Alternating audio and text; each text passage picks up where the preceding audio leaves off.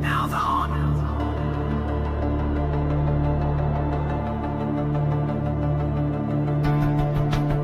You hear the chains? They're coming.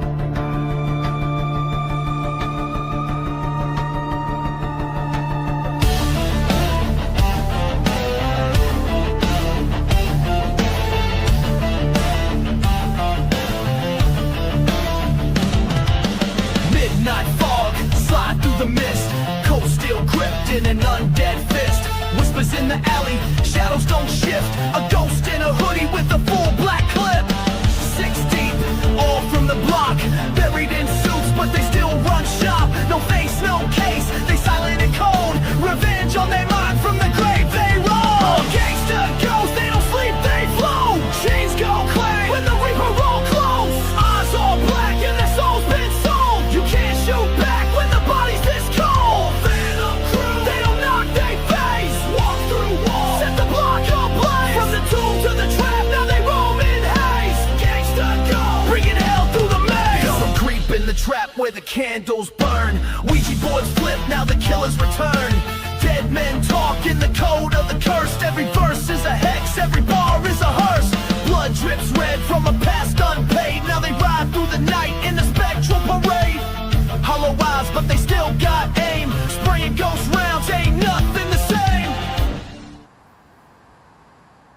Hi everybody, welcome to the show. We're going to have a bass party show with the Claymaster. He should be joining us soon, but yeah, he's a crazy little guy, you know.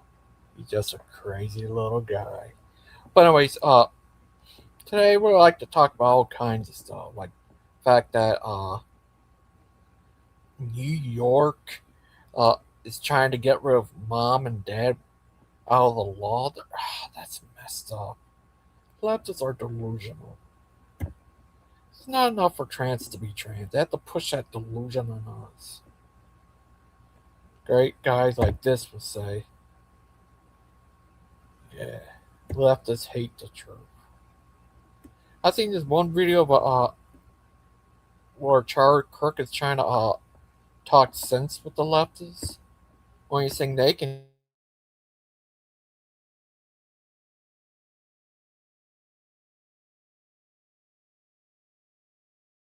do some old violent, vicious monsters that have no morals. Everything they stand for is evil. Stuff like that. Leftists are evil. Evil, evil, evil. But anyways, yeah, today's Wednesday. Hi, GT. GRTV. I don't know. I have to wait till he gets here. I tried calling him. I couldn't get a hold of him. I think he's gone crazy. Yeah, he's a crazy little guy, just like you. Just like you all. Just like you all. Just like you all. Like this. Say no to shorts! Say no to shorts! Well, like this. Joe Biden, take Joe Biden. Who? He doesn't know who he is. Cool kids for Jesus, shining bright every day. Walk showing the way. You need to be born again! Yep, y'all need to be born again. Born again and again and again. Oh, kitty mama! Ah, kitty mama! Hello, kitty mama! I can. How's kitty mama? How's your day, kitty mama? You're good, kitty mama. I love the kitty mamas. The mamas of the kitties of the mamas. Mama kitty, kitty mama. Kitty mama, mama. Kitty mama. Kitty mama, mama. Kitty mama. Kitty mama. Kitty mama. But anyways, what else is in the news today? We're talking about how crazy leftists all are. They're very insane. They're all crazy and messed up in the head. Oh, doing good. Feeling A lot better. How are you? Oh, that's awesome. We're all glad you're all right. That makes me feel happy that you're feeling better. All glad. Yeah, Katie Mama. All love to Katie Mama. But yeah, things just get crazy. Just all crazy. Like it makes you happy. Then it makes you sad. Even more so. Then you get angry. Then I start to scream. Ah! Then you get up and start to scream. Ah! Then you turn into a werewolf. Then you get muscle looping. Then you start to dance. See? Like talking to the wall. Thank you for it. Oh, thank you.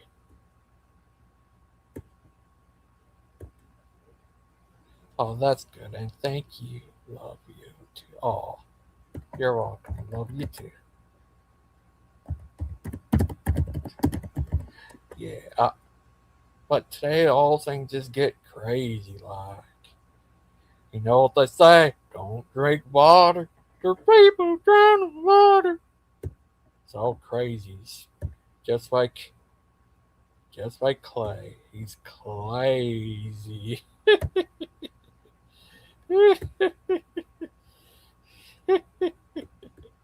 He's crazy. Yeah.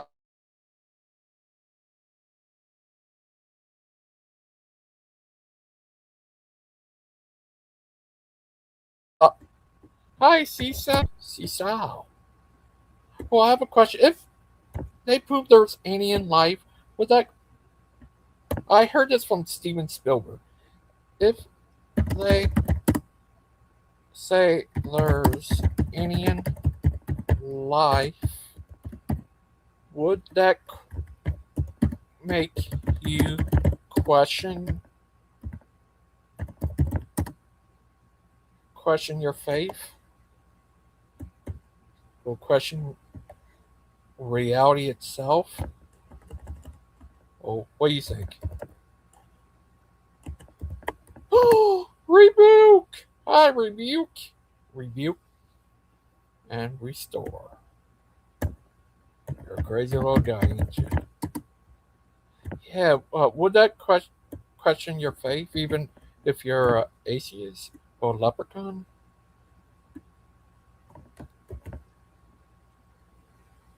Or would it? Not at all. If those aliens and God created, oh, I agree. Rebuke, hi Joe. Join us. Join us all. Yeah. What if there is alien life and it turns out Clay's part of it? He's an alien sent here before his planet was destroyed, and he was raised by his family, and he's in Kansas. What is he? I forgot where he's from, but uh, yeah, he could be an alien from another world. We all knew it. He's an alien. Oh, hi, Lena. Okay, you guys. Uh,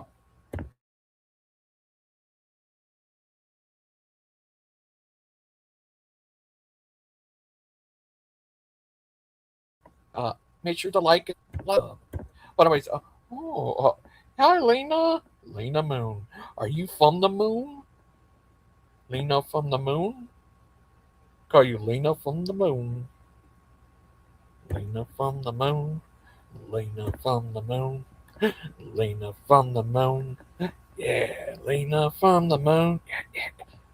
Oh, Lena. Yeah, I heard.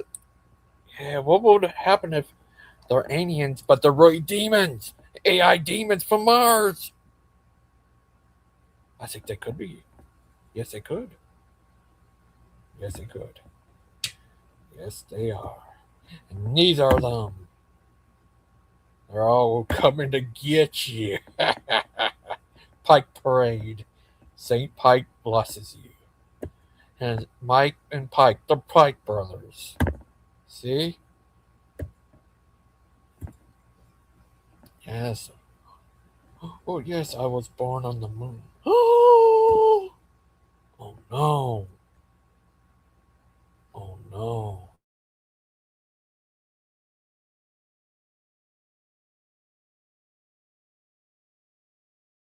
How are you today, PGM? I seen a video him saying that if they prove that aliens are, well, I think it's a picture, that aliens are real, would that make people question your faith?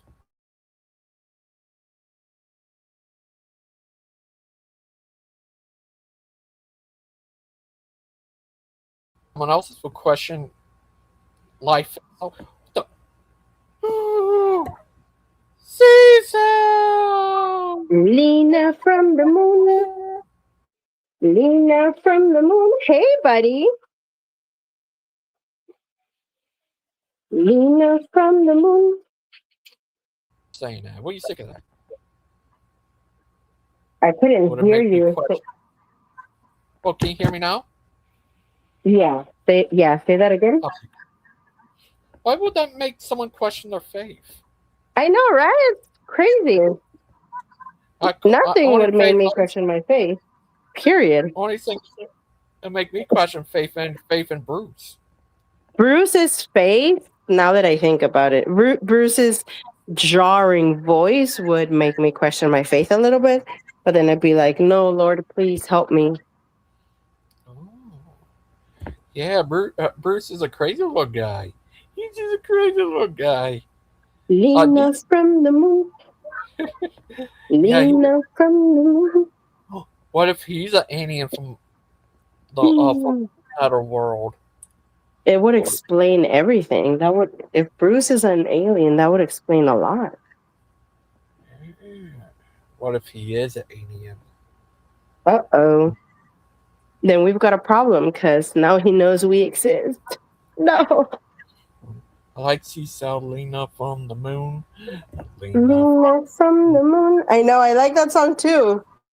It's it's like your own cartoon song. Like you have your own character and everything. Lena from the moon. Lena from the moon. Lena from the moon.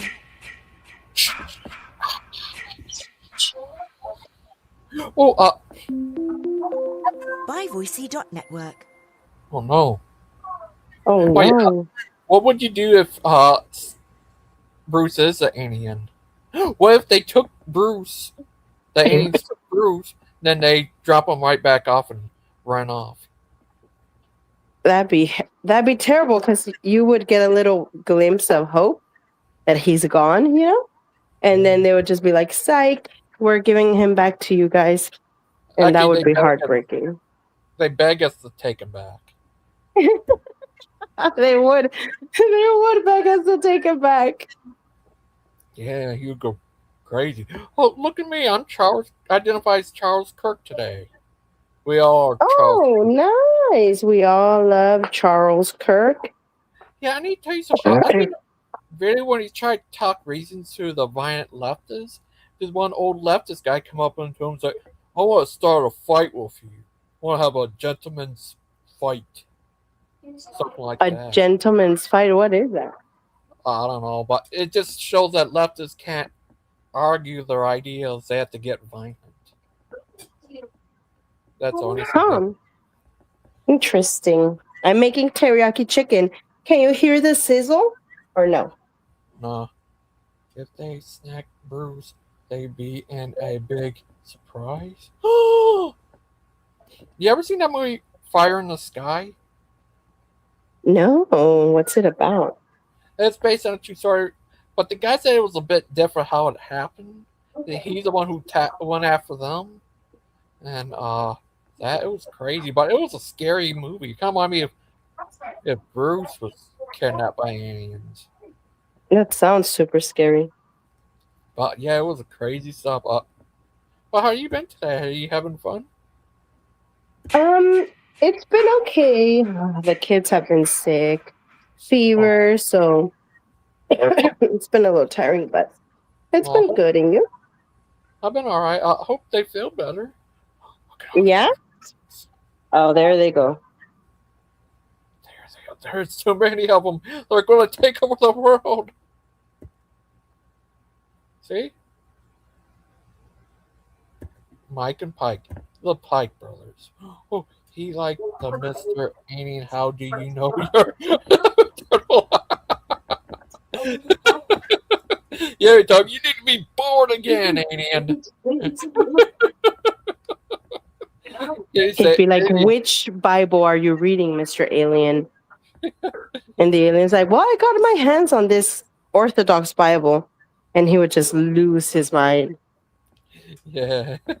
He'll say this. How do you know you ever How do you know you have eternal life? The alien be like, "I've been alive for like 3,000 years, dude."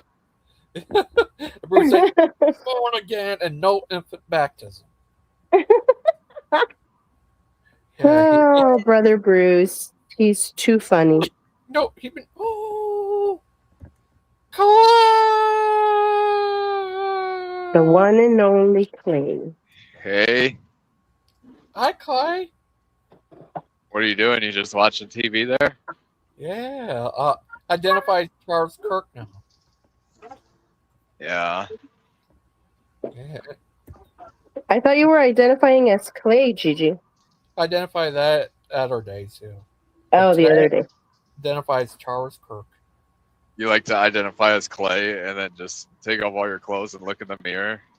No, but I'll identify Clay, Dork. drive a car, a truck.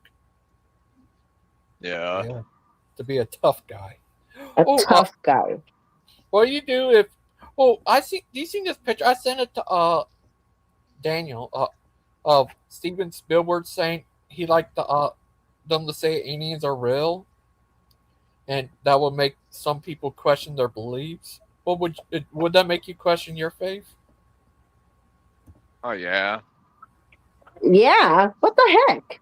Because if they're not demons, if it's not like demons, then it's like, yeah, that kind of like changes everything about like what we know. Oh my god, that's not true. It's just God created aliens, dude. It's so simple. What the heck are you talking about? Yeah. It made them in the image of Bruce. What if Yeah. God is an alien though, and there's like more of him? It's just that he's the one that created us, so that's why he's our God. Oh. Yeah, God could be a type of alien. Oh. Like this Just like that. or like this.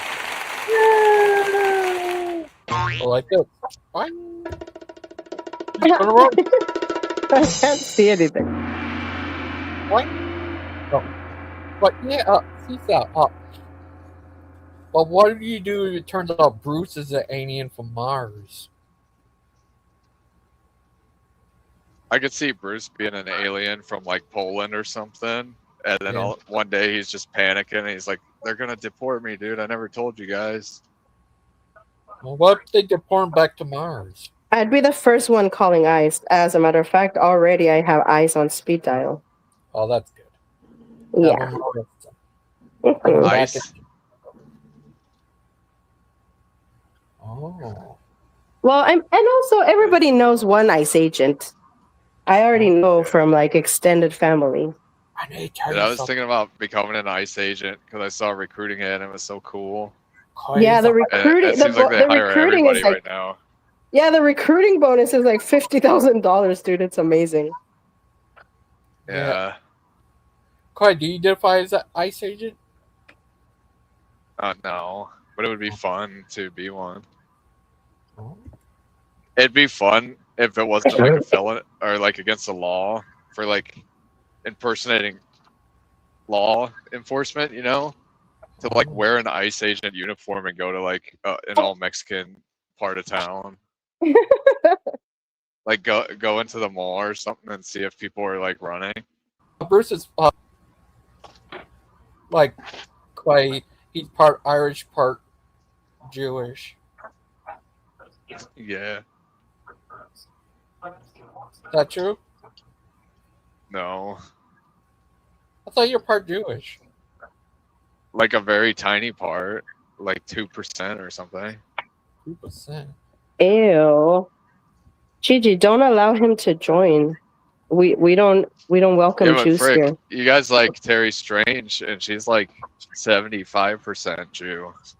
She's not a Jew. That's not true.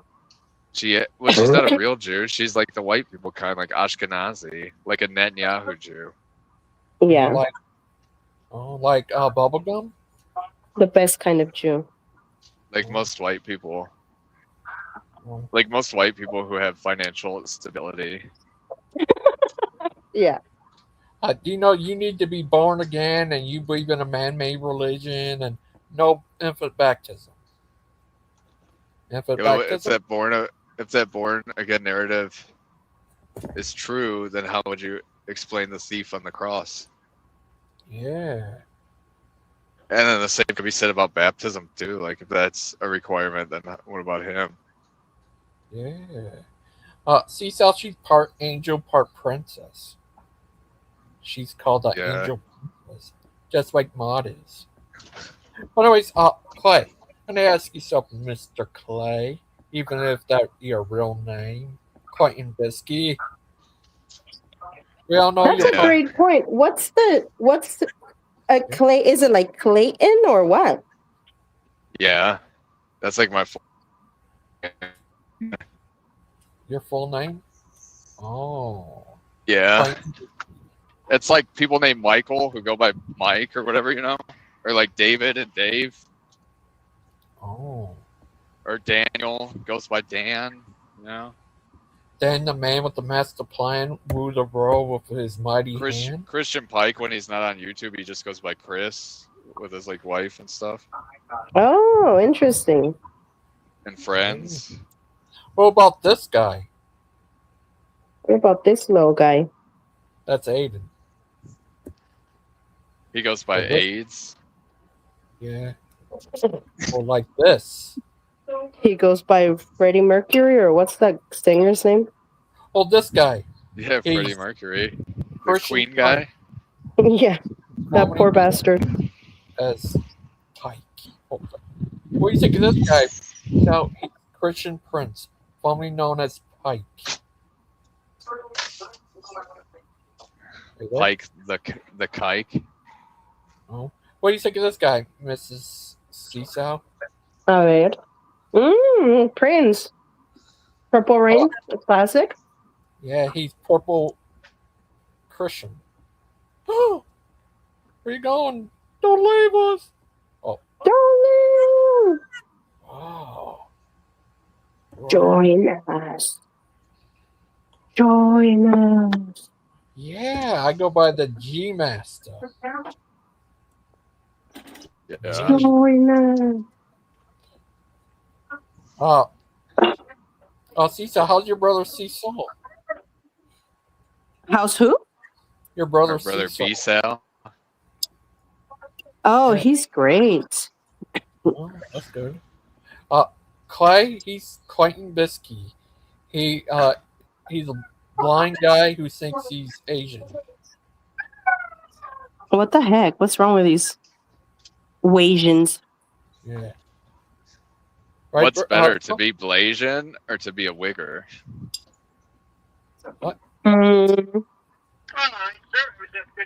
Hmm. Yeah, there you go. What about This Pike older and Mike? man's talking. Pike. Yeah. GGOG. The OG Orange Ghost. Oh, look at that. But Cecil, Alina, yeah, it's like 50 grand, and then like immediately, as soon as you start, like a year after you start, your salary goes up to like 100,000 a year. wow. Not bad at all. Yeah. Can I be an ice agent? I could get some ice and be someone's agent. I was an ice agent. I want to make sure look into Bruce. I think he might be from Italy. Or he might be a spy from Japan. Do you think so, Cecil? think so. Oh, the original Gangster.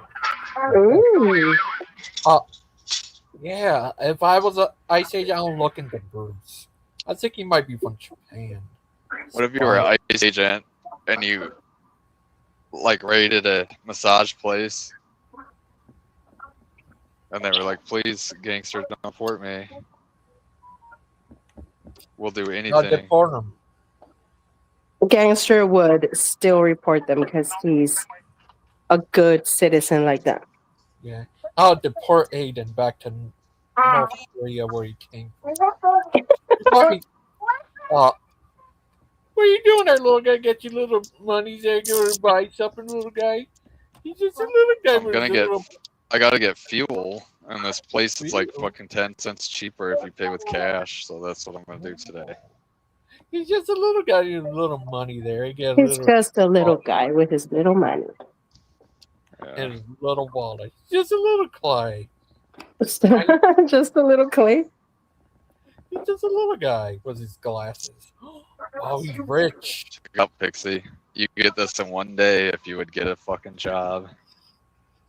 Oh, Oh, by the way, did you ever help her find a job? No. I tried to. I was like, dude, McDonald's is hiring. oh. How much do they pay? $1,000 an hour? Would you work More for a than job? welfare. Oh. How's your wealth? Did you meet Oh, there? Seesaw. Would you Hmm. work for a job that pay you $1,000 an hour? What? What if they ask you to be a supermodel and they pay you $1,000 an hour? Mm. That's good money, huh? Wait, you found Aiden in a messenger?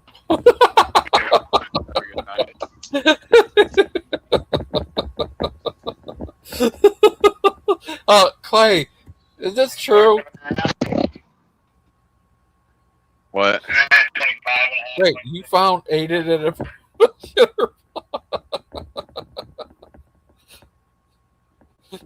Yeah. Yeah. Him and yeah. But anyways, but Clay, I can imagine you being an ICE agent and a border agent and a model agent. Yeah. Hold on, I gotta run in and talk to this chick and get my paperwork here. Okay, tell her we said hi.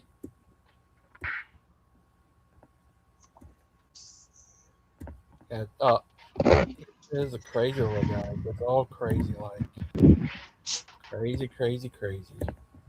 Oh, Seaside, you know that Daryl came on the show the other day? Is that crazy? Who? Daryl came on the show the other day. Oh, yeah? Yeah. Yeah, did Sandman come on? No. He does that. Hmm. What? Is this true? Clay? What? What Bubblegum said? I don't know what he said. He said you're Cherokee something. Yeah. I mean, Cherokee? is, You can tell I'm the same as Pixie, where I'm full-blooded, black-footed Cherokee because I have the blue eyes and blonde hair. oh, I mean, are you? He said, is Clay going to have to choke someone? Is he? I don't know Right what here. you're talking about. Look at this. Right there. Look at this, Clay. Is Clay have to choke a? What's that? Oh, like if I was an ICE agent? I don't know. I think that lady you're talking about. Are you going to choke her? Better Who? not. What lady? I don't know. The lady you go in there and talk to, I guess. Oh, the scale house lady? Yeah. No, she's like an old lady, dude. She's like Is it 65 or something. And this. Oh. Oh, Oh. Gigi, What? I read ahead. an article yesterday that ICE has apprehended around 200 drivers. CDL, is that what it's called? Yeah. Illegals. It's a commercial driver's license. What it do you think stands for. about that? How do you feel about that, Clay?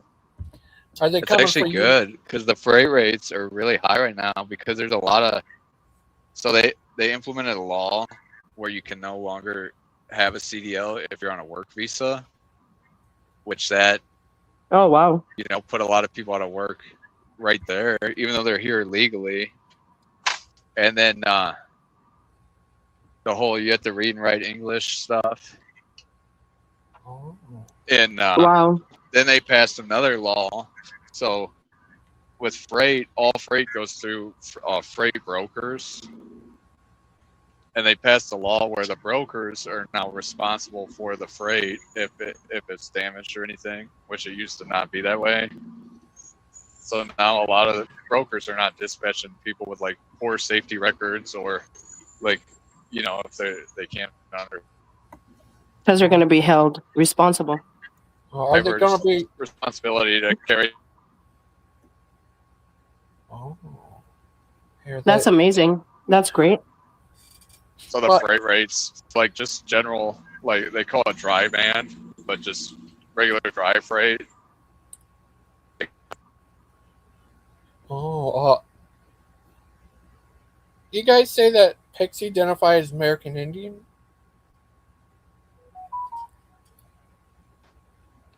She's transracial? How can we have a driver license if you can't read road signs? Oh no! Oh, no. Yeah. Cecil, does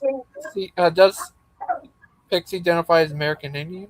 That's a racial identity. I don't know. Does she? Are you transracial? Or subracial? Mm-hmm. Right? Thing is about stuff like that is Bruce, he's really a Catholic. Oh, that's crazy. Why not just give 83-year-old moms a driving license? Yeah. Even they just identifies 83. They should have that right. Yeah. Gigi, What? I remember, I think it was like 5 years ago. Yeah. And I remember this horrible case of this truck driver, semi truck driver. He was driving and he was an illegal and he didn't speak any English. He was an Indian. He was from a South American country. I can't remember which one, but there was an accident on the freeway, on the highway or whatever, and so there was a bunch of cars, stopped in the way in front of him, and he didn't know, I think his brakes stopped working. Anyway, he slammed into all these cars and he killed a bunch of families. Horrible. That's crazy. And he killed a bunch of families. They arrested him and they convicted him because my daughter. Because the evidence was so overwhelming, Mm-hmm. but the somebody got involved talking about racism and stuff, and the judge wanted to give him like 100 years because he murdered a bunch of families. Yeah. But then because like the attorney general's office or somebody got involved, they lowered it to like a year. It was something insane. Wow. That's crazy. Yeah, that's horrible. Yeah, lots of just horrible.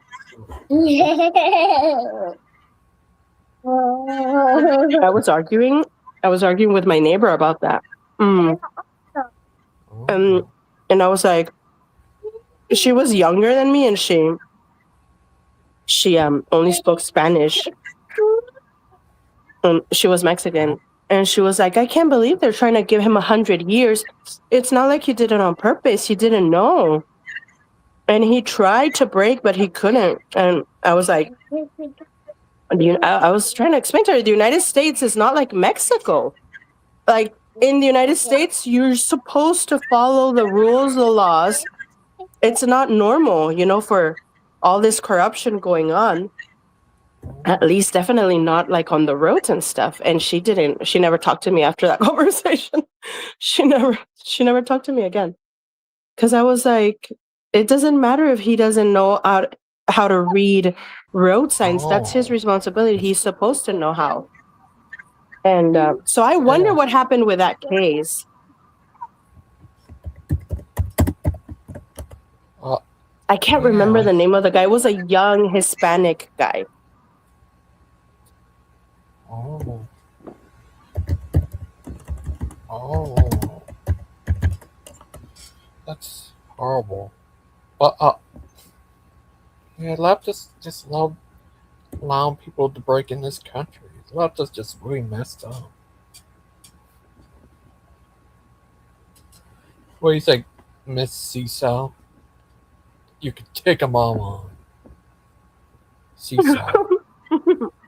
Mm. Yeah. It's scary. I have become like way more. What's the word for it? Like a defensive driver. I'm more careful now, especially when I'm stopped like at an intersection. I'm always watching. Oh, my boot got stuck between the. Oh, are you alright? Yeah. It's crazy. It's just all crazy. For real? Are you alright? No, yeah, those heels, especially when the heel is pointy.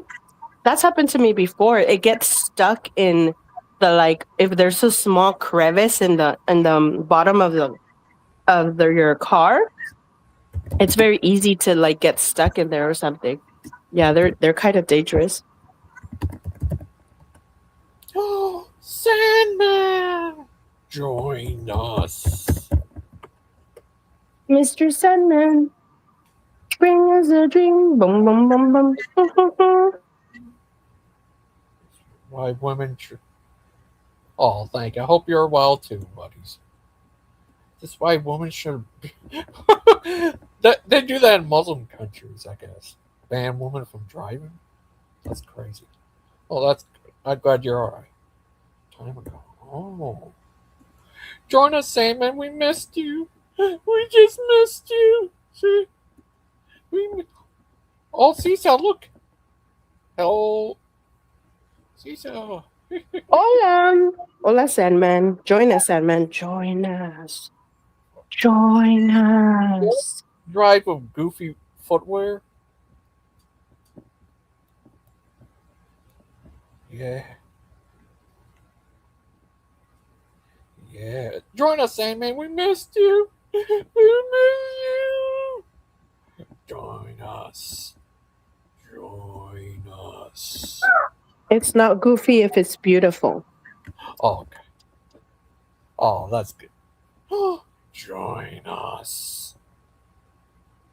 Lucky the police were parked legally behind me. Like, wow. Was it Daryl who did it? Who saved you? He's a police officer. He must have had done it. He's the policeman. Part man, part police, but stronger than both combined. Policeman here to police the land. He's going to save the land. I did get into much trouble. Oh, that's good. That's very good. I'm glad you're alright and you didn't get in much trouble. Nothing but trouble. Oh, yes, it was. Oh, knew it. It was Daryl who did it. You called it, Gigi. Daryl Merrill. Daryl Carroll. Cheryl. Real. That makes you a happy Lupin, but not a sad Lupin. Better than an angry Lupin. And you start to scream, ah! And you get up and start screaming, ah! Then you turn into a werewolf. Then you get strong Lupin. Start. You gave him pop. You gave him Popeye arms. That was very nice of you. Oh, thank you. Yeah, he's a strong Lupin. Lupin, Lupin, take a poopin'. Lupin, Lupin, he likes to take a poopin'. Lupin, Lupin, he always take a poopin'. But he's crazy little guy. Just Gak Anime! Hi, Gak Anime! Join us! Hello, Gak Anime. He's from Dance Show. He's Gak Anime. Oh, it's Gregatron. Hey, Gregatron. I mean, Gagagratron. Hi, join us. Join us. Is that the guy from Terry's show? Yeah, the big G. You know, Does he- Gregatron went. Gigi, did you know that Gregatron went to Terry and Jamie's wedding? Oh, Yeah, he was at the wedding. that's awesome. Isn't that cool? Join us, little guy. He is a little guy. I think he's like 4 feet tall, but Is he he's so like- nice, you know. Is that the guy with the beard? He's really short and he's really skinny, but he's got a good heart. Oh. Oh. Ooh, Tar Baby Yoda. Why doesn't Tar Baby Yoda ever join us, Gigi?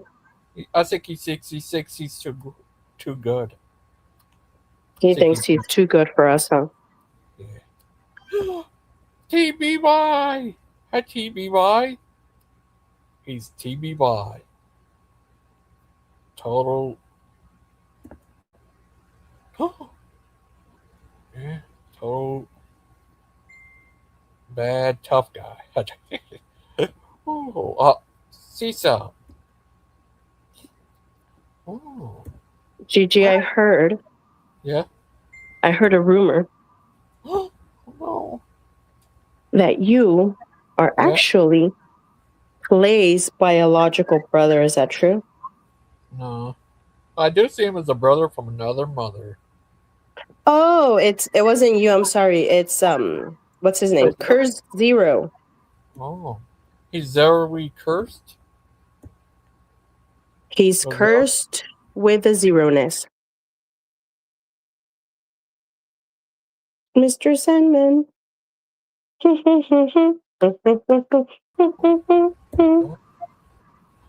Go up there, Gagam. Is that Gregatron? Is he related to Megatron? Yes, Megatron is his older brother. Oh. Mm-hmm. I just hit the like. Oh, thank you, buddies. Make sure to hit the like button. Make Like sure to button. hit the like button. What's the topic for today, Gigi? I forgot. About Clayton Bisky. Oh yeah, isn't it called the Clay stream or something like that? Yeah, And where the heck is he? he was here a little bit ago. He disappears. No, He's got a full-time job. Know where he goes.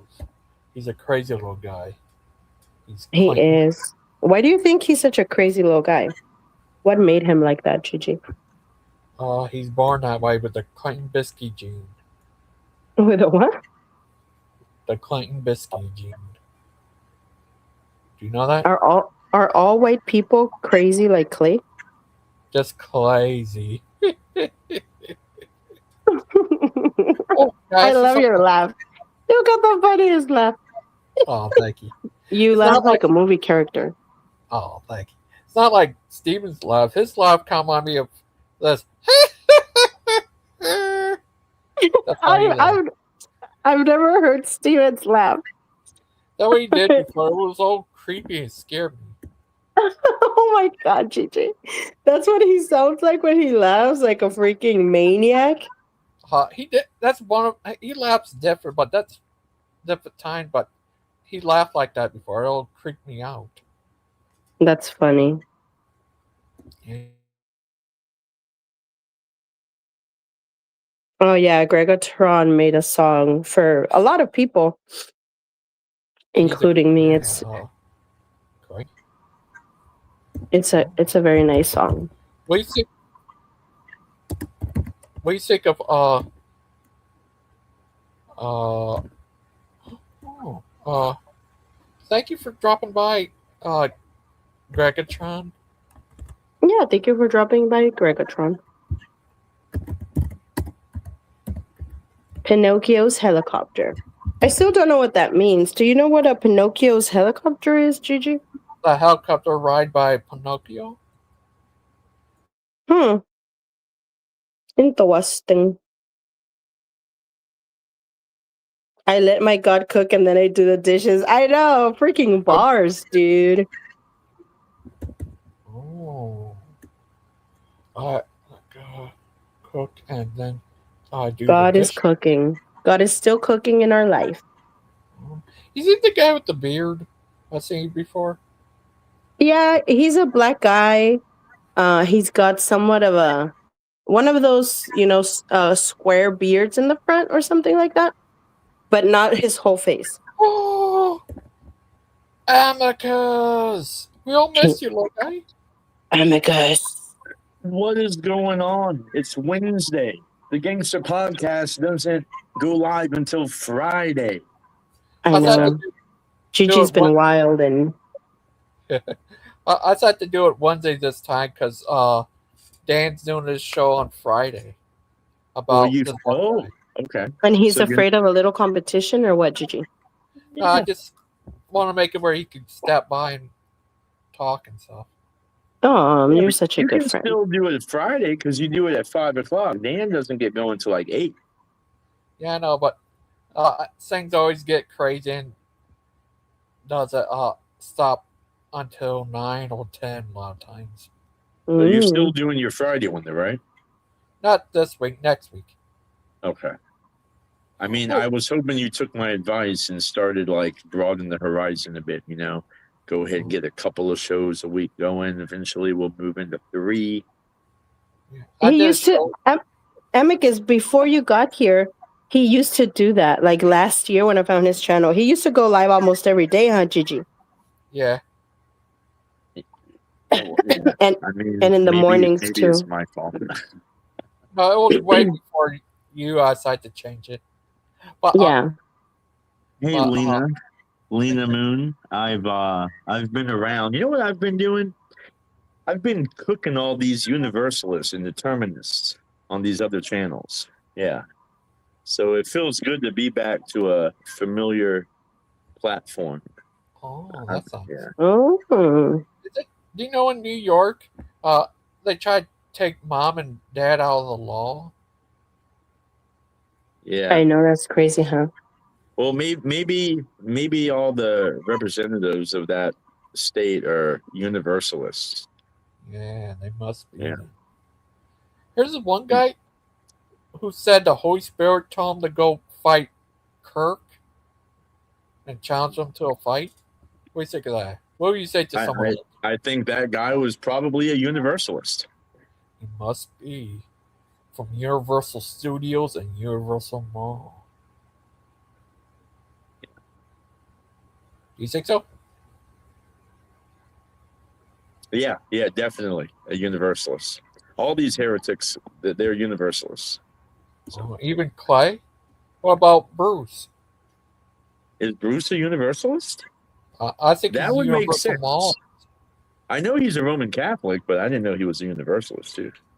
He must be a Universalist, Calvinist, Catholic, leprechaun. Yeah, Bruce should take the tulip challenge because, like, if he didn't know it was a tulip challenge, and I just asked him like 5 questions and he wasn't smart enough to put it together, he would agree with all 5 points of Calvinism, probably. 4 to 5. And then when I called him a 5-point Calvinist, he would get angry and like rage quit. Yeah. Yeah, the tulip challenge we is all fun know feature because a lot of people actually agree with the 5 points. They just hate Calvinism, so it's like this cognitive dissonance, and they start twitching and everything when they hear the C word. Yeah, We all Maybe love tulips. yeah. I mean, most Christians agree with the 5 points until you tell them that it's the 5 points, right? That's usually how it is. Oh. Yeah. What about? Oh.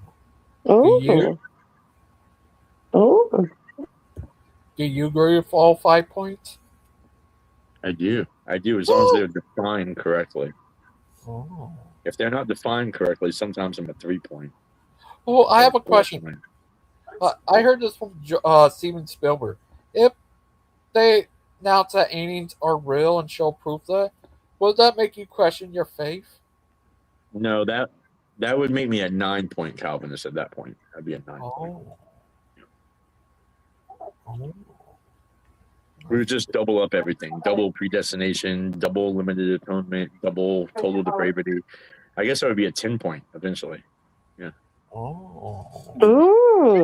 You know, Gigi, I think when you had an actual relationship with God, with the Holy Spirit, literally there's nothing, not aliens, nothing can, make you question your faith. That's so like out of mind. It even sounds insane. Like nothing can make you question your faith when you've lived in you've seen, you have felt God has talked to you, you've talked to him. When you walk with him and you see him literally in real time working in your life, nothing can make you question your faith. No aliens or anything. That's right, C-Sal. By the way, hey, C-Sal, it's good to see you and hear from you. Lord bless us. Hey, Amicus, likewise. I'm glad you're here. We had Riggs join us, Riggs. Yeah, Riggs. Join us. But Oh my, like the Universalists are really angry with me, so I gotta check the chat to see because they might follow. They might come on over. oh no, I've been cooking them. I've been cooking them every single day on these other platforms. It's great. Let's go. like What's the that's- Universalist? Oh, C-Sal, Universalists are pretty much 5 point Calvinists. They believe that all mankind is reconciled to God at the very end, and they add chapter 23 to Revelation, where it's an eon on top of the eons on top of the eons.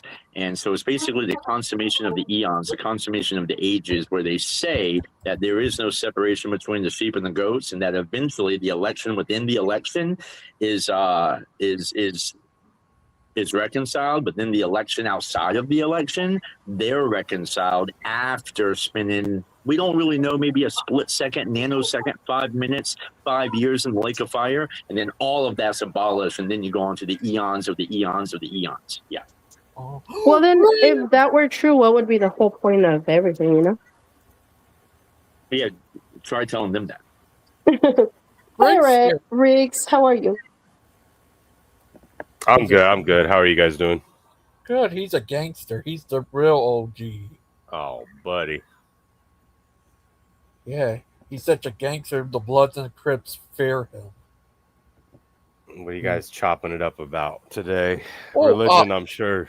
Do you think Steven Spielberg? He said if aliens were proven real, would I question your faith in Bruce? Steven Spielberg, huh? Yeah. You want Yeah. pizza? Is that the guy who did E.T.? Yeah. And Yeah. Jurassic Park. Oh, he did Jurassic Park too? Yeah. Did a Are lot you of movies. sure about that? Yeah, he directed it. Hey, sweetheart, did Steven Spielberg do Jurassic Park? Can you fact check that on Google one time real quick while I'm on this live, family? I'm gonna get my wife to fact check you on that one, GG. Okay, thank you.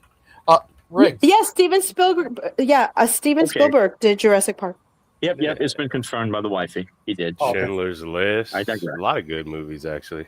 Yeah, and he's going to make a movie about you, the OG gangster. Oh, buddy. Just send me the money. Well, we did a show the other day on Quay's birthday, Sunday. Oh, was his birthday Sunday? I had to tell that fucker happy birthday. I've been busy with shit at work, so they've been hitting me to slide in and chop it up. But they're like, "Oh, come in." I'm like, "Bro, it's 7:30 p.m. I'm already in bed, my boy." Yeah, he's all grown up now. Now he's 22. Man, what a time to be alive.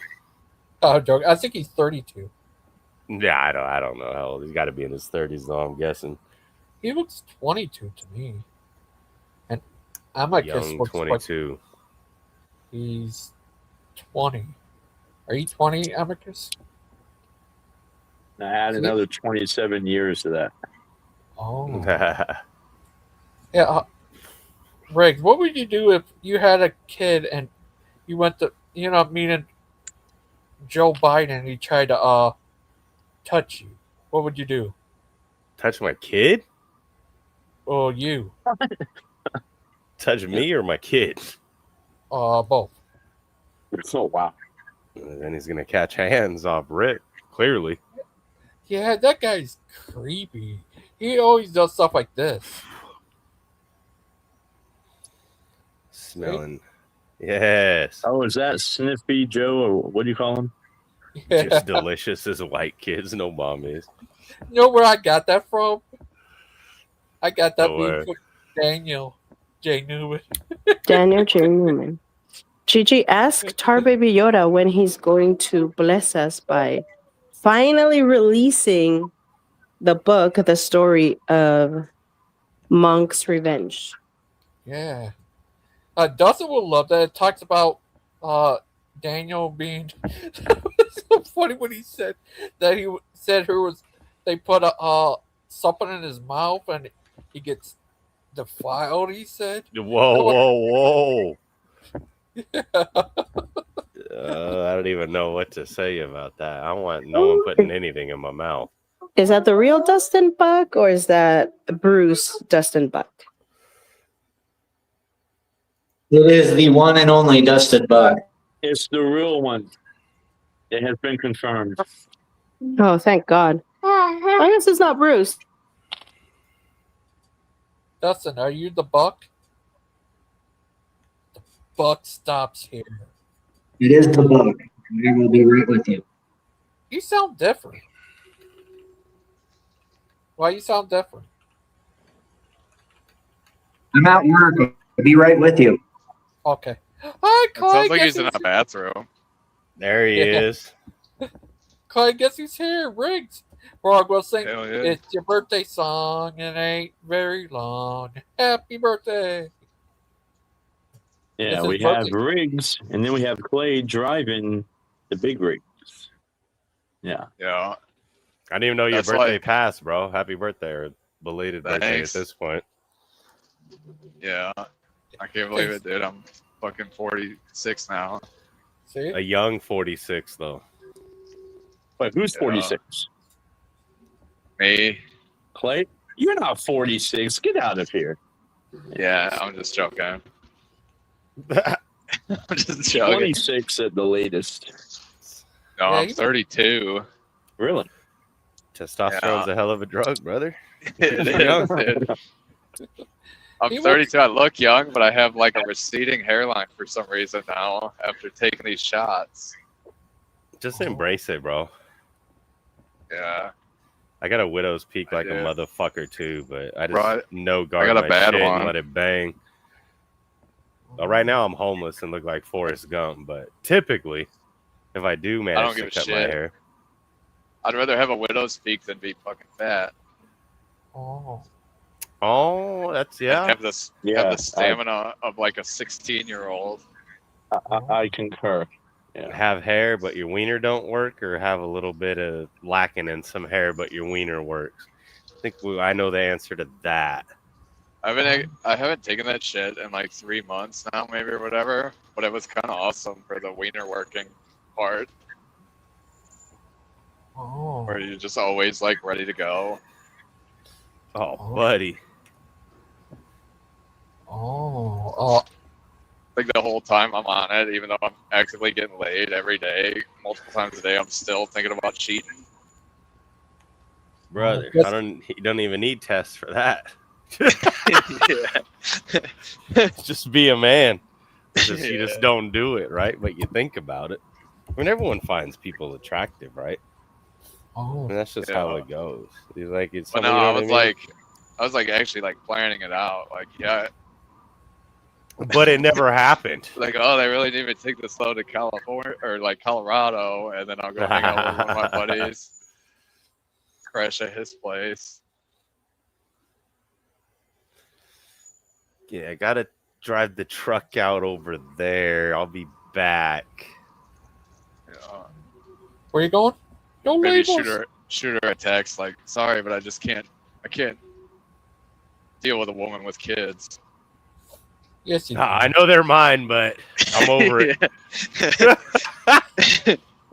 No, one of my buddies just like broke up with his baby mama like, I don't know, 6 months ago. And when I was on that Oof. shit, he sent me every night like Snapchats, and he's like at the bar or something, and he's got like all these women, and I'm like, damn, dude, I kind of miss being single. Is on the test train or what? Or just being single? No, he was just single for like the first time in like 5 years, and he was making me jealous. Hey, first time after 5 years, I bet that boy was ravenous. Yeah, Oh. just running through them. Anything All like good and fun. Oh, man's man. As Just long like as you don't get something on your chile. You get something on your chile, Yeah. that's the problem. Yeah, then you have to explain, like, come up with an elaborate story. Like, I'm sorry, I didn't want to tell you, but I was hanging out with Gangster Ghosts. What? Aye, that's not right.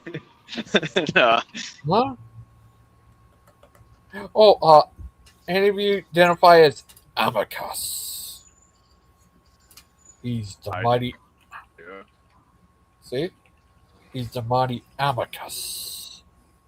He looks like that guy from the Sandwich. Amicas. Amicas. Carnitas? Who's making carnitas? I'm on the way. Oh. Hi, Riggs. Riggs. We were talking about that last night in Discord What's because up, that one Doc? dude was like ordering a torta, and he was at this place where they had all these like weird ones, I guess. Like, damn, dude. I don't know. I keep it to the basics. We start getting to eating the weird shit of the animal. You What was it boys like? out.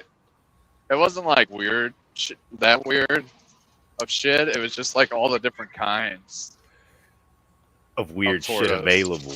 I wasn't weird. It was like carne asada and like just all the different types of meat. I fuck with asada tough. What's the one? The one fucking meat where it's like, I think it's beef.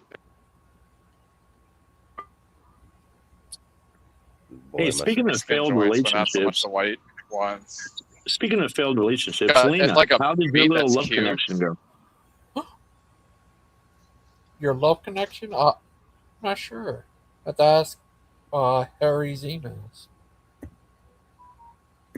Harry's emails. Harry's emails. Join us at Harry emails. I'll send a link to him. Yeah, But, remember Lena met a match, right? She found love a couple of weeks ago. I was just curious if there was an update on when the wedding was. No, I've still been talking to her here and there. That's just my alt account. Oh, is that you? But Riggs? we still talk, bro. Oh, okay. Sweet. Yeah, I haven't. Yo, that's I didn't even know it was the same person. Yeah, I just know that she was talking to somebody, apparently you, and it was a couple of weeks since I've been on the show. So, yeah, sweet.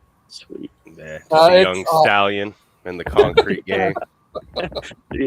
Hey, did you like how I started that out, though? Hold on. Speaking of failed Message the relationships. Discord people. Oh, you ever seen that movie, Joyride? It was based on Clay. They stole his ride, so he got revenged. Oh. Oh, food's clean. That's good. Don't have your food to be dirty. Alright, I just puts the link in the Discord That to was see a if anyone will joke. join. I was still with my girl. Riggs gets Still all with the her. get like 100 ladies, just like Clay and Amicus.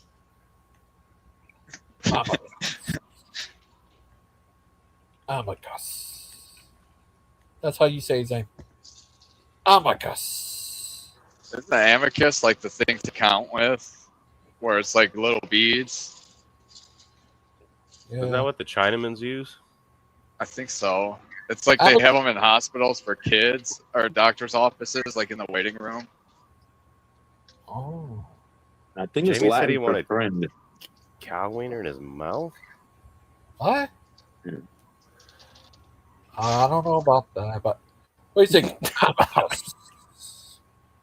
Is my connection like all terrible? Not too bad. Nah, you're good now, bro. You might have went under a bridge or some shit, and you kind of R2D2'd for a second, but you Gucci. Yeah. Amicus. What the fuck? You still working? Why aren't you at home, dog? Because I'm not in Kill. Well, I don't know. It's 5. I normally work from like, I don't know, 4:30 to 5:30 till like 6-ish, 6:30-ish. Oh, no shit.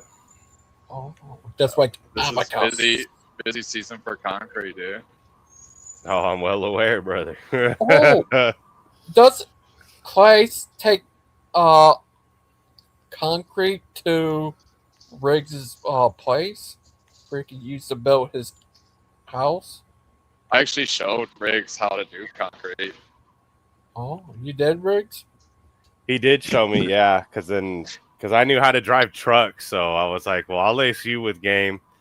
I've already been a truck driver. You already do concrete. We could teach each other and then just completely switch careers and profit. Oh, Yeah. just like Like you would be a lot better than me at this because you know how to speak Spanish, bro. All I know how to speak is Chinese because of my wife.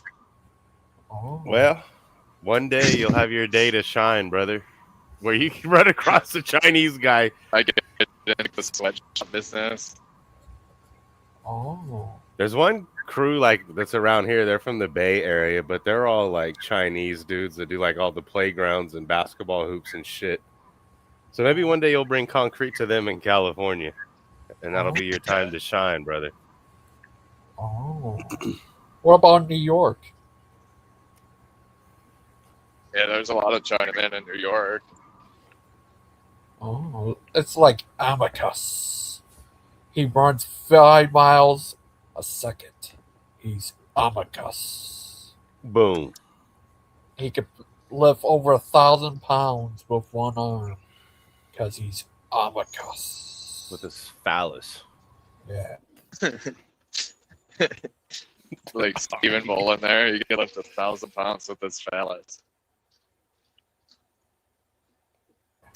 My boy was trying to hit me with the peptides the other day because he got a shipment of A031. He's like, "You want some?" I'm like, You know what that is? I got that, dude. That's a fragment of HGH. And then I was gonna it's say like, it does the same kind of shit as HGH, it's all the right? benefits without the organ enlargement. If you Yeah, take he any told me. more than like 1/10 of a milligram, it's lethal. So I sent Loop in a 25 milligram vial. Yeah, that's the best guinea pig in the game. If you want to learn the sides and heavy doses, just shoot it over there. He'll report back. It's just Is that how we ended up with furry Lupin? like this? Yeah. It was like the funniest shit ever. Like when he was telling me, I was like really nervous and panicking. But then after when he was fine, it's like the funniest shit. Bro, that story was fucking hilarious. And when he told me, and he's like, "What do you think?" I'm like, "I think you should like call poison control or something immediately."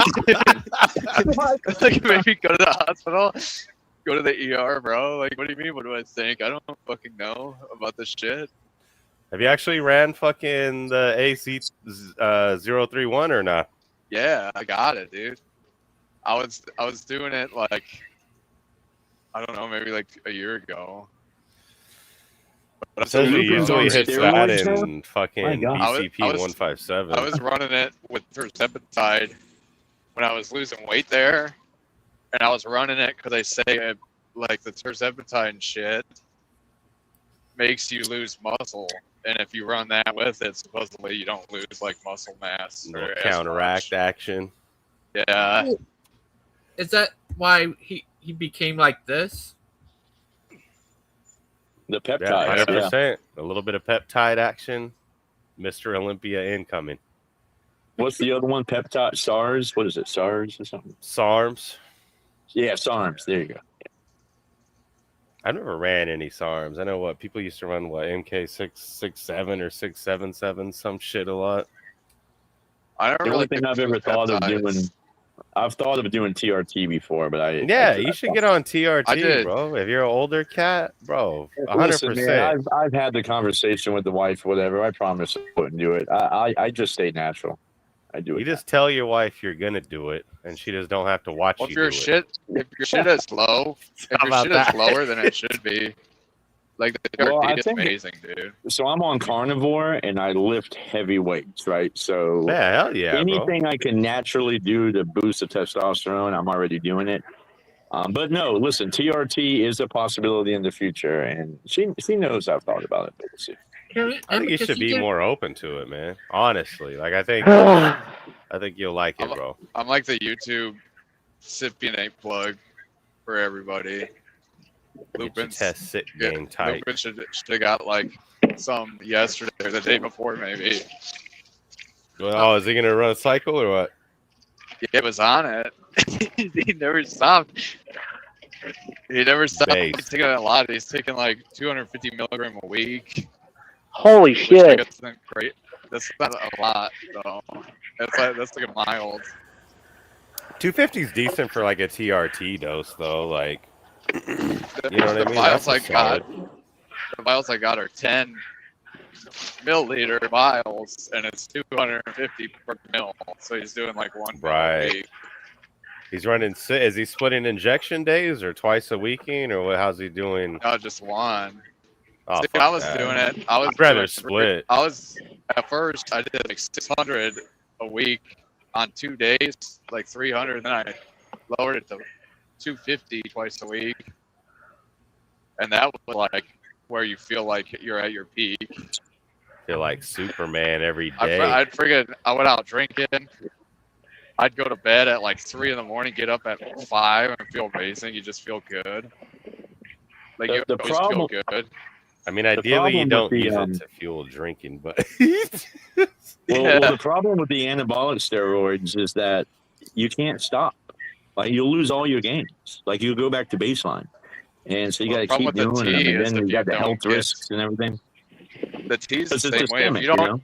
if you don't get like some PCT like Novadex or something, or I was taking the anastrozole too, and you're just like, I want to stop. Your balls will never be right, and your sperm count will get killed. You know, it's Yeah. like very dangerous to just like stop doing it. I'm all Right. for It's like that. what- Which But is that why was I've never sperm. started. I forget what it's called. It's like a process where your body like somehow converts like your whatever creates testosterone into estrogen. So that's when you see these guys like getting violent and stuff and roid raging and emotional. It's like when they stop taking testosterone without Yeah, it's the without androgen proper receptor, right? Yeah. But yeah, the only peptides I ever really messed with were like the GLP-1s and then that AOD stuff. You're at So the how GLP-1 BC157 or not? But I did How the one I quickly think it's did called you like see your gains? 9064 or something. So it's AOD something, and it's the one that's like a fragment of the HGH. Right. But they have some of my friends in a peptide. They have peptides for like literally everything. They'll be like, "Oh, I'm having joint pain, arthritis, like everything." They have peptides that are You for serious? that. Yeah. No, A Amicus. common peptide. A lot of people do with diabetes and don't realize it's like insulin, because like insulin is technically a peptide. Oh, you know, if testosterone was electricity, Amicus could power the entire world to trillions times over. You see a lot of guys getting into weightlifting or whatever, and they'll try to replicate these online programs. He's like, push pull, whatever it is. And they don't realize all these guys are on gear, right? So they're doing the same workout regimen of guys who are growing muscle at a longer, and the super compensation is lasting longer, et cetera, and they're not getting any gains, and they wonder why. Because they're not giving their body enough time to heal. Because they're not on gear. I'd almost argue they're just doing too much shitty fucking gay volume instead of actually just going hard in the paint on compounds. Yeah. Like, you know what I mean? Yeah, no, that's probably half of it as well. Like, nobody knows how to lift properly. Yeah. Everyone want to do leg extensions and leg curls, but ain't no one want to be back squatting and pulling from the floor heavy. Like what? Deadlifts, right? What about like what you do with what you do at work? What if you just took like, I don't know, 350 milligrams of cypionate a week and then ate a lot of protein? Do you think you would get like ripped? I find carbs to be more important than protein, to be honest with you. Yeah. Well, they are, but if you're building muscle, you need like excessive amounts of protein. I already eat a decent amount of carbs. Like, if I don't eat a decent amount of carbs, I feel like shit at work, dog. Like I keep seeing all these people, like Jordan Peterson's daughter, and them, where like they're literally only eating beef, and that's it. And they talk about how like the first week you feel like shit, you might have like the flu, but then you're supposed to feel like amazing. Well, she's on carnivore, right? So I'm on carnivore. No, 6 she's days on. a week, She's not. She's not on carnivore though, like generic carnivore. She's on one where all she eats is animals with like multiple stomach chambers. I forget what they're called, but it's like cows and like lamb and stuff like that. Oh, ruminant. My wife said ruminant. Yeah, ruminant. Yeah. So that's like all she eats is that, like lamb and cows, and I think she said elk maybe, and then like salt and water, and that's it. Skulls? She called it the lion diet, and Jordan Peterson's doing it as well. Well, maybe it's not cows she's eating. Maybe she's just sticking to wild animals. There's cow too? Yeah, okay. No, like beef. Yeah, but all those other animals you just mentioned are wild animals. Cow's the only one that's not wild. Well, lamb's not wild. It's like domestic sheep, but a baby. Well, I mean... Splitting hairs, man. Just elk. Yeah. But she supposedly had like terrible rheumatoid arthritis, and then by doing that, it like completely went away and is in remission. The old RA, brother. I wonder how much of that is sardine. BS, you know. Tell who? Tell who? Oh, whoever suffered. My wife said sardine. Yeah, sardine fasting. That's a good point. Yeah. Yeah.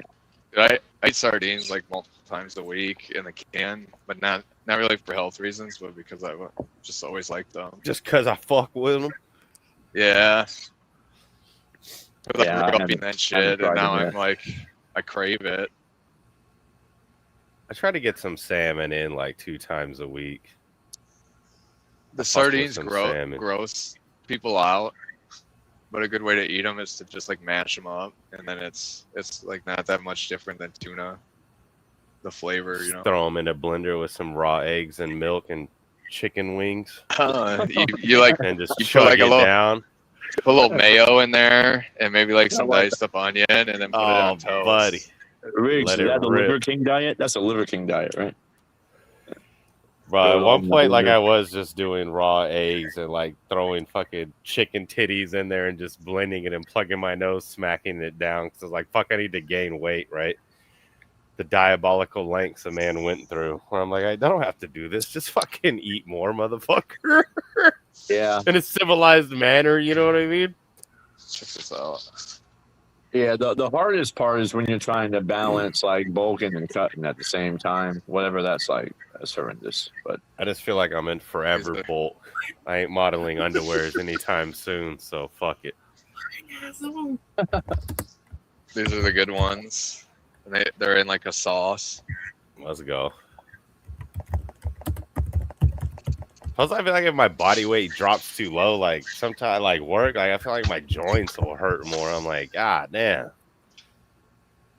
I'm like, nah. Dude, that's That's what that anazole stuff was doing, where it was like it makes your joints hurt really bad, and the side effect of it. And I was like, What is it? Is it is that like a It's the Armadex. That should be or whatever. Winstrol. Oh, that shit makes your joints fucked up. Yeah, anastrozole. It's for like women with breast cancer or some shit, but it totally blocks your body if you're a man and you take it from producing estrogen. Oh yeah, that's the Armadex. Okay, yeah. Armadex. I got but you. it was like after and I wasn't taking that much, just like a little bit, and after like a couple weeks, my joints were always killing me. I thought you were saying like Anastal, like a Winstrol fucking generic No, Winstrol. I'm like, yeah, Anastrozole. I've heard Or Winstrol can fuck your Anastrozole. joints up. Yeah. Oh. Don't do steroids, kids. Getting old, and then you're just all into like weird steroids and shit, and like boner pills. Boy, bruh, that sounds like a recipe for greatness. I got those ones, and it's like the bombs, and it's just like an ungodly strong thing. Oh, I don't know. I forgot. I think this Sunday might be Father's Day. Oh fuck, it is. I gotta get my Clay, pop. Clay, please tell me you did that while doing 70 down the interstate. Yeah, I did. No, I'm at a red light. I used to be more crazy with it, dude. Where I had a Freightliner like I don't know 10 years ago, and I'd be on like a real straight interstate stretch, like I-40 or something, and I'd be like, shit, I got like this in my fridge in the sleeper, so I would just like set the cruise and like run in the sleeper real quick and grab like a drink or something. Oh, Amicus. There's no wind, and I'm on a nice straightaway. Amicus. We need to do an over-under on how many times within an hour you'll say amicus. I say it's about 27 and a half. Okay, Amicus. Oh, I'll Amicus. take the over. True that you could pick up a card with your bare hands and throw it in a garbage can. So it'd be Pick up false. a dollar bill with your butt cheeks. Yeah. Is that true? Is that true? No. You said? No, that's false. Oh, I don't think you've ever tried it. yeah. Amicus. Oh, Amicus. Amicus can make it clap with no hands. Oh, thunderous booty clap. I saw this like video that just randomly popped up on X, and it's like a black chick in a Dollar Tree, and you can clearly tell it's a Dollar Tree. And then she's wearing like a bathrobe, and she takes it off and starts making it clap, and I'm like, what the hell? Amicus, do you have how's your buddy, the guy with no name? Oh, nameless? He's doing great. Why does it have Sure. a name? What's that? Why doesn't he have a name? Because he prefers to be nameless. He does have a name, and when I speak to him on the phone, I call him by that name, but when he's online, he's nameless. He's nameless? Is his real name Michael? No. Like John or something? No, I'll give you three guesses, so you got one Wow. more. If you hit it, I'll tell you. Chris? His real name is Riggs. No, John Michael Chris. No. Daniel? You only got three guesses. Michael Jordan the third. Actually, I think I just forgot his name. Okay. Boom. What is his name? Is he named after the horse with no name? You call me? What about Tim? What about Robert? What about Jamie? There's a girl. There's someone on Lupin stream, and it was so funny. But it's like some guy named Lauren, but it's spelled like the girl way. And we always thought that was a girl for like months. And then one day he joins, and he's like, "Wait a minute, did you think Lauren was a girl?" And it's like so freaking funny. Because like obviously, everyone thought you were a girl, dude. Hold on. Jamie, keep going. Keep putting names in the chat. You'll get it eventually. It's a common name. And if you do like 20 names, I'll tell you if it's one of them. A common Is it name. James or Jim? It's got to be Jeff. If he's named after anyone, great. Yeah. Common name. Maybe Joseph or Joe. I once knew a guy named Joe Crowder with the paralyzed vocal cord. That was pretty lit hearing him talk. Is his name actually Chase? Because I think I might know him from Discord. No, it's not Chase. This is a dude I actually do in real life, but no, it's not Chase from Tejas. You know a guy named Chase Matthews, who's a rapper, country singer? I went to high school with him, actually. I know a guy named Chase Tejas who's a meth head. I love Erica. Oh.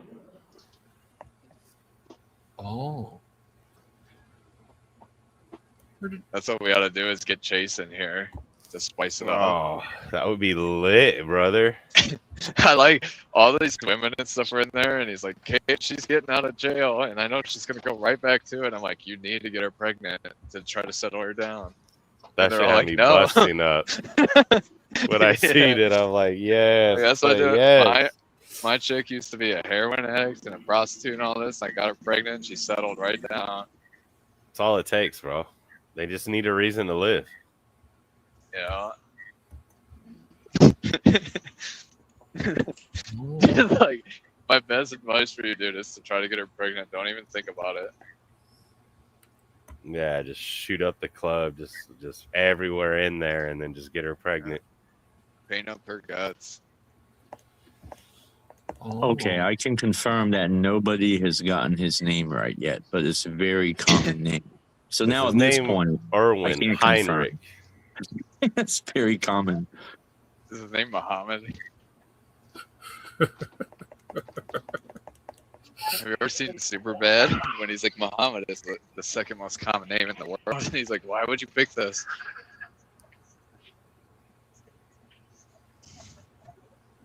What about Bob?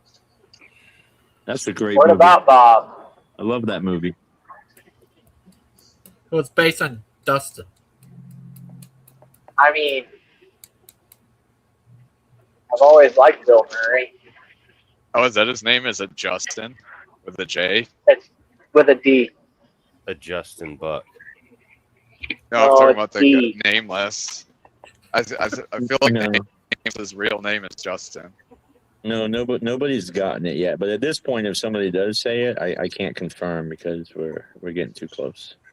So we may have said it. No, You no, no, finna get no. doxxed. No, nobody said it yet. Oh, can you ask your friend to come on for you can confirm or deconfirm it?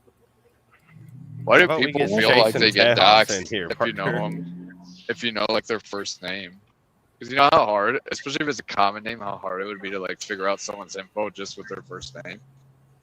You have to cross-reference it with their birthday, and then It'd be, if like, you're really smart, hard. you can find the last four of their social security number, and that's how you lock them in. It's the last four that are important. The other ones don't really matter. Yeah, but who's gonna do that to a guy who like doesn't really offend anybody or anything, you know? Just like a regular dude on the internet. Well, what if he's Dustin? It depends. I mean, what is your goal? Are you trying to screw the guy, or you just want to get to know more about it?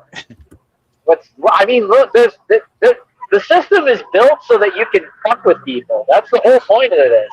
And if you don't know how to like construct you a brand new identity, it's kind of your own fault. I do concrete. Like, I don't need a new identity. I could go shoot up a family tomorrow and have a job on Monday. Yeah. The job isn't the problem.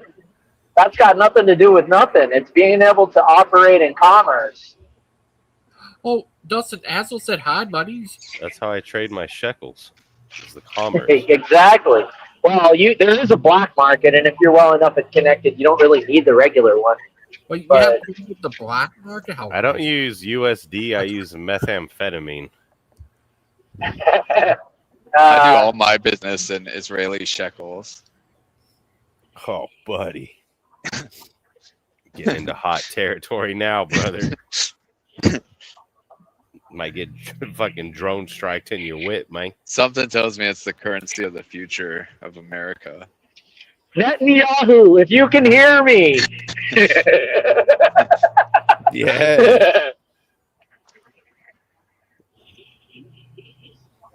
Oh, that's too hard. That's too hardcore right there. You're hardcore. Yes, These I are the am. concrete GG. forms for making these blocks. And they make these fucking blocks, dude, with their like excess for the day. And I wanted to buy some no for my shit. house. I was like, how much are they? And they're like, well, we could give you like 20% off. And I think they want like $60 fucking a piece for them, dude. For what? For concrete blocks. Why don't you just make your own? You can make your forms. It's not hard. That much. Man, you know how many bags everything- of concrete I would need for that, dude? You wouldn't need much at all. You just go to the place. Oh my God! Never mind. You can't see the size. These are like big blocks. Dude. These are I like, know what size they are. I know exactly what you're talking about. I know exactly what they cost. They're dirt cheap. That concrete that comes from those city places, they way overcharge for that concrete. That shit should be like $10 a yard. Oh. Dude, just that fucking shit. One Yeah, yard. Jamie, One I know yard. that was a dig on dispensationalists. That's funny.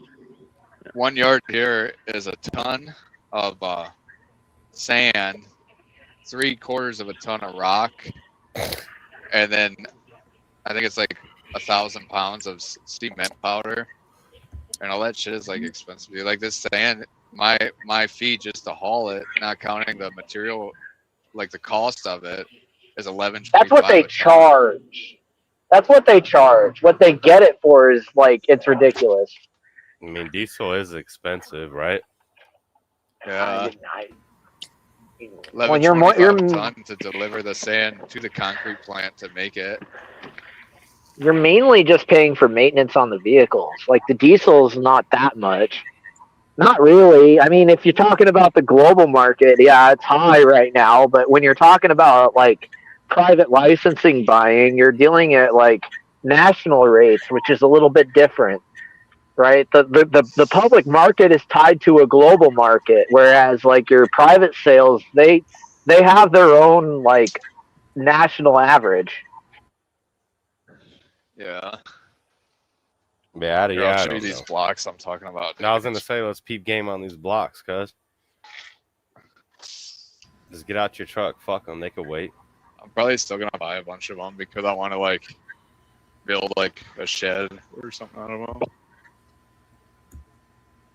know. Amicus. What is that guy's name? They keep There's trying to these get. blocks here. Can you see how big they are in Oh, comparison okay. to like Yeah. They almost look like each individual. Okay, I see what you're saying. Okay. Yeah. But I each got block you. is probably around a ton, dude. Because they're pretty. They're probably 3 foot wide, 5 foot long. 3 foot 5. Yeah, depending on the aggregate and mix design. Yeah, that's gonna be Pretty fucking heavy. right. Oh. I think I lift one though with my Kubota there. To like stack them up to make something. Oh. Yeah, fuck it. Oh. Oh. Do the What do you damn think? thing. Oh. Dustin, GG. does the buck stop here? Yep. Oh. Have you talked to Amicus? Yeah, Amicus. The Amicus brief. He jumped over houses. Sometimes I like to just randomly say his name out loud. He actually uses his boner as a pole vault. Yeah. That's what I heard. I don't know. This is He's all on that speculation. carnivore diet, so he just always rocked up. Just spring off your third leg and leap buildings. Oh. Just like Dustin. Right, Dustin? Yeah. And just Tired, like GG. my poor It's been a little long boy. day. Was it a long day at the office, brother? Yeah, it's been a long day. I did a lot of bark spreading today. Was it very hot where you're at? No, actually, it was pretty nice. It was a solid mix of 70s and it dropped down to 50 at times. Spoiled. Yeah, way nice. You're clearly not Spoiled. in the South. I think the high today here was 105. Loving it. 105. Where are you at? Arizona? California, man. Okay. He's in the desert part. Ideally when it's like Carolina, we hit 110. 110, maybe concrete at 10 and start pouring. That's a beautiful day. That's what I love. It's going to be 97 tomorrow. Wow. It's pretty hot. And then in another You just month got to or keep the two- sun off you. You'll be fine. If Yeah, you wear I did- long sleeves and you put like a sun hat on, you'll be fine. I got my sombrero with the pinchy roosters on it way. Yeah. My fighting Oh, roosters. Dustin. No, Yeah. Briggs, he built houses, right, Briggs? Sure. Well, not houses, but mainly commercial work like schools and all that shit. But either way, pouring concrete when it's hot as fuck, yes. And Dustin, he digs and cut wood and work on stuff. I'm a construction worker myself. I've done all kinds Let's of construction go. work. Yeah. What do you need? Are you building something or what? He builds all kinds of stuff. I used to be in construction. Oh, everyone's in construction around here, even Briggs. Someone has to be out there building some shit so some nerds Yeah. can be on keyboards. Yeah. I became the nerd. I don't blame you, bro. Yeah. Hey, that's why I made a life decision a while back. Yeah, nothing wrong with that. I got tired of crawling in attics and under houses, man. Yeah, eventually, it's all that shit. It's all the young man's game at the end of the day, right? Ain't no one want to be doing that shit when they get older. You get in, stack your bread when you can, and get the fuck out and look for something else. That's how the game goes. Yeah. If you're smart, or stay out there and just beat the piss out of yourself, fucking day in day out till you die. I'm good off that. Just like Dustin, he digs. I mean, I'm young enough where it's like it's tolerable. You know what I mean? Like it's not bad now, but Dustin, he The digs. human body is surprisingly good at retaining youth. It's the mentality that kind of drags you down. yeah. I mean, I can agree with that. There's a mental aspect to it, but I don't know, I could tell the difference. Like when I was like 22 compared to now when I'm like 38. You know what I mean? I'm like, God damn, like. You're not allowed to make that comparison. What do you expect? I mean, yeah, there's going to be some differences. Years take their toll, but your body, for the most part, though, I mean, like if you were to really, were to take the time and put the dedication into putting your body back into shape like you were back then, are you telling me that in all actuality you'd be that far behind yourself? No, I'm not saying I'm far behind. I just noticed I'm just a little bit more tired every day compared to when I was younger. You know what I mean? Yeah, but I mean, the older you get, that physical labor will take its toll. For sure. Yeah, I'll still get out there and get after it. Don't get it twisted. You know what I mean? But it's just like, you know what I mean? I got to sleep a little bit longer now. But when I was young, like 23, fuck it. Just go out, party all night, 3 hours of sleep, and we're going to pour. Fuck it. We good. Yeah. Or pouring 10 trucks of flat work. Nah, we good. 3 hours of sleep, I'm good. Now I'm like, hell no, I'm gonna need my 8. And I remember Oh, those my days. Crawling through an attic, hungover. Oh, I think you need to be honest with yourself, though. The older you got, the more you did. And I think that's the reality of it. I think that you're probably clouding the reality of like what was expected of you versus what you actually did, right? Because what you're doing now is probably more than what you did back then. You're not wrong, honestly.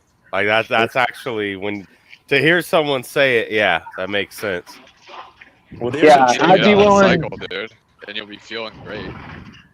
there's a trade-off if you go from construction to like sitting in front of a computer, like the extreme opposite. That will wear you down as well because you're not active enough. So that you have to balance it and do other things to stay active for sure. Like going to the gym or being in a sport, something to move. Yeah. Well, I mean, lifting sounds good in the morning. I'm like, oh yeah, I'm gonna come home and lift, and then I'm like just beating fucking stakes in all fucking day, like setting the building up. I'm like, yeah, don't really got interest in that. It's been hot as shit.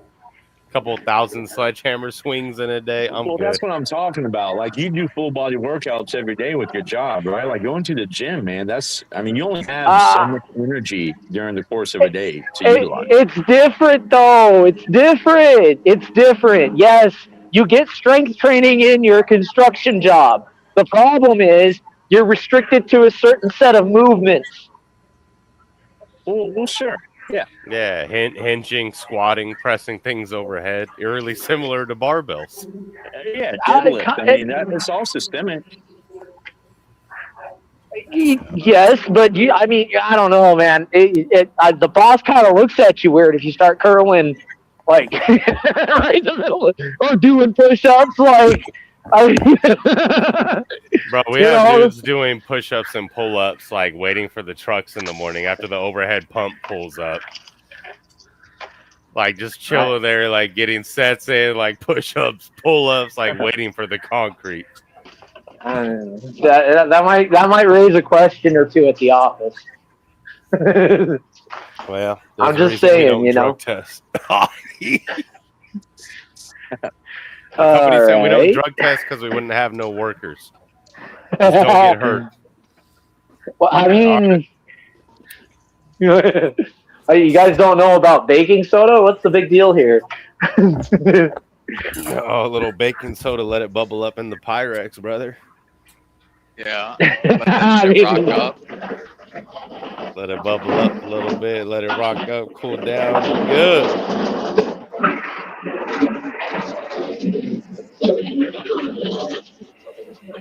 That shit's so popular with a lot of truckers. It's the 90s. Right.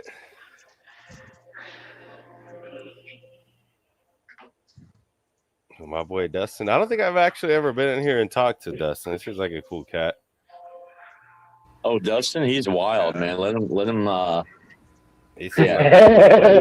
get off the leash one time, and you'll see. I love Dustin. I love it when he gets off the leash.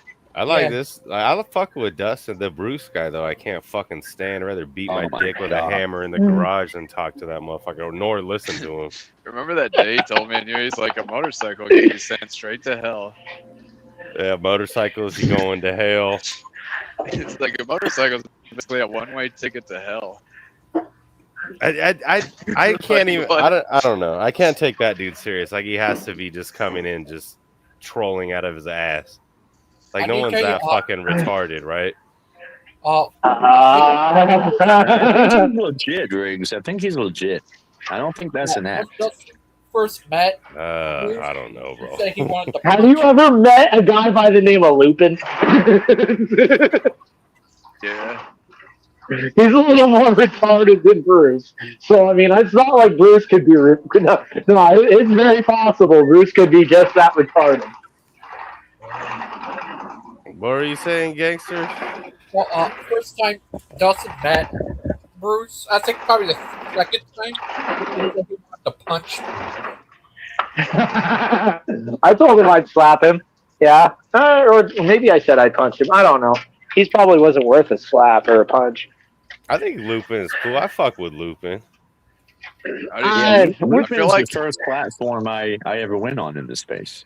At least I'll Lupin, always have love he's for Lupin. chill. The Bruce guy, I feel like though, Dustin and Lupin would retarded. get along. You're asking a lot. You have so many mutual enemies, like both. We do. Like the same. We do. Yeah, but not the mutual levels of respect. It's a little bit You know that different. Raptor Blue guy? That was the first time I ever seen him. He was arguing with Lupin on his, and it was like even Gangster goes now. It's because I joined and called him a fag. He is though. He's a straight faggot. It's very similar to that space movie, 1992. Yeah, that dude's like he's. Dustin, go on your phone and Google Space Movie 1992 and tell me that it's not Raptor Blue right there. I can't. I'm at work, bro. I can't do it. I'm doing a couple of things. To send it to you later. Okay. He won't fight me, bro. I keep challenging him, and he won't come and fight me. Doesn't he live like in the same city as you or something? He says he's real close, but he won't come fight me. He won't do it. I don't know why. He said he would, but he won't. I keep challenging him. Because he's like a literal gay guy, dude. Gay people. I think he's a bitch. I really do. I think he's a bitch. I think he won't. People, the only thing they love more than sucking dick is like kicking ass, you know. So maybe he can fight. Well, you know what? I hope he can. I do. I really do. I want a good fight. I don't want a pussy fight. I want a good fight. You ever see that jail thing where he's like, as soon as I knock a nigga out, I stick my thumb right in his butt. Bro, I'm not going out. I promise you that. The last thing on this planet that's going to happen is I'm going to sleep. What if he Man, did I that, haven't dude? been in a real fight in about 8 years. Thank God. Praise God. It's a good thing. I haven't either since like early 20s. Like maybe when I was 21 or something. Yeah, I think it was like 39 to 40. But I don't really do that much anymore where I'm like in positions to fight people. Right, same here. Yeah. And that's the key. That's the key. I fought last week. Really? I really do. I probably get into a fight a week.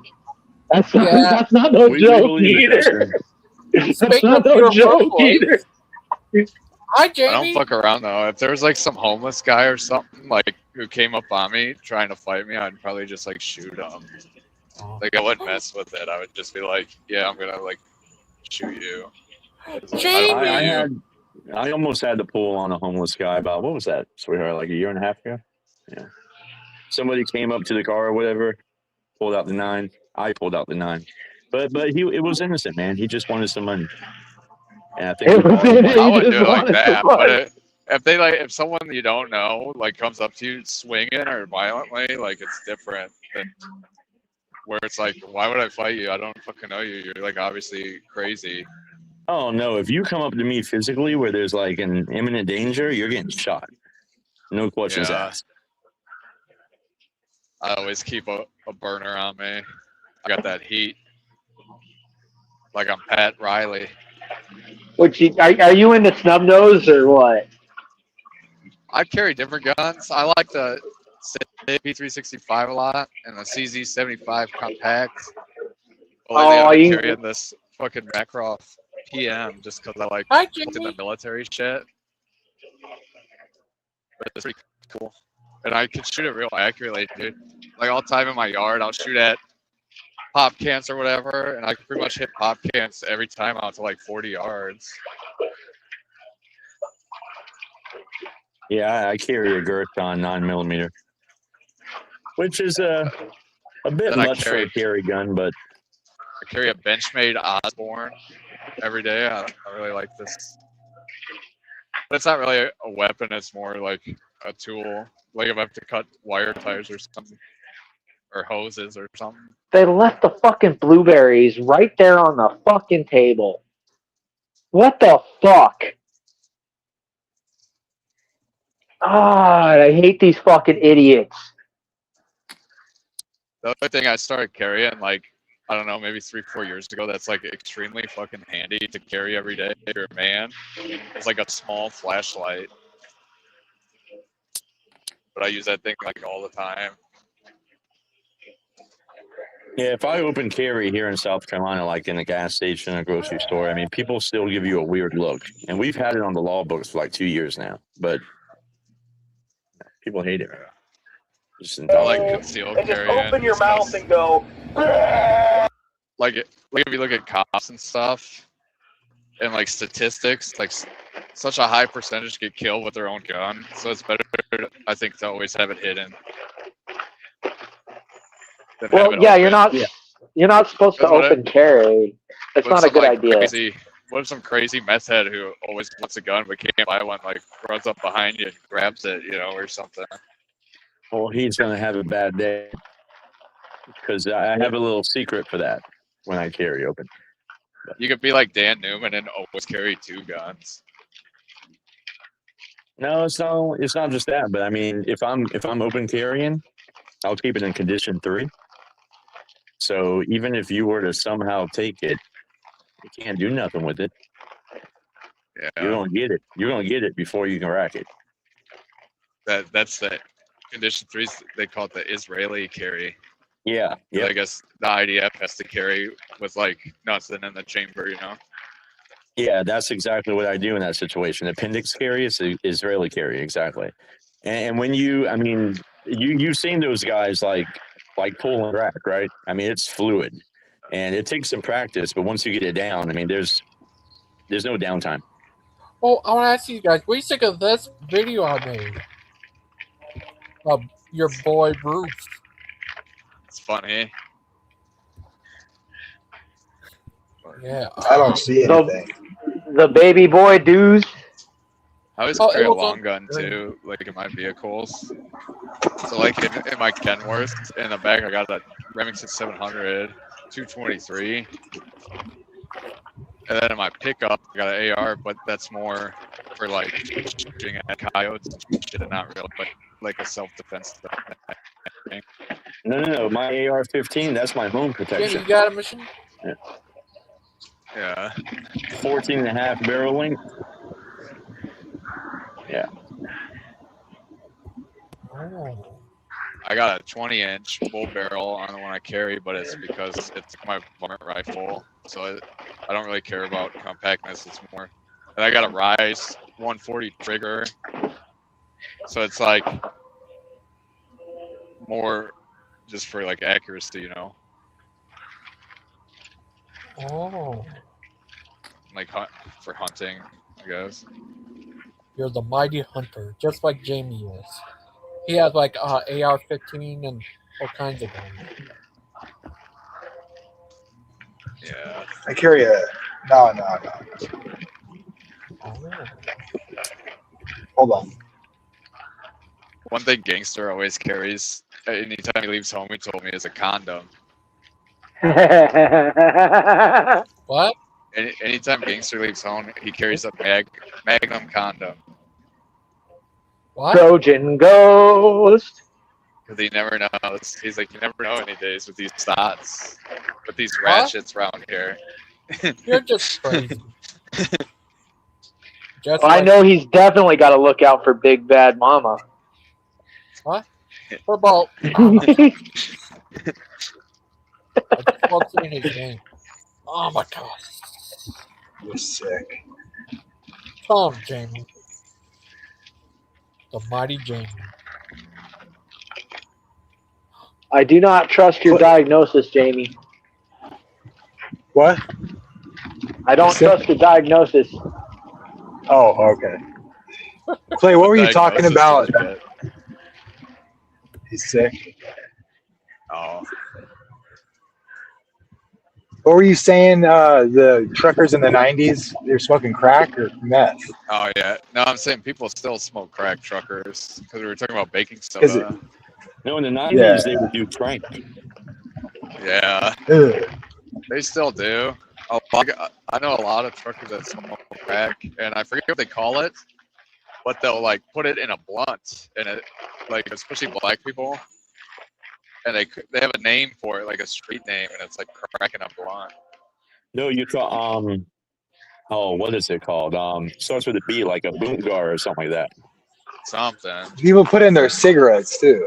If you ever like hit a blunt and you see it like, is- if you're hitting a blunt, and you see it fizzle a little bit, and your ears start ringing, know that you just smoked crack. Oh god. Yeah, the one in You'll the know. cigarette in the 90s was called You'll know. caviar. Yeah. Yeah. You'll know.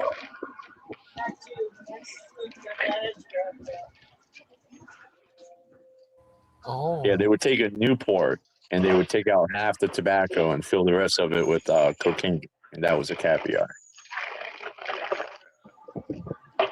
Well, caviar is like what's left in your crack pipe after you've been smoking for a long time too. So for you guys from the 80s and stuff, was there a difference back in the early 90s between freebase and crack, or is it the same thing? Because my gen never had freebase. We only had crack. Freebase is more like pure, I think.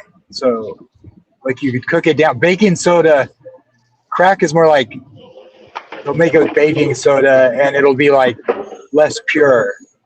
But I thought the baking So it'll soda be all- makes it smokable because it like aerates it. It does, but you can make it so like baking soda stays behind and you can make it kind of like thin. And so it may not be as pure. But if you use something like Maybe like acetone, this meetup. Yeah. Well, then you can condense it. Jamie used to be a crack dealer. We should have Apparently. So we should have a no. Hunter Biden themed meetup, and we'll all smoke crack. If you use like acetone to like make freebase, you can purify it really dense and it'll be like a little like it'll bounce around like it sound like a rock, like a literal pebble. With like crack, it could be like cake, and it would be like they'll make it all shitty so they have more to sell. Well, no, it comes when you freebase it. It comes down to on what they call a cookie. Then you break it up from there. Damn it. Cut my finger. My wife just said, "Is this a Christian channel?" Yes, it is. Well, I think it is. I could be wrong though. Yeah. Reformed Christianity. All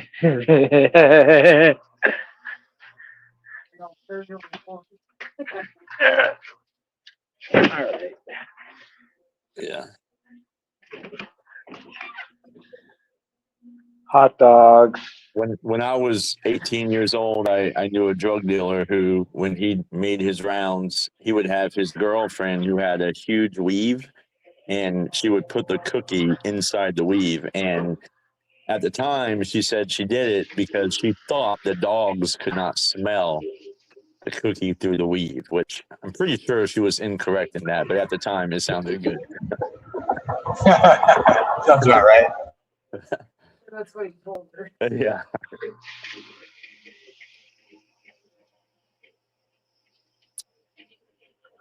Okay.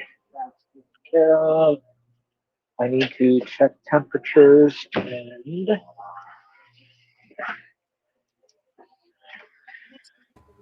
Oh my god. Amicus. Amicus, Oh my amicus, amicus. Is it true that your mom and dad sent here before the world was destroyed, and they landed and they raised you on a farm? What? I didn't hear anything you said. What? Is it true that your mom and dad sent you here before the world was destroyed, and one people found you and they raised you on a farm? That is true. I don't know how you found out that information, but yes, that is 100% accurate. Oh, amicus. Let me tell you why I don't think. So I'm a premillennialist, but my argument against a future 70th week is that when you read Daniel 9:24, there's 6 things that are listed in the first verse of the prophecy. One of them is make reconciliation for iniquity. They're all things Jesus does. Okay, and it says there's 70 weeks that are determined to do those things. In other words, the time period is for those things to be accomplished, and everybody agrees that making reconciliation or atonement for iniquity is what Jesus does by his death. Now, in verse 26, it says he's cut off after the 69th week. After. So if you make a gap after the 69th week, and where you say the 70th week hasn't started yet, it says the Messiah is cut off after the 69th week, which would mean if Jesus died after the 69th week was over, inside the gap that you guys say is there, which means his death, which makes reconciliation for iniquity, isn't actually happening inside of the 70 weeks that are prophesied for those things to occur. So in other words, you're placing a gap and then putting his death inside the gap, which makes it fail the prophecy. That's a problem in my mind. So that's interesting because I've never heard that argument before. So I tried to make it short and sweet, and like we could talk about it another time. I was just going to tell you that's one of my main arguments. Like, it's really clear that it says after 69th week, that, or after 62, which is after the 7, and the 62, which is the 69. So like, because the 7 comes before the 62, and so that would be problematic because the whole point of the time prophecy in verse 24 is that the things are to occur in that allotted time period. So I'll just leave it at that. Yeah, no. That's an interesting argument. I've never heard that one before, but I'm sure you already know the position. The position is just that Messiah was cut off at the end of the 69 weeks, and of course the 70th week hasn't commenced yet because we're in this times of the Gentiles. This mystery revealed to Paul. So there's a 2,000-year gap, which one day equals 1,000 years, pursuant to Hosea 5:9, Hosea 6:1, and 2 Peter 3:8, and also John 11, where he was Is someone dragging a body in the background? Where Christ abode for 2 days, and Lazarus represents Israel or whatever. So all these typologies kind of give credence to it as well. There's typologies like that. I think there's a lot of ways you could construct it. I mean, I think the follows a pattern of a day equaling 1,000 years, and I do think there's similar sorts of typologies, but I think you can construct them in a bunch of different ways that are interesting, which I find very interesting. And I also do. It's not that I'd be interested. Yeah, we should talk about hearing your thoughts sometimes. Yeah, that'd be cool.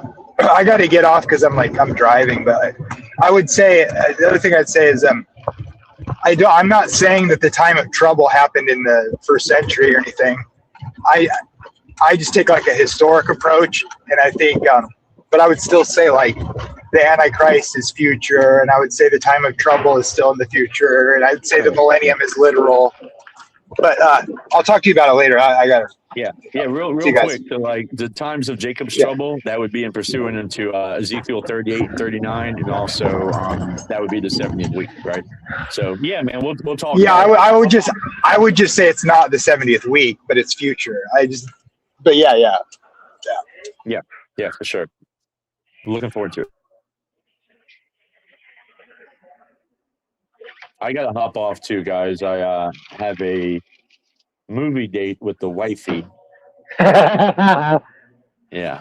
So gold ball and chain. It's a good ball and chain, man. Being married to the not greatest saying woman anything on wrong the with it. planet is the greatest gift that God has ever given me. Out, that and the children. Hey, what keeps you grounded is the ball, and what keeps you leashed is the chain. Yeah. All right, man. Y'all hold it down. You too. You too, sir.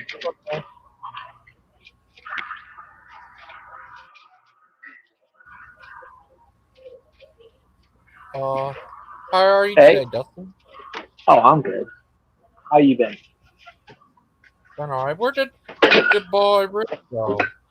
Who? Riggs. I don't know. No idea, boss. I'm just restocking stuff. Are you stalking people again? No, I don't stock people. I stock stuff. Oh, you're stalking stuff? Yes, stocking stuff. That's crazy. But You gonna shut it down? no, what you doing there, little guy? About your TV? No, I'm putting merchandise in the freezer. Oh. Oh. You serious? Absolutely. As serious as a Mountain Dew.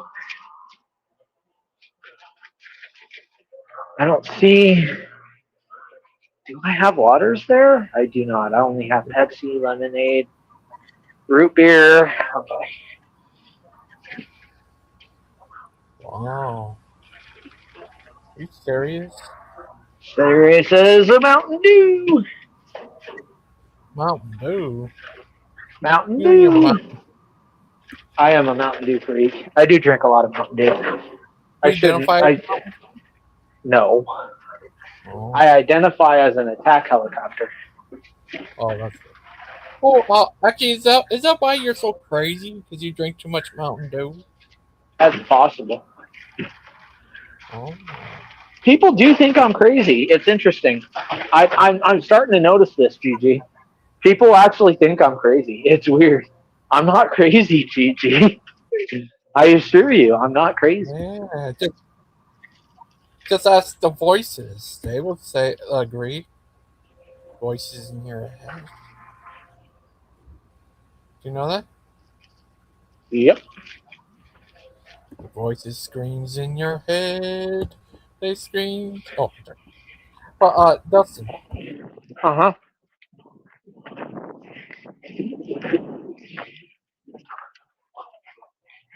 Hello? Did I lose you? Yeah, I'm here. Can you hear me? Yeah. Oh. Are you sure you're not crazy? Pretty sure. Are you just crazy? But never Possible. crazy? It's possible. What would you do if you found out Bruce is brewing a Catholic Calvinist Orthodox? I don't know.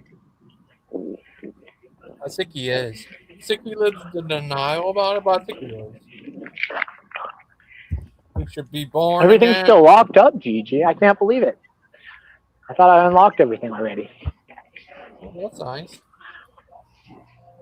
There's my key. You serious? Uh-huh. Oh. Oh. I have to open everything up. I forgot to open everything up. You should open yourself up. The world. Oh. You know that? Not interested.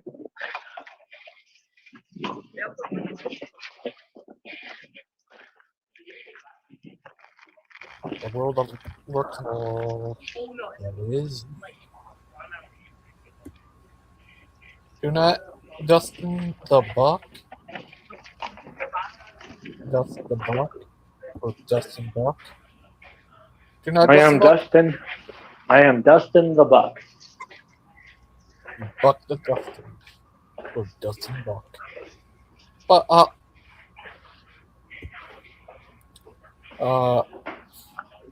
what happened between you and other guys? Who?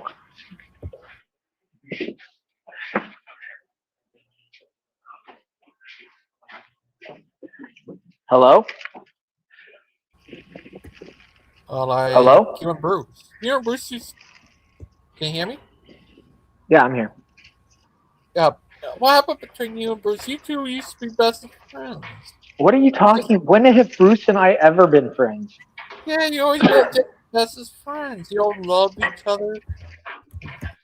What are you talking about, Gigi? Are you high? Did you get some drugs? What's going on right now? I'm just joking with you, little guy. I mean, that sounded like you lost your mind there for a second. I'm just trying to pull a Clay on you. Clay. Clayton Biskey. He is a Clayton Biskey. I gotta clean this whole place up. These guys leave a mess for me every time. I'm sorry. It's not your fault. Where did Clay go? Where did Rich go? Where everyone go? But anyways, No idea. What would you do if you got attacked by a wild Aiden?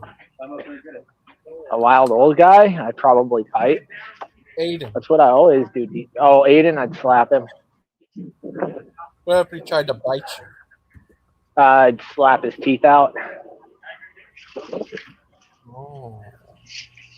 Every problem can be solved with a fist, GG. Everyone. Oh. What if you got in a fight with is it you get in a fight like 2 times a day? Maybe once a week. Oh, why are you so you seem to be slowing down in your crazy old age. I am actually. I used to fight a lot more, GG. Oh, you love fighting, don't you? I do. Well, I used to love it. Now I'm just good at it. Would you ever fight in the UFC? No. Well, would you fight in the Fight Club? Probably. But know what they say? Only rule for Fight Club is never talk about Fight Club. What about fighting? You don't have to fight then in Fight Club if that's only the rule is not talk about Fight Club? I don't know, GG. You're kind of losing me on the dialogue here. How about Fight Club? What about it? Would you ever fight in a Fight Club? Oh yeah, I fight. I always fight, GG. I'm a fighter. That's what I do. Oh. I will always fight. Always. Would you fight yourself? If I had to, I would not want. I'll tell you one thing. I would not fight a younger version of me because I know how dirty I was. What about older version of you? I'd be a little intimidated, but I'd probably do it. What about a gay version of you?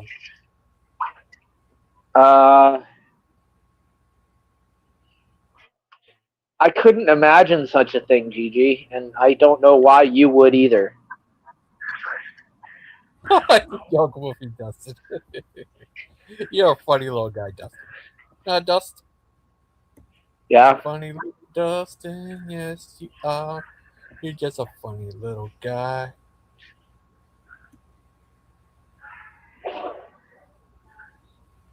Horizon update. Oh.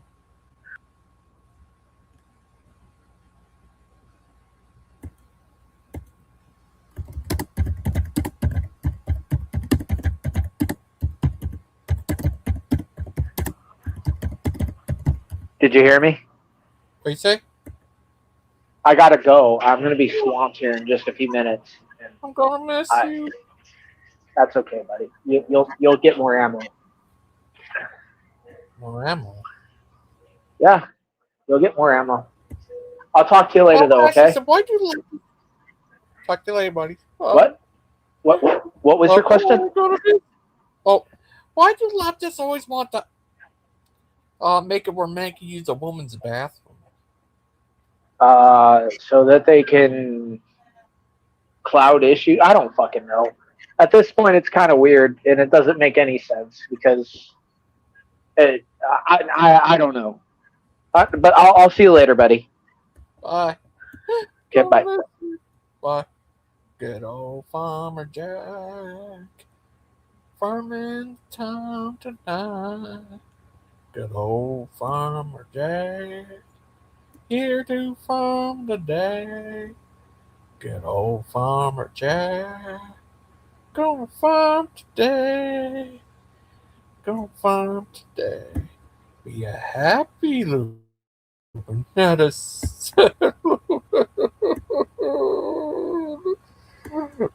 you get angry, you start to scream, ah! Then you stand up screaming, ah! Then you turn into a werewolf.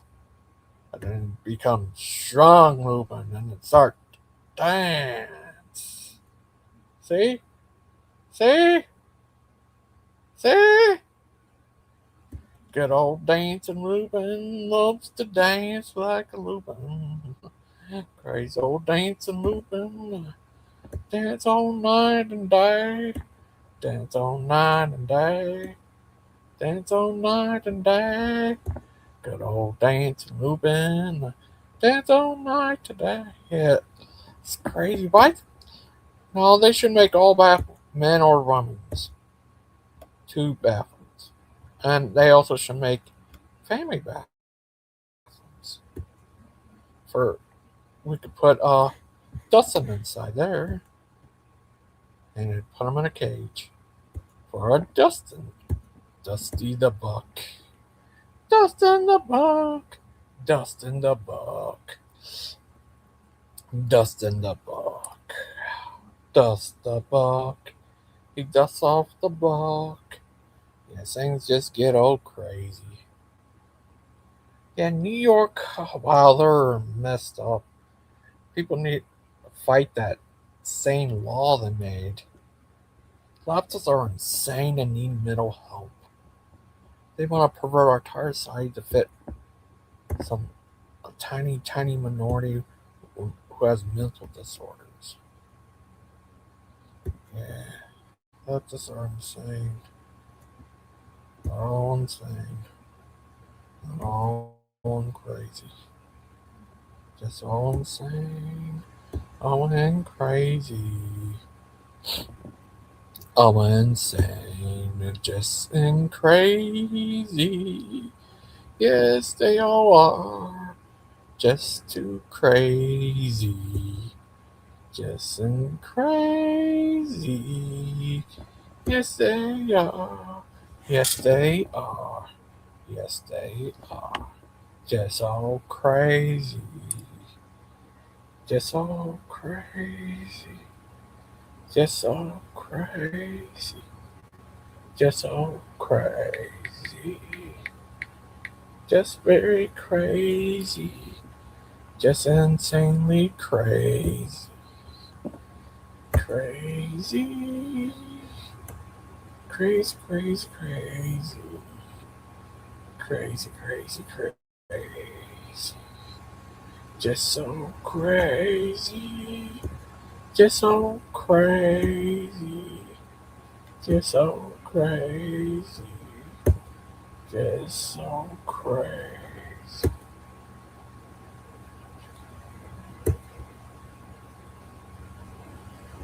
Yeah, left us just insane. But I might try to deny generacy of biological sex. They're insane. Just all insane. Just crazy. Crazy, crazy, crazy. Just crazy. All insane. Just all in crazy. Oh, hi, Land the Moon. We all miss you. Land the moon, land the moon, land the moon, moon, moon, moon, moon.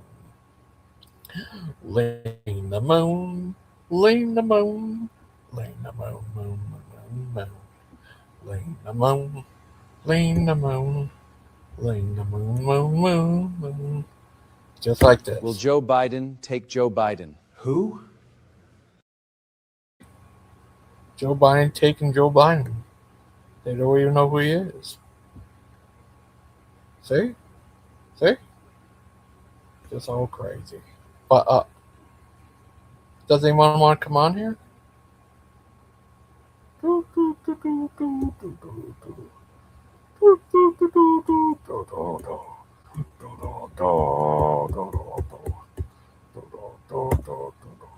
I have to do some work on my headset now. Oh, that's okay. But thank you for watching.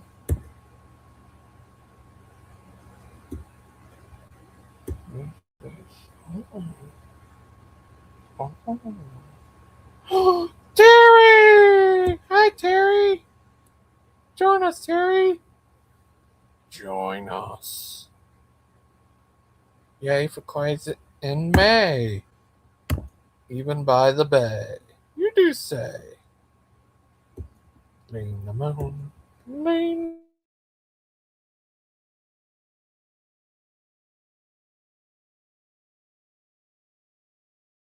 What about May? Aye. Terry, berry, carry, drink by a cherry. Cherry, cherry, cherry, carry, cherry, carry. What? Cherry, carry, cherry, carry, carry, cherry. What the? I'm still working. Oh, okay. Where's Seesaw now? Oh, she disappeared. Where'd she go? Where's she at? Where is she? Where is she? Terry Mary.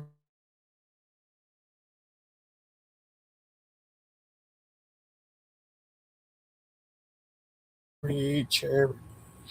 Cherry berry. Terry Carey. Terry. Terry. Berry. Carey. What? Oh, she's back. We missed you, kitty mama. We don't miss a kitty mama. Kitty mama.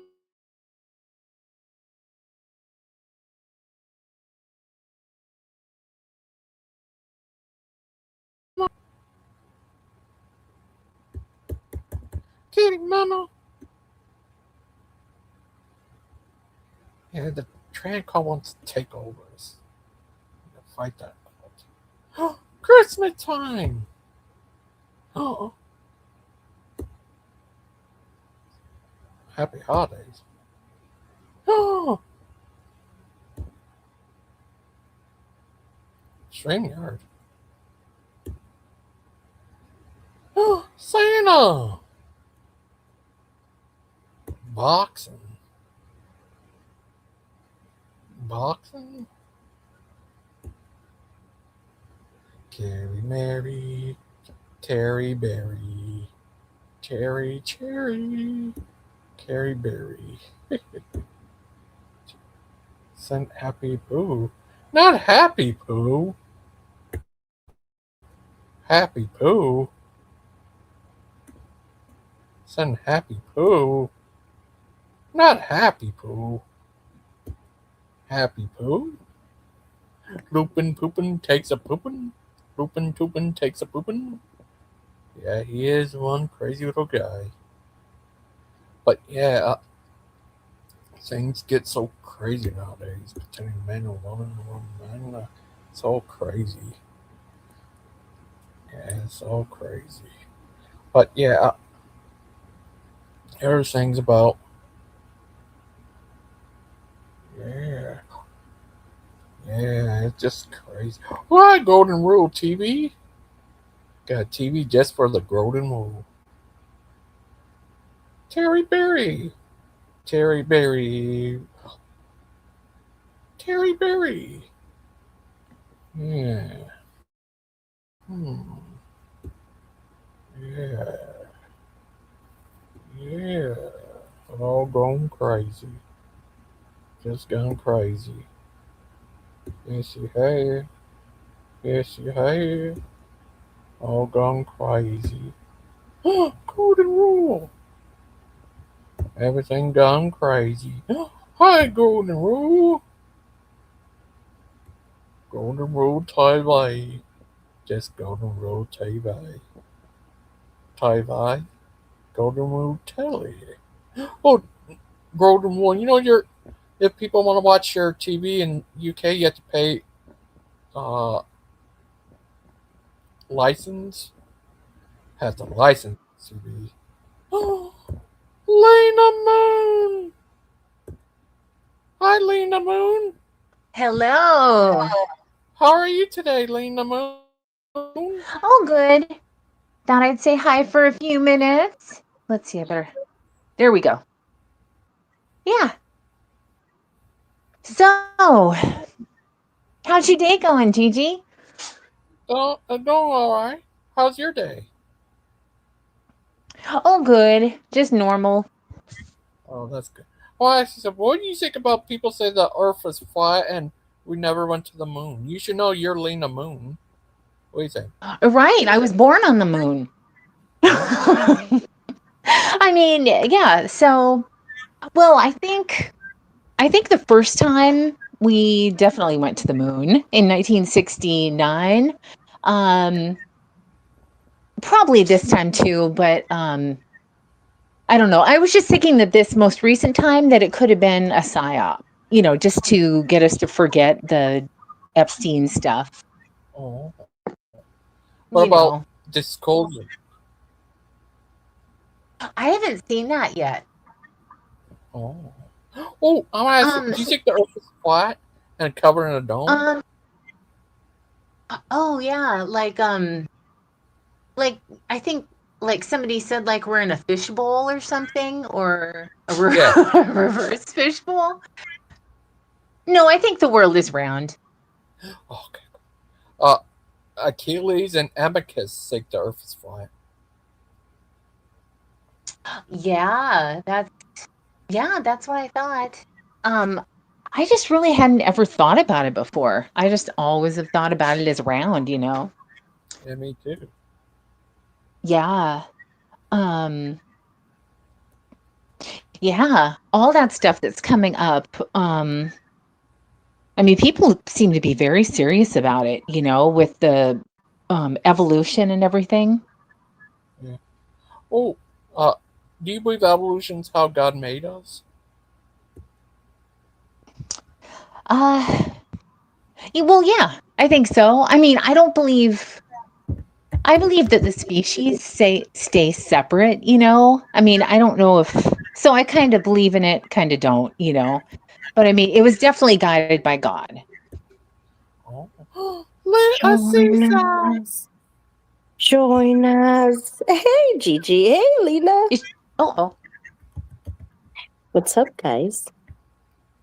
Hi, Cecil. Yay. Hi, Cecil. Your Hey. buddy's back. He missed I you. missed you too, Gigi. I'm glad Lena is up here. Yeah. Yeah, nice to talk to you. Likewise, likewise. Oh, that's Clay right there. Clay It's Mang crazy. Tay. Yeah. He identifies as gay. Identifies as You what? identify as gay. Clay, as gay Clay? Yeah, joking, Clay. Clay. It's true in May. You're by the bay. You sure do say. Okay. That's your Clay? Gay. Yay. What's But Clay doing for his birthday? he's gonna go to Chuck E. Cheese's where a kid could be a kid. Oh,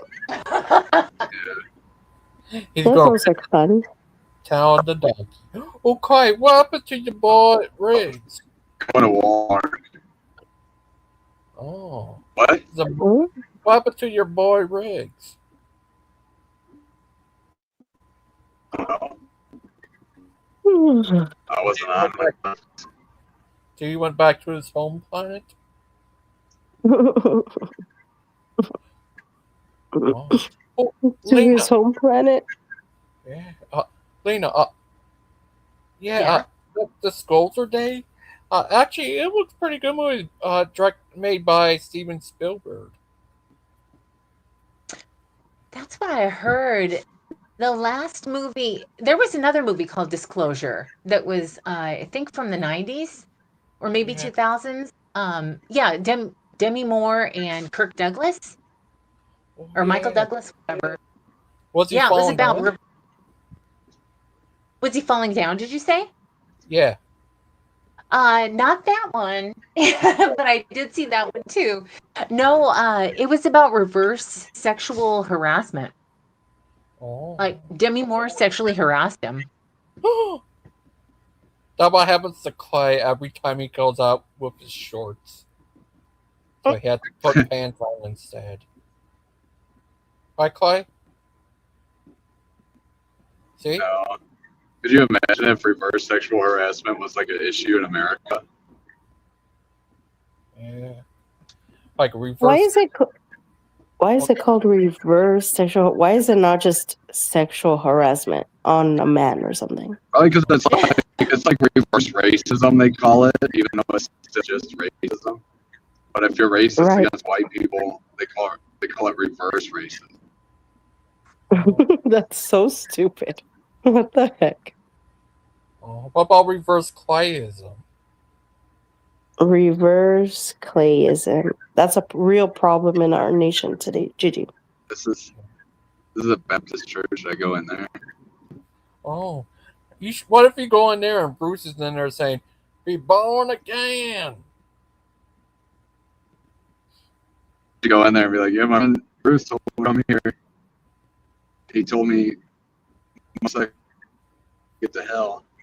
Oh no! Oh no! Oh. Basically, Is that Aiden's girlfriend right there? What? That's not funny. What the heck? I just saw Aiden's girlfriend, you guys. Gigi, you have to disavow. Oh. Oh. Oh. Lena. Yes. Yeah, it was crazy. What do you think of New York getting with moms and dads from their law? Oh yeah, what's the deal with that? Is it one of those laws where kids can get sex changes and not report it to the parents, or is that what's going on? No, this one they just want to get rid of the name mom and dad from the law. Oh. In New York. What did they want to say instead? General neuter names, I guess. Like parent? Oh my gosh. Parent 1 and parent 2? Yeah, leftists are Yeah, that's what I was Parent about to A say. That's and not... parent B. What the hell? Yeah, leftists are insane. Yeah, it's just such an insult to men and women. I mean, the rules of mom and dad are just they're so important, and it's not like a woman can just be a dad. I mean, we need both. Yeah, leftists, they're just insane and need mental health. Yeah. They want to push that trans garbage on all of us. It's all crazy. I thought we were getting over with it, like why is that coming up now? I thought we were done with that. Leftists is still trying to hold on. They're about to fall off the mountain. Yeah. And trying to hold on. But they're going to fall. Yeah. Just like Clay, and when he eats a lot of ice cream. Well, yeah, because they know that one time. Yeah. Are you there? Well, the thing is, it's like with all this stuff, they know all these wars, all the, sex change stuff, all that. They know that one know about yours, but we're gonna change all that. Yeah. So they're trying really hard as they can to get things set in stone now, but because we just won't have it. Yeah, they're going to the government, Trump and them are passing a law. Now it's going through the Senate, Save American Act. That's going to ban a lot of those stuff. Trans abuse and all Oh, that. what was that? I didn't hear. Save American Act. It's going to ban all that trans abuse stuff. So Clay can't become a woman. Right, Terry? You can't. Yeah. Clay? What's up? I'm joking. Hmm. Oh, hi, I Terry. didn't hear nothing. Hi, Terry. Hi. We're How are you celebrating today? Science. Terry's the big advocate for that. What? You're like a big advocate for like not allowing A big children to advocate castrate themselves. of what? Castrate themselves. What do you say? To save the What am I children. You're in love with advocate? What? Because you're always like, as fuck. Like, people should know these kids to do this. What are y'all talking about? I don't know, but Terry, how are you today, little buddies? I don't know. I'm okay. That's good. Rough start. Oh, I'm sorry. Just finished working. I'm gonna go outside and see the sunshine. Oh. Here's sunshine, my only sunshine. When clouds are gray, you make me happy. It's cold. Oh, Lena, Amicus wanted to know, what happened between you and Harry's emails. I couldn't find his email where I had written it down for a while. And so then I remembered I have a screenshot of it, but I haven't even contacted him all this time. So he probably, won't be interested anymore. But he was on Mod Show. We'll see. Yeah, he was on Mod Show. Oh, today? Yeah. Who, Lena? Oh, well, yeah, I better still get a hold of him. What do you know about him, Gigi? What else can you tell me about him? Oh, I know him for a little bit.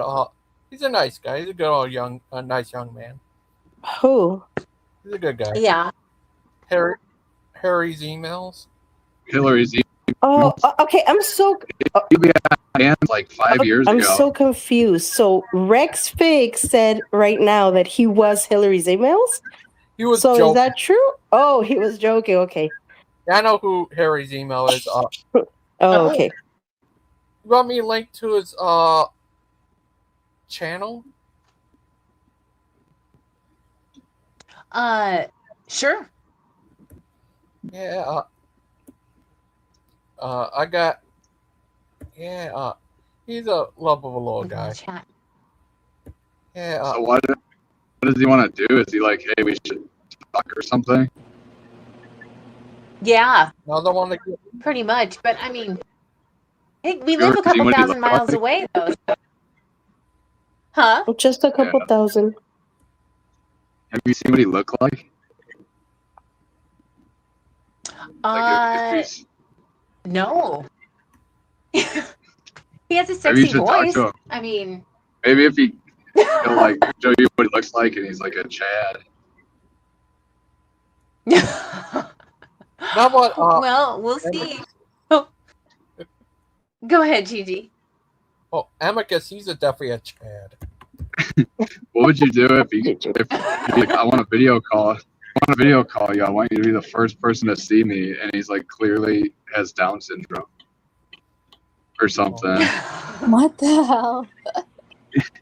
He's like clearly a guy with Down syndrome. Is that now? That's a good question. He said he was a lawyer. Oh. What if he's like a savant? He's like a Down syndrome with whatever, where he's like really good at Okay, the Jamie's law. back. I gotta go. Bye. Well, bye, Terry. Bye, Terry. A good man is hard to find. Or what if he calls you and he's like missing both his arms, but everything else is like perfect? And he's like, yeah, I use speech commands for everything on my computer. Well, isn't Elon making prosthetics or something like that? You can fix that, Lena, I don't know. with prosthetics. Oh, that's true. What if- yeah. I know who he is and what he sounds like, but what if somehow like he calls you and he's like a black guy? And you're just like, oh, I never. Wait, why do you say black guy? I don't know. Like, He sounded pretty white. why do you say He sounds black guy? really Like, white, that's but you never know. You said to him, what if he's like a black guy? Like, that's a freaking deficiency. What the heck? I know. Would be a shocker. What if he's Down syndrome? What if he's a black guy? I'm sure. Go ahead. It's wild that he's putting being black and having Down syndrome in the same category. What the heck? I know. It's kind of similar. Is it kind of similar, Clay? I mean, it is. It's like things that would make me not want to pursue a relationship with somebody. That's crazy. Oh, he's having a Wouldn't show. you? What if like you're single and never met your husband and like some black guy was like, hey, let's go out? Would you be like, yeah? No, yeah, Or no, be I like, never. sorry. No, I never dated black men. See? Oh. Yeah, I'll put the link in the private chat for you. Oh, okay, there it is. Thanks. Yeah, Hillary's emails. Thank you. yeah, I saw Dan in the comments earlier. Oh, at the car wash, baby. Dan is too scared. Dan is too scared to join this ultra-based panel. Oh, it's Don't be because scared, Dan. it's very based because you're here, Seasal. Yeah. He gets a little shy speaking in public.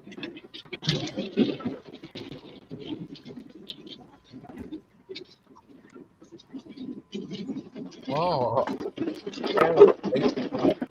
he's washing his car. I thought it was I thought he was driving his truck for work.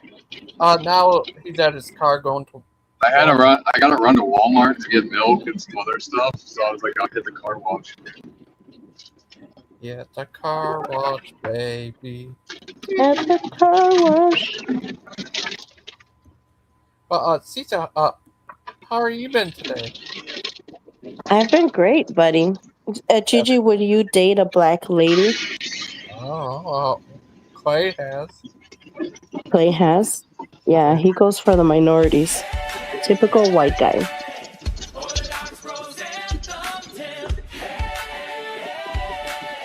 That's such a banger, dude. Kind of like black women better, probably, because they seem a lot stronger than white women. Oh yeah, Gigi? You like strong, independent women? Daniel J. Newman! Hey. Black women work full time and great. I don't have sheriff powers, do I? I have to change my headline. Imagine combine that with like a man's income. You guys could like conquer the world. I don't even feel like I need it right now. Okay, when you want, I could give it to you, little guy. Oh, guess who was on here earlier? Amicus, Dustin, Rick. Oh yeah. If Dustin was here, or The Bruce whole had probably gang. won sheriff powers for sure. Oh, Brother Park! Brother Park. How's it going, Lena? How's it going, Seesaw? How's it going, Clay? How's it going, Gigi? Hola, Daniel. Oh, Lena's here too. Good. How's it going, Daniel? It is going. Glory to God. I just got back from church, so you heathens were on the internet when I was at church. Got to keep the Vespers holy. It's the new Sabbath law. Oh, Friday, you're having a show about that guy from ex-ACs. Yeah, he was an ex-atheist. Now he's a Catholic. Tavo Abo San, I believe, and it's gonna be good. It's gonna be a good conversation. It's about the what is it? Comparative theological framework. So he compares all these religions and comes to the obvious conclusion that Christianity can be the only true faith. And out of those, I'm sure he looked at the church and he was just like, yeah, I'm going to go with an apostolic church. So I can see why he chose Catholic, but I'll probably ask him that at some point near the end of like, why did he choose the Catholic Church? Without picking any fights about not being an Orthodox. Oh. Oh. What if you join a Catholic church because Clay's there? Yeah, he saw Clay and he was just like, I want to be like this guy. Yeah, look at him. Clay is the He man. has some connections with Muslims too, or Muslims in his family maybe or something too. And so, he's probably going to go with, more likely to go with Catholic and Orthodox, the way people see us as the same. I mean, Muslim and Catholic. That's what they say nowadays. Oh, I'd never heard that before. I think there's more. I think there's more similarities between Orthodox and Muslims because look at their like architecture and stuff. Well, that was the huge argument that the Protestants were making online pretty recently. They're like, you guys are the same as the Muslims. And we're like, are you kidding me? We get killed every day by the Muslims. Yeah, that guy, Matt. Look at like an Orthodox church in Eastern Europe. There's a mosque in the Middle East, and they have like the same dome, Very They similar. stole that from us, yeah, because of the Eastern still. churches. That's the first churches that they took over, and so they basically took over our buildings, and that's why they have that shape. Yeah. You guys both like demand little prayer breaks at work and stuff in like a dark room. You do? We do what? Yeah. We do a Is prayer that You true, rug. demand, Daniel? like in the workplace, you need to pray like a certain amount of times a day, and you need like a safe, dark space Oh for your wow, rug. I didn't know that. Oh yeah, that's right. Yeah, we have a Yeah, that's rug how everywhere we Orthodox go. are. Well, the one thing that is similar to the Muslims is that we face east. They do as well, but we face east because that's where Christ is coming. He's coming back Dan. east. More like a What if flying you were? flying carpet. What if you were like east of Clay, Jerusalem, then do they we're pray breaking up. west? Dan. Everyone else hears that too, right? Everyone else hears something Yeah. super choppy. Okay, all right. Just making Dan, sure. I need to tell you, Yeah. that what Matt Powell said the other day. He tried to say that Muslims and Orthodox are the same, or a lot alike. Yeah, They are. Well, that's a. Two We'll see peas in how a pod. see if those legs can walk. You know, let's see how far that goes. Yeah. I if like I- the dumb takes because those are easy to defend against. If I got Matt Powell to come on the show, don't drink water. I drink.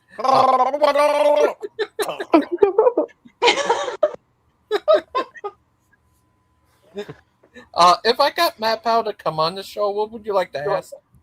Matt Powell, I'd Yeah. say, hey Matt Powell, how's your day going? Would you ask him why he thinks? About the why you think Muslims are Orthodox are the same? No, I wouldn't ask that. You know why, Gangster Ghost? Because that's going to start an argument. Oh. And I don't want to argue with people Oh, if I can help it. I know I inevitably will because I'm on the internet, but I try to avoid it if I can. Yeah. Would you ever ask him about what does he really think of Orthodox? What do you really think of Orthodox? I don't know. I feel like that might start a fight too. Oh, I need to tell you. What do you think of that thing I sent you of Steven Spielberg saying that if they said aliens are real, it might make people question their faith? What would you think? It's so strange that Steven Spielberg, remember Independence Day when like he had Area 51 and like they're like, oh yeah, the government doesn't want people to know about Area 51. Yeah, but they're gonna let Hollywood have a major blockbuster movie about Area 51. It is such controlled, like this is a psyop, man. At the very same time, you have congressmen that are going out to clergy and saying, oh, you need to prepare your congregation for alien disclosure. You got to make that work with your theology now. And they're like, okay, we don't want to lose any Christians. How about we don't fall for the great deception of our age? You know, like they're so clearly demons. Yeah. But anyway, yeah, I know Steven Spielberg is saying that he believes in the aliens, and this whole disclosure movement happening at the exact same time is just coincidence. Nothing coordinated here, folks. Nothing to see. Just good old-fashioned timing. Oh yeah, it was crazy. He said he really believes in aliens a lot. Yeah. Well, they're demons. Yeah, it was crazy. Yeah, he's a crazy little guy. Yeah, he said all his alien movies are based on true stories. I guess E.T. Is that what he said? I heard it said that. Is that crazy? I don't know if I he. heard that. I don't know if he thinks that ET actually happened, but I know what you're talking about. Like he said something about like it's all based off of truth. Yeah, because he thinks that aliens definitely exist. He's like really into that. Yeah, that's crazy. What do you think, Lena? Well, I think that situation with that Catholic priest getting, fired from his exorcist job, Monsignor Rossetti, that's bad. I mean, like, it's crazy. just for Yeah. saying, I guess he came out, I think Daniel reported it before, but yeah, he came out and said that aliens were demonic, and the cardinal in DC like fired him from his job, and he's like the best exorcist in the whole US. Yeah. So, well, Lena, what are you going to do if the Catholic Church just comes out and is like, you know what? The aliens are our friends, and God loves them too. These are our long lost brothers. Would you follow them, or would you be like, all right, I need to become Orthodox now because the Orthodox are actually going against it? Man, I don't know. And I was going to ask, does Orthodoxy have a specific teaching on that? I mean, is that the formal teaching that it's impossible? Well, you know what it's like with the Orthodox. We don't have many formal teachings. We have no magisterium, but it's in the mind of the church that they're absolutely aliens, and that's what all of our priests say. We have books about that. Like Seraphim Rose just got glorified. He wrote an extensive book about how aliens are demons, and I follow Spirit and Bailey. He's a priest on YouTube, and he just wrote a book about it called UFO Deception. Read that on stream. It's very common in the Orthodox Church to be like, oh yeah, there's in the lives of the saints, if you look up at the stars too long, you'll see things. So they tell you not to stare at the sky too long because, there'll be spirits that claim to be angels, or they'll claim to be aliens, whatever they need to do to convince or to trick a monk or any person, but especially holy people. They really go after holy people the strongest. Right. Something that's really odd about Right. the alien thing, and I heard about this a while back when this is like from the Collins Elite. Do you know anything about that group? No, I don't. So it's a group from the US government, and they are convinced that aliens are demons. But they found out through like a seance because the guy who created JPL is named Parkson, I think, if I'm getting that right. Mhm. But it was an occultist, and he's just like, oh, if you want to contact the aliens, this is how you do it. He was doing like rituals to like get these aliens to appear, and the alien said that we were just vessels. And I was just like, today at Vespers, we're singing these songs, and it has our theology in it that we are vessels of the Holy Spirit. That's like how the fallen angels look at us, because they're like, how can these creatures have God inside of them? Like, it disgusts them, but it's also like it's the bane of their existence, because it's like they can't really touch us unless we invite them in. So like they see Right. us in this way that's so consistent with theology. And it's like we know that the demons, like they are tricksters for sure, but they also know the truth. And sometimes they'll end up saying it. They'll be like, you're just vessels. And it's like, actually, that's not wrong. It's just the way you're saying it is perverted, because you say it with disdain, but it's actually the most beautiful thing. Oh. Mhm. It reminds me of like the Garden of Eden. It's like the devil didn't, it's like he twisted the truth. It's like, yeah, if you eat of this, you'll become like God, but you can't do it before God's permission to do it, and you can't That's do the it like thing in right opposition to there. God. Yeah. That's it. Mm, Yeah. yeah, that's right. Um, well, yeah, I mean, that's basically the difference between a prayer and a spell, too. Trying to force things to happen versus, requesting that they'll happen. And people don't understand. I mean, the closer we are to God, I mean, you're going to get your prayers answered, more and more of your prayers answered anyway, uh, just because you accept whatever answer he gives you, number one, that makes God feel like that makes us trustworthy. And yeah, we just you don't need to, or even like the third temple, trying to build this third temple. You cannot force God's hand, you know? Right. I mean, our consequences have actions. I mean, it might end up, it'll probably end up ushering in if we don't, it could end up ushering in, the end of the world or the Armageddon or whatever. But again, it's like a spell. I mean, things are going to be weird. It's not going to be in the manner that God wants things to happen. Yeah, I mean, I feel like ultimately God works around our wickedness. So whatever ends up happening, it's still part of God's plan. There are people that had to Right. make the wrong choice, I guess, but not because Yeah. God wants them to.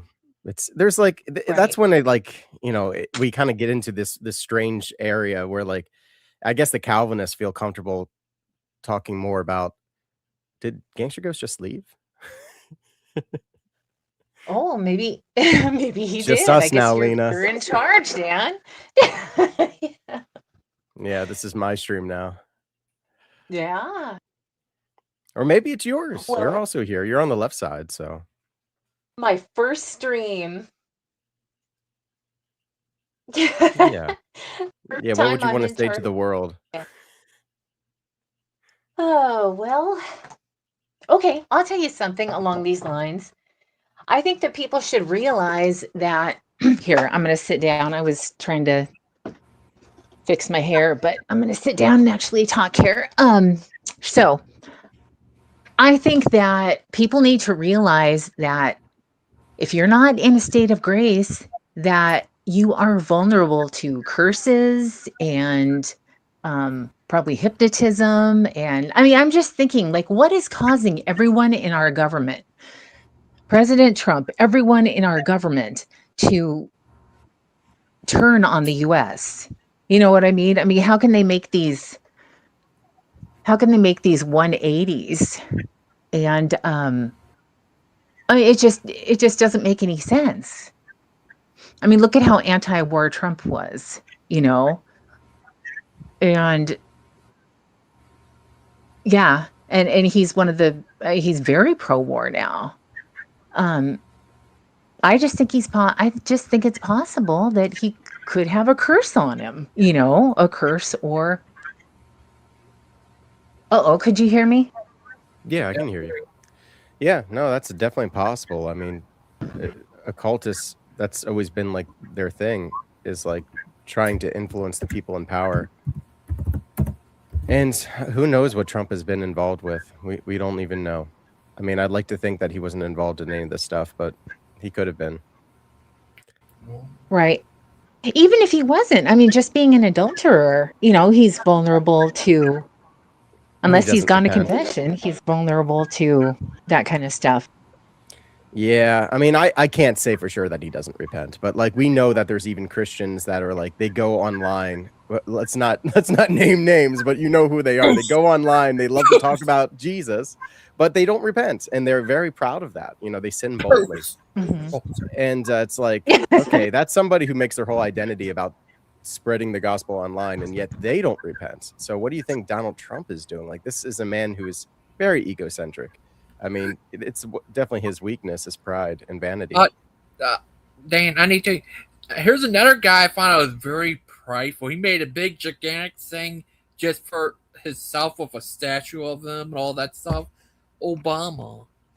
Yeah, but see, like I saw that just recently, right? And I saw people the backlash for it, but like I can't help but think like Donald Trump is the current president and he's currently doing that too. So like where's the right also being upset about that?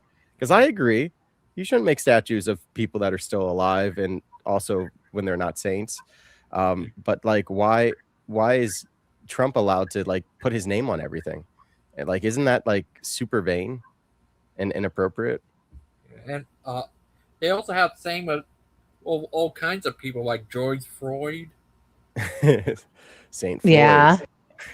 I don't think that guy's a saint. Oh man, I saw something that was so blasphemous. It was terrible, man. I hate to even repeat it, but like I will just because it's something that's happening now. But somebody took AI and they made an icon with the Theotokos and Saint George, and they had him saying like "Mama," like I can't. You know how he called out for his mom? Oh, They're like yeah. he's calling out for the Theotokos, and it's like I don't think that's what was going on there. And of course they made the Theotokos black, which is okay, I guess. I mean, I'm not comfortable with that because like you can do that with Jesus because he is united with all mankind, like the human nature.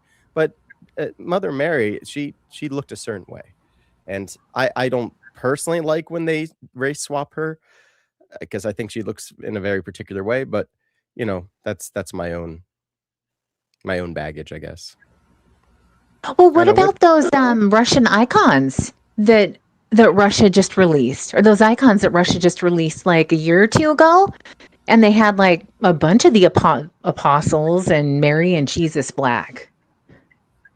the Do you remember Russians? that? No, I don't. Yeah. Like the Russian government released them. Like these Yeah. old icons. And Gigi, as far as I know, you're a Trump supporter, and I mean, I think Trump's. Oh, go ahead. I'm sorry, What? Lena. I hate to do that, but it's just like if you're saying they're old, what could be the case is because my sister was an iconographer. You always start with very dark colors, and then you add on more light colors to show the illumination. And so over time, that those layers of paint will fade away, and they look like they're black. But it's not because they're actually black. I know there was a bunch of people who were like, "We was kings," and they're just like looking at these old Yeah. icons. They're like, "See, they're black." It's like, no, that's the style of iconography. You always paint with the darkest colors first, then you add light to them. I seen older pictures of Jesus that looks the same as the Jesus we have today. Yeah. Well, and I'm not saying I agree or whatever, but yeah. Apostle Paul, I read in the Bible, did talk to the Ethiopians who tried to make a picture of Jesus Black, I found out, and he said, no, the Messiah is not from Africa. And he said that you preach a different Jesus, you get a different spirit, I guess. That's what I remember hearing. Oh, good point. Yeah. Yeah. Well, yeah, but the thing was with those icons, if I remember right, you should like Google up a picture of them. I think they had like black textured hair on them too, more like afro type. I mean, like short afros, you know, like shortcut men's hair, but it was like that type of black hair on them, you know. So, but I don't know. I'd have to check. I can't check while I'm on the internet or while I'm streaming like this, but yeah. So I was kind of confused by that actually. I'm So looking at it I right don't know. now. So my intuition was correct on this one. So it's basically it's aged pigments and also candle soot. So that's the other thing I forgot about is that there's candle soot as well because you always burn candles near these icons. But no, they may appear black or dark skinned today due to material aging, prolonged exposure to candle smoke, oil lamp soot, and the oxidation of varnish and egg tempera, which causes significant darkening over the centuries. Because it's so old, that's why they look black. Oh, Cecil asked. Oh, okay. Okay. What color was her skin when she talked to you? she was white. Oh. But that's because she was full of light. But yeah, like I mean, you. she looked like the icon. So. But yeah, and I want to ask you, so what would you do if you saw an alien Did and you was actually? a demon and tried to sorry. Go ahead. bite brain? What would you do? Sorry, what was the question, Gigi? What do you do if you get attacked by an alien demon AI machine? Well, okay, aliens are demons, so that's just one thing. And then the AI is probably how they will manifest themselves. So I could see that happening. What would I do? I would pray to Jesus. And if, it's my time to be martyred, then I'd pray that God gave me the grace and strength. What if we tell him this? You take your gun out and say, this is the something Magnum. You feel lucky, punk. Yeah, maybe, especially if it's against a machine. Like I feel way better about using a gun against a machine than a human. So yeah, that's true. I probably would just mag dump it. Remember that picture I made of you? Have you say, do you feel lucky, punk? It can actually make you talk. The AI app. Is that crazy? Yeah. Well, yeah. Yep, it's crazy. It's crazy how it can be used for deception too. Yeah. Just like clay. What if that wasn't really clay but an AI machine? What if that wasn't clay but an AI machine? Yeah. Oh, I would guess I wouldn't know. What if it was like in shoot them and then they turn all the metal just turns all into liquid and they're whole again. Yeah. Lena, you had a bit of a glitch there where it sounded like you became like your talking was like a machine gun for just a little bit. I don't know if Gangster Goods, did you catch that? Yeah, I did. All right. The internet's acting funny right now, I think. Let me see what the geomagnetic storms are doing. My connection is never great. Sorry, Lena. You streaming out of a shoe? Oh, that's okay. I'm sorry. No, from the moon. Well, I'm sitting in my bathroom right now. Sitting on my toilet, actually. I was I was fixing my hair, but then yeah, I just no, the lid is down. Your camera's off. Yeah. I just sat down so I took a break from fixing my hair so I could talk. Yeah. So the lid is closed. Okay. All right. Yeah, it's closed. Yes. I'm fully dressed. Yes. Well, yeah. I mean, Gigi, I know that you're a supporter of Trump, and I was from like day one. I've been a supporter of Trump's. That's why I feel kind of like disappointed, specifically around the wars. Like I'm very anti-war, and that was, to be elected this time because I thought we could put an end to these forever wars, but we got to fight and die for Israel. yeah, we're just getting sucked back into them again. Right. Yeah. Well, and I was mentioning the curses and spells and stuff before. I mean, I think if people need to I'm just thinking about with this project Bluebeam and whatever is happening with the potential building of the third temple. I mean, like, how do we protect ourselves from becoming like our Congress, Senate?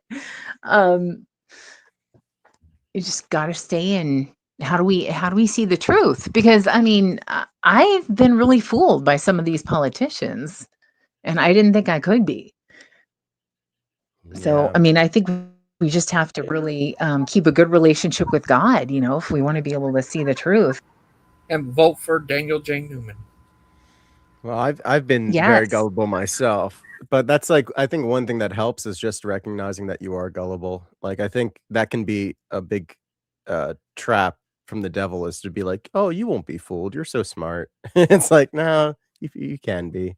Exactly. Yeah. Yeah. I think that's totally true. It's Daryl. Daryl! Did he join? Mm-hmm.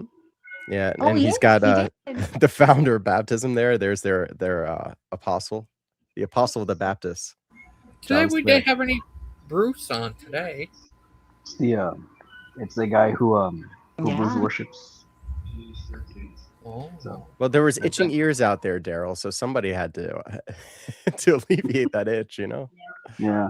Someone had to You know, scratch that. Daniel, you got to be born again, man. I don't know what to tell you. You're in a false church. Yeah, and a born again that I specifically mean for my private interpretation of the scripture. Yeah. Well, that's a loaded question, Daniel. Anyways, what are you guys talking about? We were talking about how Oh, Trump has just started up the war in Iran again. That's all your fault. Well, I guess they shot at an Apache helicopter, so I guess that's on them. But did they even do that? I don't even know what to believe anymore. How we know was it you who did that? Or it could have been Israel that does it. I mean, they have agents in Iran, obviously. They have people everywhere. How we know you're not one of them? well, even if they did, we were flying over Iran. So they're kind of justified in doing so. Yeah, I mean, we did take out their leader. So, I mean, I can see why they're defending their own country here. Yeah, But fact is, though, we're never going to know the truth. How probably things Remember Vietnam?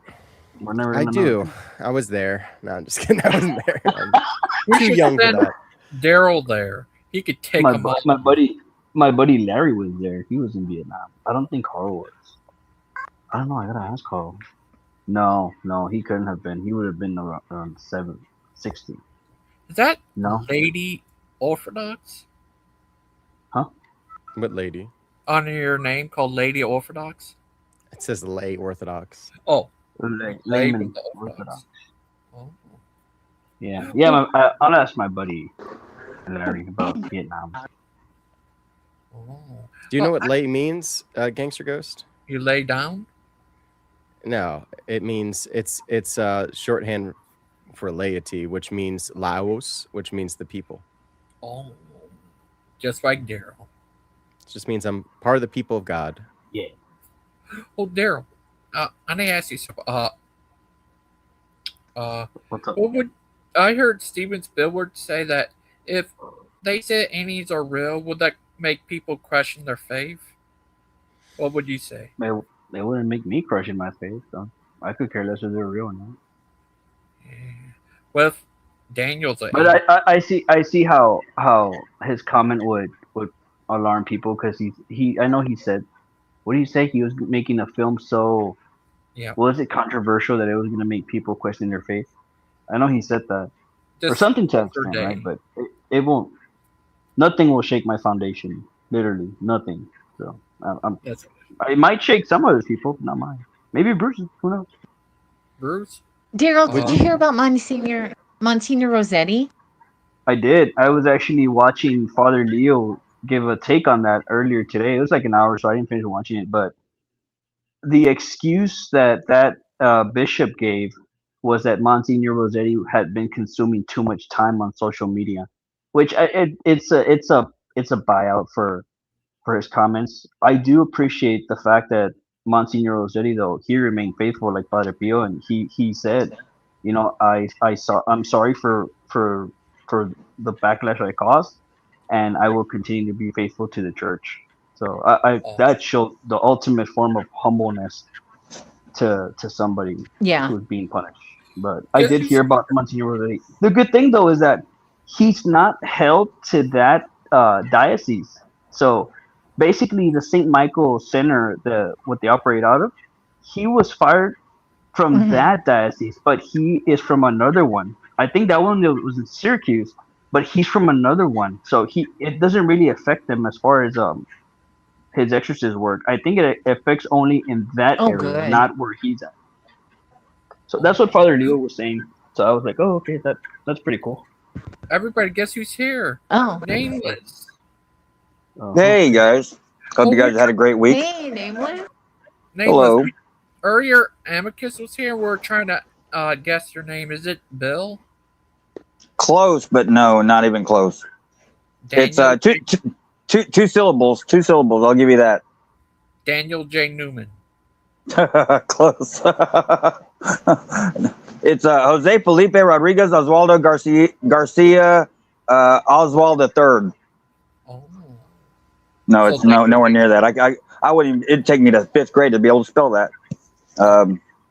No, I try to keep a clean identity, because I don't want to be known for my name or who I am, just what I believe in. That's the whole purpose of anonymity. It's not because I'm hiding something. It's because I just boast Christ. I don't want any, I don't want any kind of proclamation of myself. I think the men of God only point to God. They never point to themselves, and so that's why I'm nameless and faceless and all that. Not because I have anything to hide. I'm pretty much an open book, but I just point to God. Who left? And speaking of which, Lena. So when you're talking about all this, what do we do and about all this stuff going on, I just caught barely part of that, and it reminded me of a verse in Psalm 19. Would you like to hear it? Sure. It's Psalm 119, 9 through 11, or it's 19, 9 through 11. The fear of the Lord is clean, enduring forever. The judgments of the Lord are true and righteous altogether. More to be desired are they than gold, yea, than much fine gold, sweeter than the honey and the honeycomb. Moreover, by them is thy servant warned, and in keeping them of them is great reward. And so I believe that's the key to all of this, is just being focused. It might not, you may not know what to do, but I want to say, by keeping your eyes on the Lord and obedience to the Lord, it will be him that will deliver, anyone and all of us, Lord willing, through whatever struggles or perils we might have. I've come to learn that the hard way. Right. Let's just say I was very hard-headed the first majority of my life, and it took me a long time to come to grasp that truth, that trusting in God is what delivers me, not my own or anything like that. And so I just wanted to share that nugget. It's a great reminder. Is Great it a reminder. chicken Yeah. Depends on if it's real chicken. It is a chicken nugget. Oh, just like Well, yeah, I mean, people. Right. I can't. Sorry. Yeah, people are afraid to. They're afraid to trust in God in every way because they're. Well, for example, the easiest example is like premarital sex. I mean, that's the hardest thing for many people to give, or one of the hardest things for many people to give up, because they're afraid, well, if I quit doing this, am I going to lose my sex drive? Am I going to, well, that's usually the biggest thing people are worried about. If I give it away to God, am I ever going to get it back?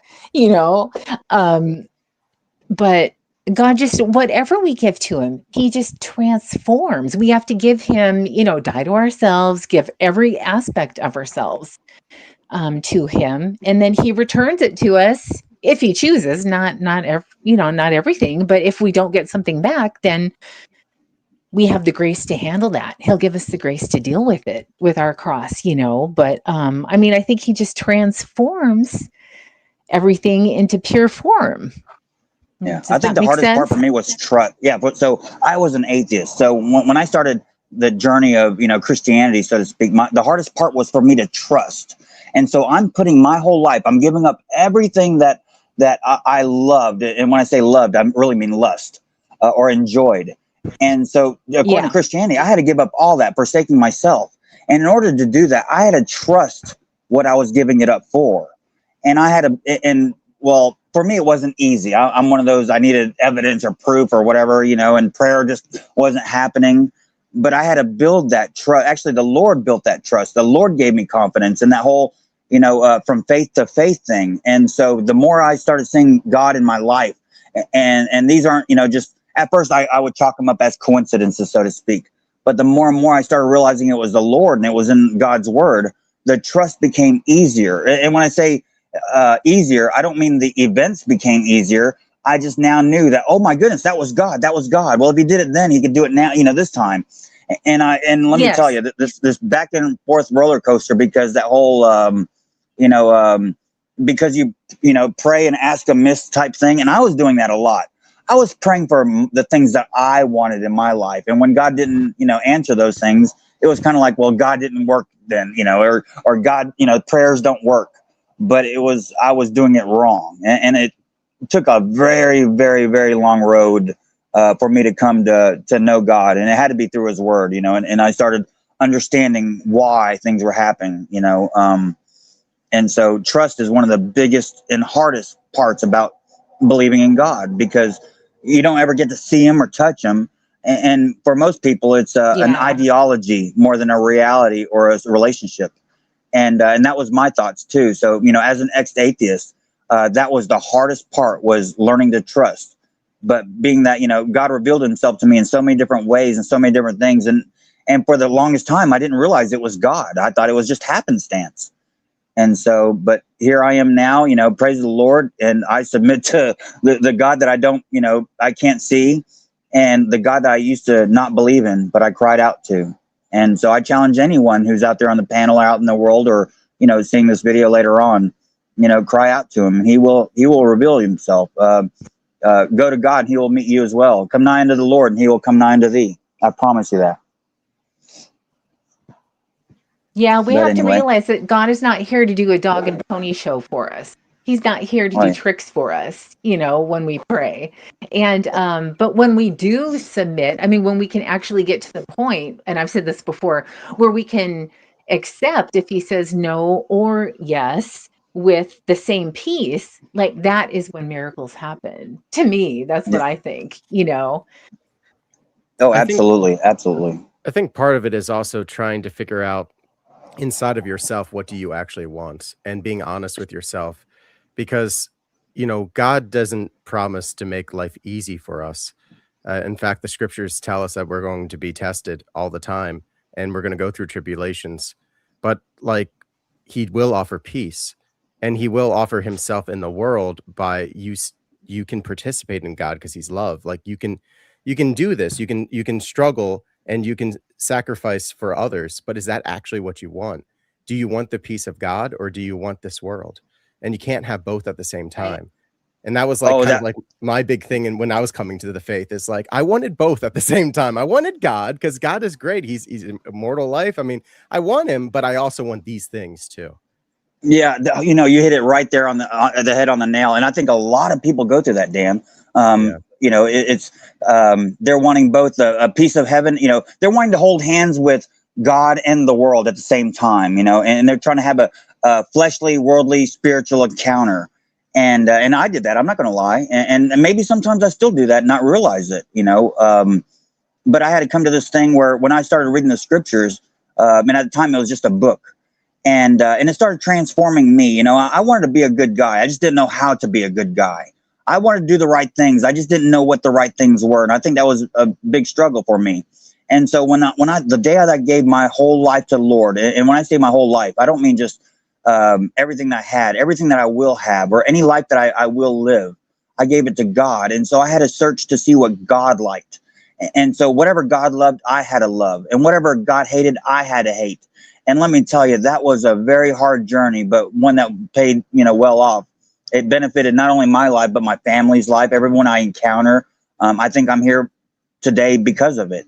And the reward isn't a reward that people always would dream of. Mine is peace. I have a sense of peace. I don't have drama in my life. I don't have aggravations. I sleep very well. I lack nothing. And that's an incredible sense of peace that the world never gave me. Materialism never gave me. Hedonism never gave me. Lust never gave me. Only God gave that to me. And it was because of submitting to him and understanding the contentment that he gives. It's been an incredible thing, and I wouldn't trade it for anything. I love it. I hate that to say that I was an atheist, but I rejoice and glory in God to say that I'm a believer. Not just a believer, I'm a witness to the miracles that he's done in my life. And I testify to those miracles. And so, glory to the Lord. Glory be forever. Have you ever been, Nameless, have you ever been a welder? Yeah, believe it or not, I was back from around the age of 18 to 23. I worked in a welding shop. In Redmond, Washington? No, in Tallahassee, Florida. Oh, your voice sounds familiar. It's Justin. I thought, Yeah. thought I may have No. known yet. Never been to Washington. Never been to Washington. Oh, okay. No, and I'm now a carpenter. So that's my trade now. I love it. It's a great sense of accomplishment to every day to leave the job site and see a yield of satisfaction through something you built. It's not just a paycheck every week. It's a sense of accomplishment every day when you leave. I love that part. And Lena, so, whereabouts are you from? Because you didn't get back to my message on email, but I know. whereabouts are you?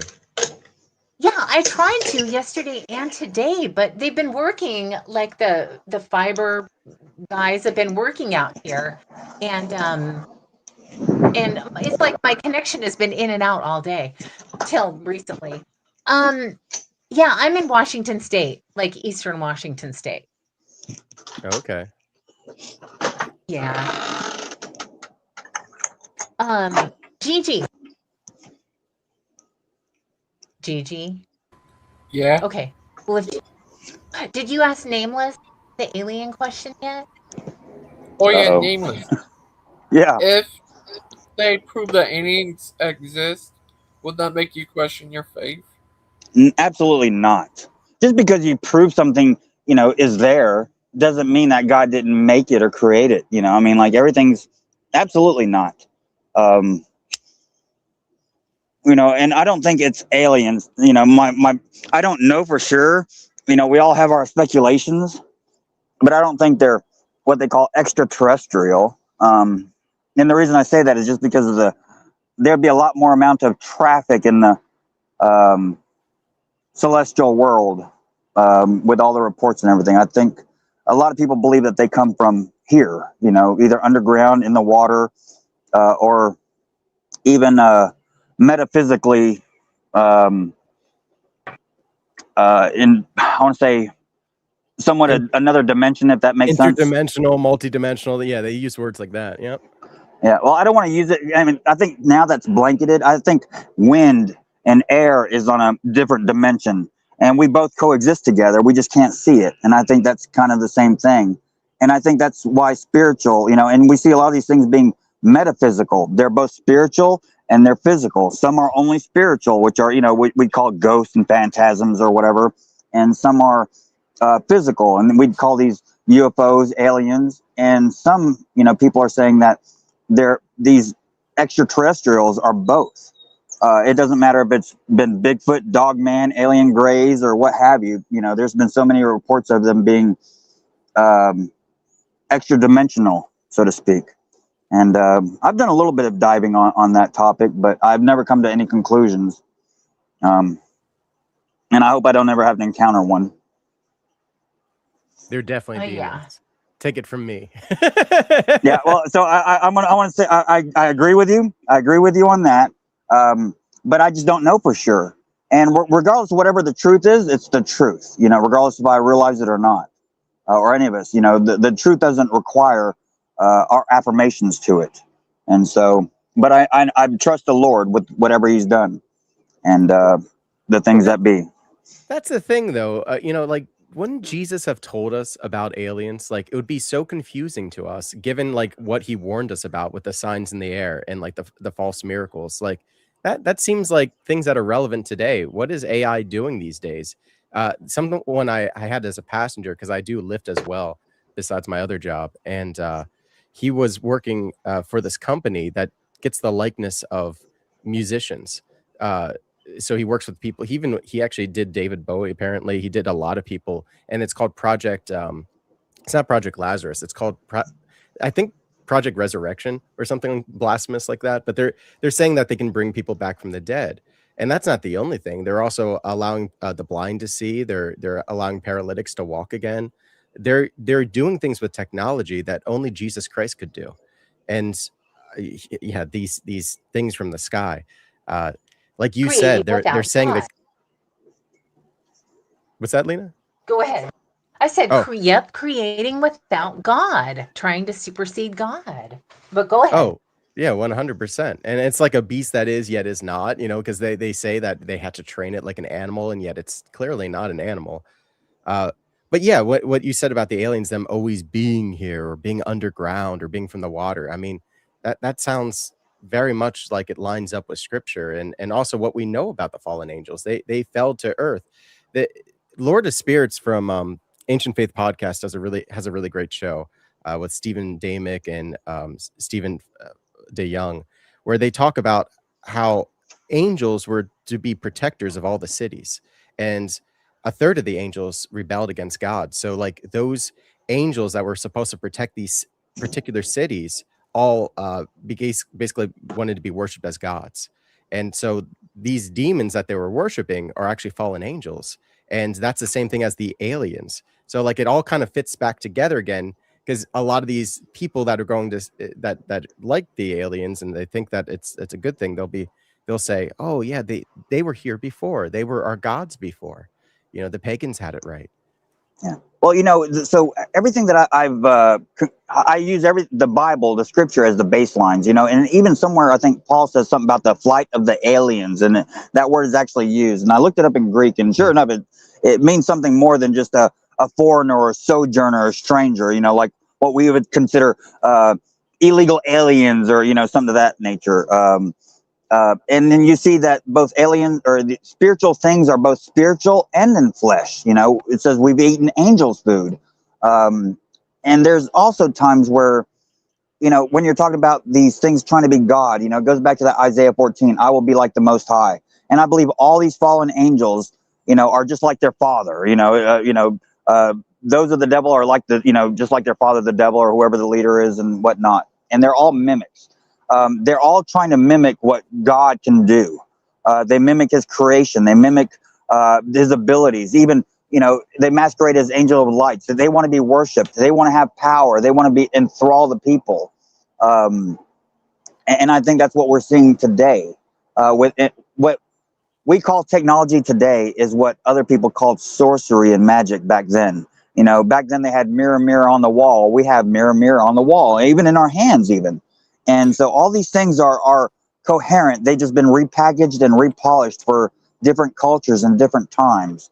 And so people would never know the difference unless they were very well versed in both history and, you know, bibliology or, you know, theology, so forth, and the whatnots. But I think all these things are spoken of in scripture just under different terms. Stephen DeYoung and Tucker Carlson just did this interview that I hope everyone watches, but it's about the Nephilim, and he's talking about how before pre-flood, these civilizations had amazing technology. The Jews had one way of looking at it, the pagans had another. And so the pagans were like, oh, the gods gave us all this amazing technology, and we had like this golden age before the flood. And they see this as a great sorrowful thing. They're like, we had this wonderful world and was taken away from us. But the Jews see it as like, oh, they got God cleared, basically baptized the world, cleared us of this inequity that was widespread. But like, that's really a very good way of putting it. You know, baptizing the world. That's exactly what he did. Yeah, 100%. And oh, there's so much symbolism that you can get from like the wood of Noah's Ark, and you know, the Ark, and that being called the Ark, like the Ark of the Covenant, but also like the wood of the cross. There's so many different avenues you could go down. But what I wanted to bring up is just like from this theologian's perspective, Stephen DeYoung, he was saying that in the past we did have amazing technology, you know, like because spiritual technology is like sorcery. And there seems to be a difference right now, but they eventually kind of come back together. And that's why like JPL, like he was an occultist, you know, he was using occultism and magic to help him to build these rockets. He wasn't a rocket scientist at all. He was an occultist, and he studied under, you know, Aleister Crowley. He grabbed the books of Aleister Crowley, which Aleister Crowley, you know, he stole the books of Enoch. And I don't know if these are non-published to the public books that deal with what we would consider magic, but they would consider elements of the time, how to utilize the elements of the world to do supernatural things. And believe it or not, a lot of occultists have stole biblical things. You know, I did a little bit of research on it. If you guys ever have a chance, there's a documentary called Old World Order. And you guys are going to be so amazed at the history that's been suppressed, and the documents that have been burned and kept from society to keep them from history and our abilities, what mankind has actually accomplished.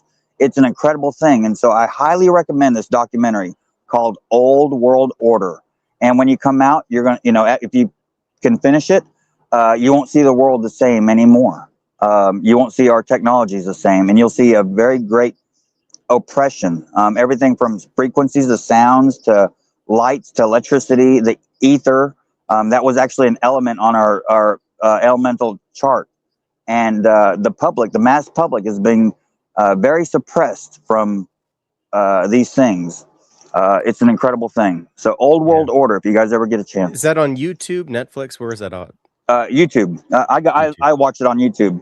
And get it while you can, because a lot of these things that, you know, I've researched are no longer available to the public. They don't like people being aware. They do not like people being aware. And so, but I highly recommend it. You guys will love it. Absolutely. Well, but Yeah, but speaking of this kind of thing, I mean, like, this is where, as far as aliens, this is where I think it could be sort of a natural, well, not really natural, but not natural. I mean, what if aliens are like future humans, that have been, that we, if we just screw, I said this a couple weeks ago, but what if we have screwed ourselves up with eugenics and Neuralink and stuff like that?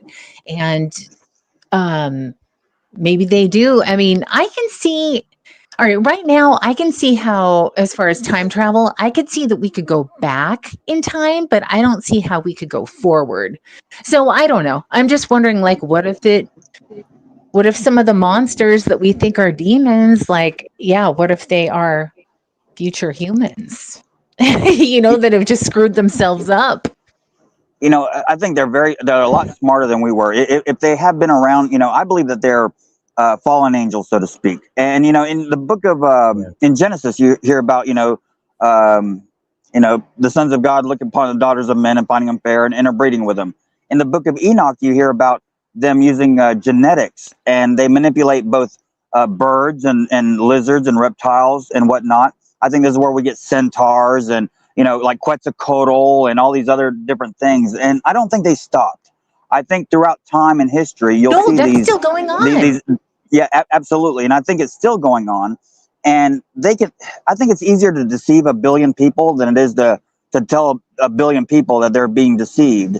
And most of us think this is usually done by man, but I think it's done by a higher power. I don't want to say higher power, but these celestial things, in Job, where were you when the sons of God were, there when they, the foundations of the earth were laid? They know all these things more so than we do. But it's man. We were made lower than the angels, but we were crowned with glory and honor. It doesn't say the angels were, and that goes back to Hebrew. Which of the angels did God say sit at my right hand? Whatnot. That was for us. The greatest part about Christianity for me was God can live inside of me. We're the temple. God can live in you, and I don't see. I don't. We were just Yeah, talking and about I that don't. earlier. Yeah. I don't see any other religion saying that. And that's a very profound statement. And when you get to the bottom of it, it's oh my goodness, it's true. And that whole in him, in them was the light and the light of all men. I mean, like this is an incredible thing. And so, as an ex-atheist, all of this is so mind-boggling. And I've come to find a lot of the God hasn't lied to me yet. Where I thought he did, I just didn't understand him. And so I've gotten to the point where even though I don't understand him, I trust him. And so a lot of the things that he's saying or describing aren't just, plain flat out, I think some of it, we could say beating around the bush, so to speak, but we figure these things out by putting this big giant puzzle together. And a lot of it's already there. And I think a lot of it's being suppressed, even scriptures are being suppressed from mankind. I don't have proof of that, but I found some other things that aren't in the scripture. When I found the Apocrypha, I was blown away. Oh, the Deuterocanon? That's in both the Catholic and the Orthodox canon. Yeah, and but well, it is. And so away. at first, to be honest with you, I was biased against it, Daniel. I was very biased against it because to me, it's the 66 book, this, that, and the other. And so when I finally read it, I was blown away. I could not believe it. At first and second Esdras, it prophesies about Christ. It names him by name, And then when I read Enoch, I was blown away. I was like, this isn't something made up. When I started reading Ecclesiasticus and the Wisdom of Solomon, and I started finding other, different things, and some of it I've dismissed or I haven't, I'd say dismissed. I probably won't read them again, or unless something else comes up. But a lot of them I've really considered very heavily, and it has to echo the same testimonies as the rest of the scriptures. All these men have echoed the same song and the same picture, and that picture paints the picture of Christ. And so I had to use that same thing with everything else I look at, regardless if I dismiss it or conclude it. I'm not smart enough to do either one, but I've got to at least read it or look at it before I make an answer. What is that called? What's that proverb? He who answers a matter before he heareth it is a folly and shame unto him. And so when people were bringing up these books or whatever, I dismissed them. When people were telling me about aliens back in the 90s and all, I dismissed all that. You know, that's stupid. NASA, the government, they all, you know, decline aliens. Of course they're right, you know. And so and now they're saying the opposite, right? you know, it's well, they can't keep their life straight. You know, I think that's the problem. They can't keep their life straight. Into? Hey, I think we were just talking about third world politics. We were originally talking about Iran too, but then we got into aliens. Oh yeah, well that's another one.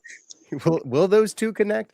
You know, I saw something today before I went off to church. What? I saw that that Iran put out a video of them being attacked, and it was just like this weird, you know, like two light type craft that was like slowly kind of going around over their sky. And I was just like, I'm sure that is probably an Apache or some kind of gunship, but like it made me think just for a second, like what would happen if we saw a UAP like in a war zone? Like would that like change things? Would that move the needle for a lot of people? I think it probably would, and it would make sense because I think there's a lot less grace where wars are happening. You know, Dan, believe it or not, there's a lot of historical evidence of wars in the sky, and this is before flight.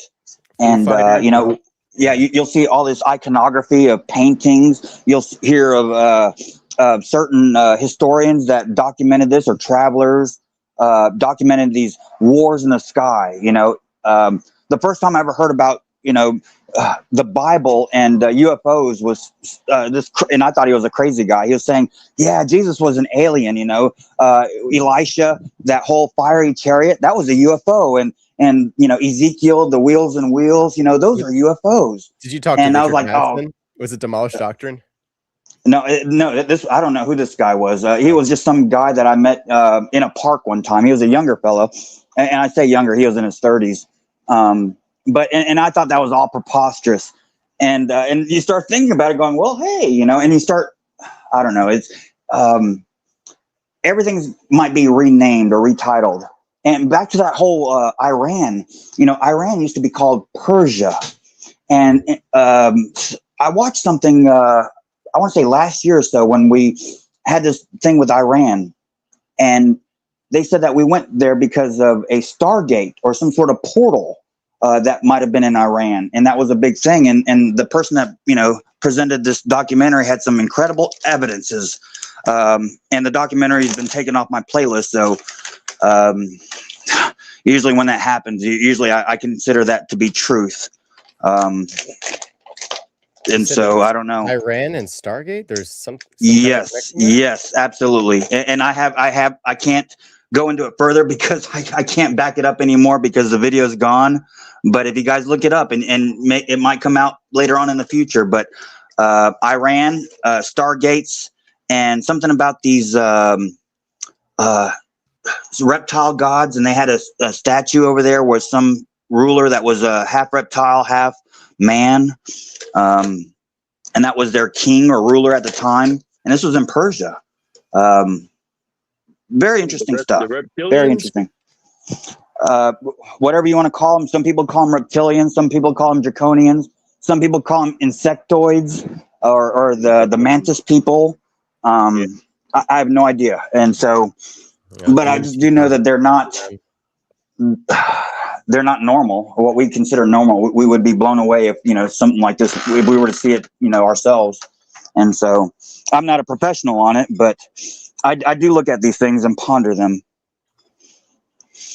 I was watching, so I'm an arm wrestling fan, and one of my favorite arm wrestlers is Devin Lorette. Yeah, you're talking about the Joe Rogan one.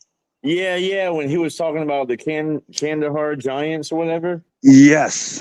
Yeah, and so that story came out a while back, right? And it was kind of covered up or whatnot. But, you know, when you hear things online, it's one thing. When you hear a very believable guy like Devin Lorette, who has nothing to do with anything except just being one of the best, if not the best arm wrestler of all time, right? Come out and tell his experience in Afghanistan and what he's seen. You heard it, right? I mean, yes, I have. that that Oh, that's I know what there's a you're. lot of Are you talking about with the validity to night what. vision goggles, like where they saw all those jinn? No, he's talking about. You might know more about it than me, Nameless, but the Kandaharian giants, whatever, like supposed Nephilim, they're like supposedly like 14 years ago the military like captured one. It was like 14, 15 feet tall or whatever, which sounds ludicrous or whatever, but Devin Hello? Laratt said he saw one over 8 foot tall in real life. And if you know Everybody's Devin quiet. Laratt, huh? Oh no, we're still here, Lena. You just can't. Can you hear us, Lena? Can you hear us? I can I only think hear her. you all of a sudden. Oh, really? Just Oh, me? go out Wow. and go back Oh, in. now Come back in. Nameless. Oh, that Now was Amicus. okay, now I can hear you all. For a Okay, minute, I awesome. couldn't.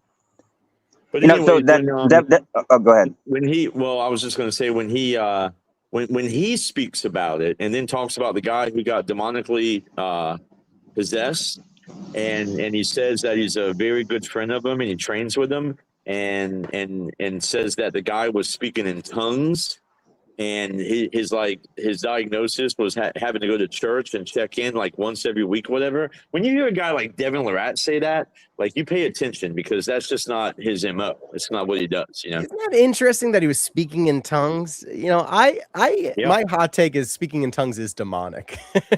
And so, yeah, I would agree, because I don't Yeah, think it's a real most of that thing. gibberish now is babble. Mhm. And the demons love that. They mock us. Yeah. Yeah. And that's the worst thing to make them happy. Yeah, well, you know, it's funny because we're made in the image of God, and if these things hate God and they can't kill God, they can't hurt God, so they go after the next best thing that can hurt God, which is us. And God so what loves they've us. done, Yeah. and so what they do, they pretty much hold us hostage, and they use us as a tool. They weaponized us against God, and we defame ourselves. You know, God made us perfect. You know, on the sixth day, he says he looked at all his creation and saw it was very good, and it was perfect. And so now we see everybody, you know, I think these demons, or the devil, we could say, is hates it. You know, he made us feel that we were incontent with our creation. We don't like the way we look, so we have to accessorize ourselves. We tattoo ourselves. We deface ourselves. We do everything, you know, to this image that, you know, kills it. And not only that, not just the image, you know, physical, fleshly image, but also our character. I mean, like, instead of us forsaking ourselves and glorifying God, we glorify ourselves. And I think this is the doing of, I don't want to call it manipulation, but we're being manipulated by these things, you know, through people. Go ahead, and through the world around us. For sure. Yeah. But anyway, Amicus, back to that whole Kandahar thing. So what Lamont was saying was he's seen one that was like 8-10 foot tall. He said he's like 6'7", and he came up to the nipple of this thing. And you know, that whole thing back in like 2002 in Kandahar, where they sent out that special forces team to go look for another unit, and they stumbled upon that giant.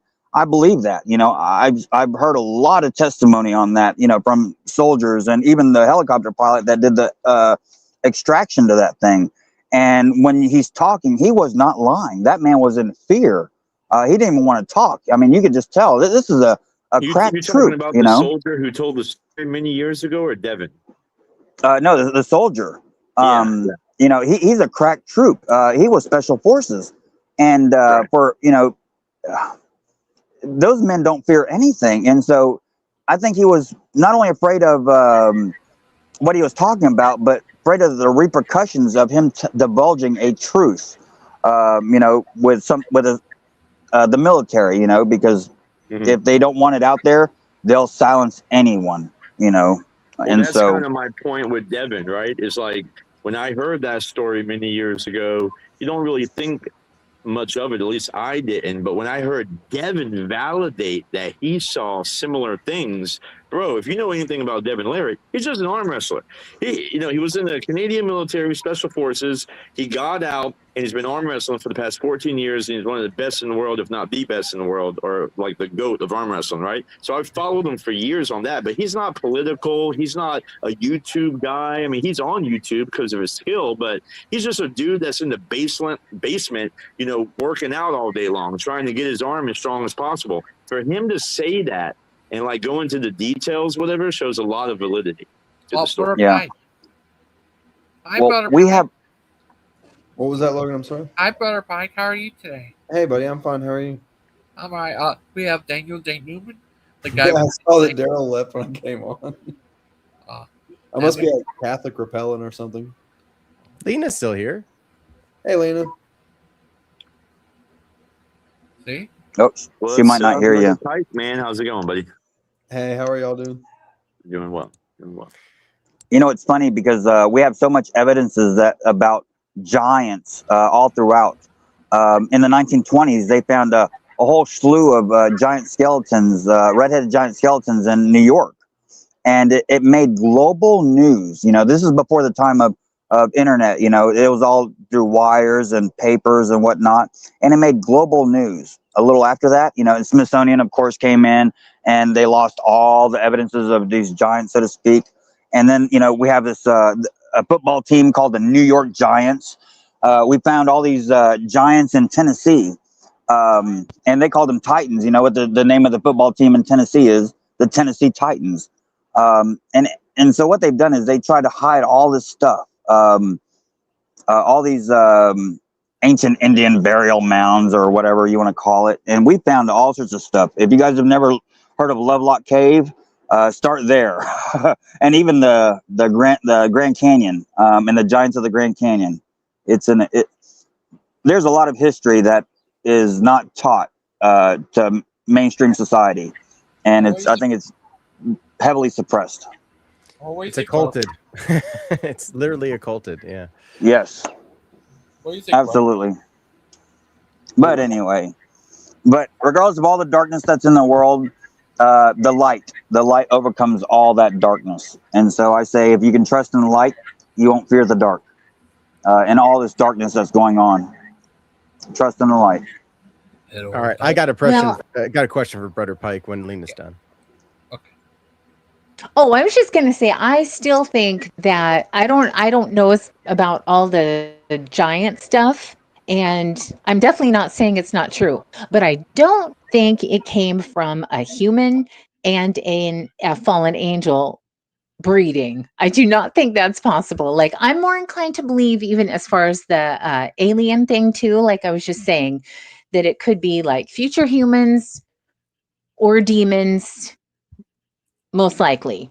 And then maybe it's an actual alien, like 1%. I don't know. That's all I have to say. So Father Stephen DeYoung does a great job of this, and this is something that's been done through occultism throughout all of history. Basically, a woman gets possessed by a demon, and then a man has sex with that woman that's possessed. That's how it happens. It's Yeah. Okay, that I can believe. Yes. Yeah, that's called a moon child by the Crowley lights.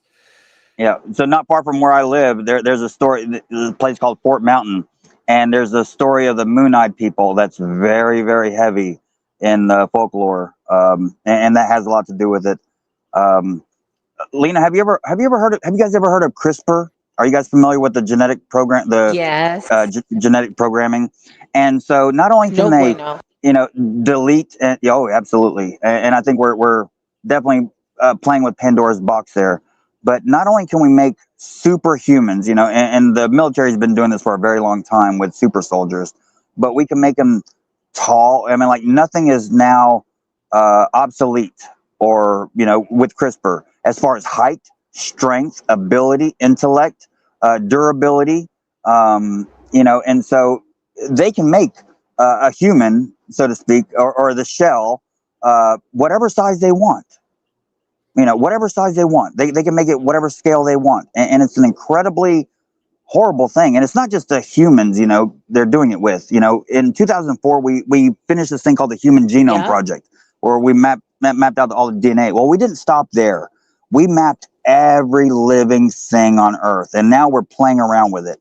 And we've been doing this for a very long time. If you guys ever look up the term spider goats, in the 1960s, the United States military bred goats and spiders that they can have silk farms. And so they had these things called spider goats. That was back in the 60s.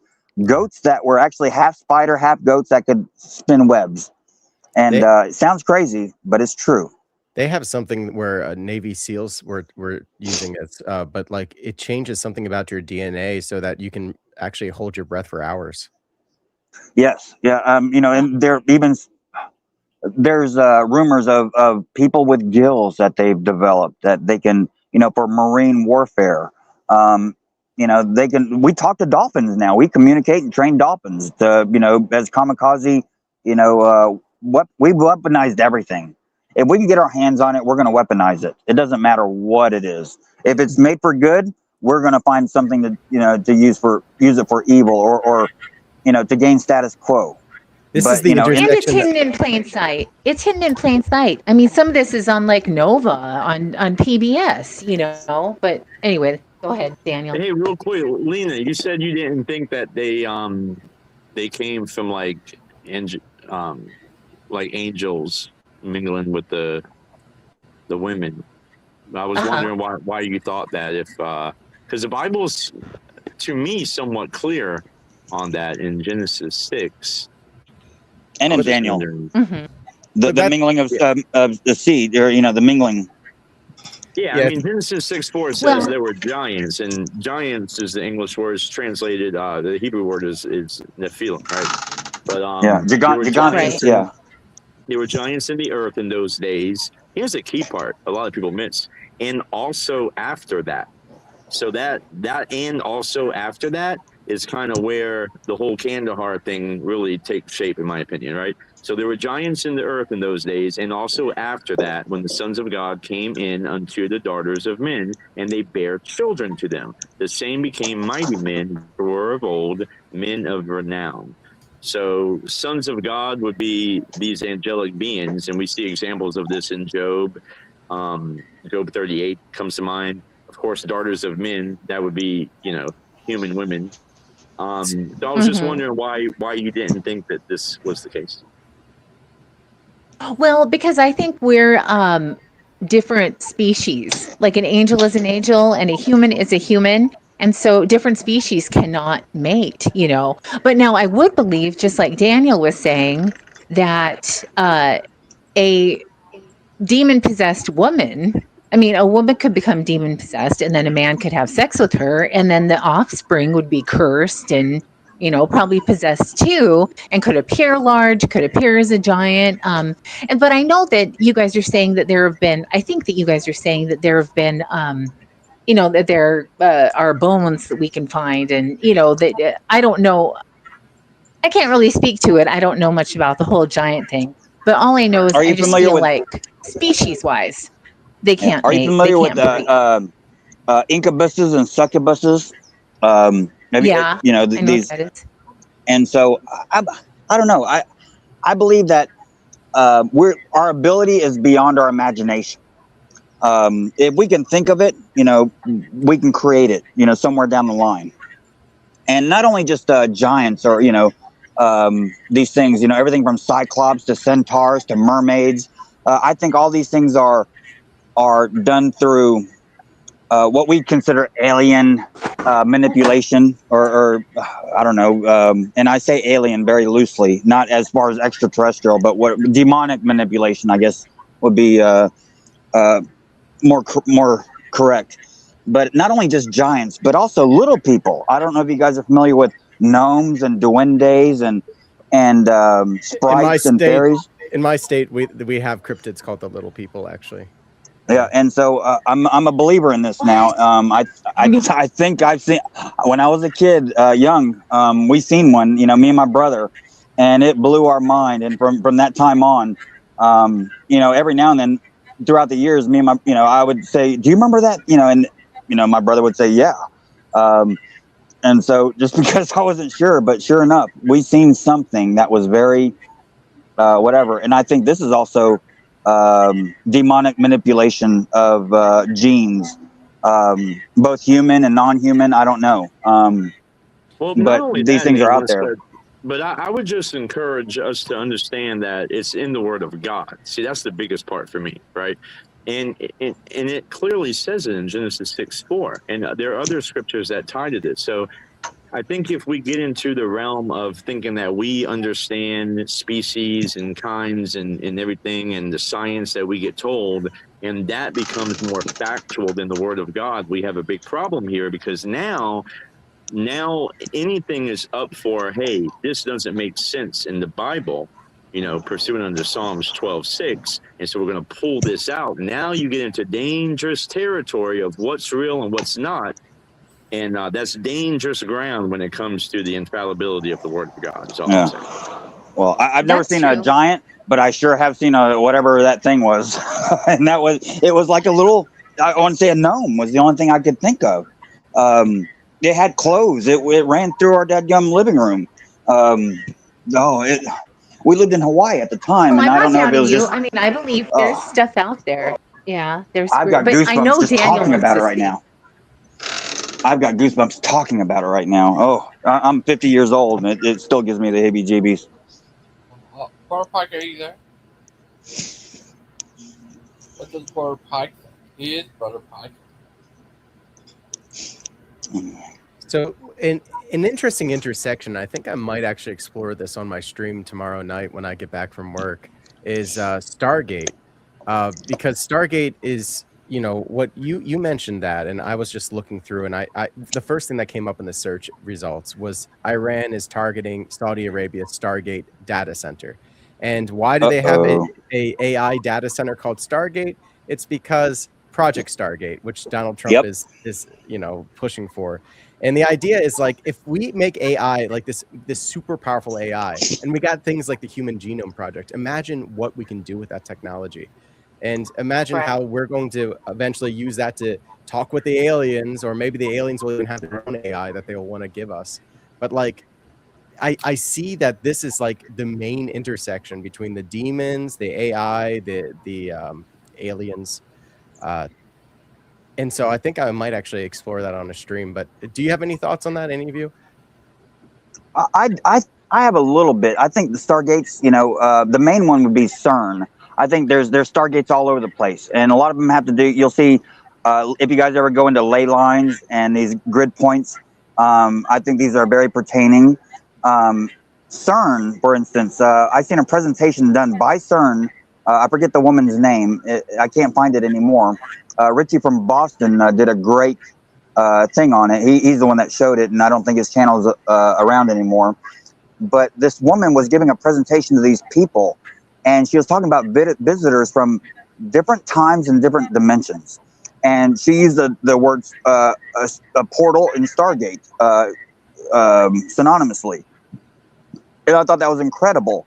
Back in 2004, 2005, somewhere around there, our local country radio station, the host said something about something that happened in the news with the Large Hadron Collider. And they said that it shut down for like 3 or 4 years because something went wrong. And so they got the smartest people in the whole world, these scientists, and they researched it they looked into it for like 3 or 4 years. And their official conclusion was someone from the future came back and sabotaged the machine to prevent them from whatever they're doing. And when they said someone, they didn't say exactly. I know. And even now you can look that up, and sure enough, it's still the official conclusion.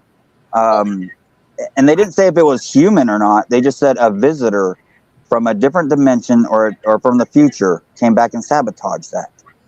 And we have evidences of teleportation, so to speak. And I guess you could say time travel. I don't know if you guys are familiar with the Philadelphia experiment, where we teleported a ship, from one bay to another. In Hawaii, and I forget the university there. They teleported atoms from one place to another. And what is that called? Antimatter. We have these two antimatters that are on the opposite ends of the Earth. and they both synchronize. If you do anything to one, the other one's immediately affected, and they don't know how because it actually goes beyond the speed of light.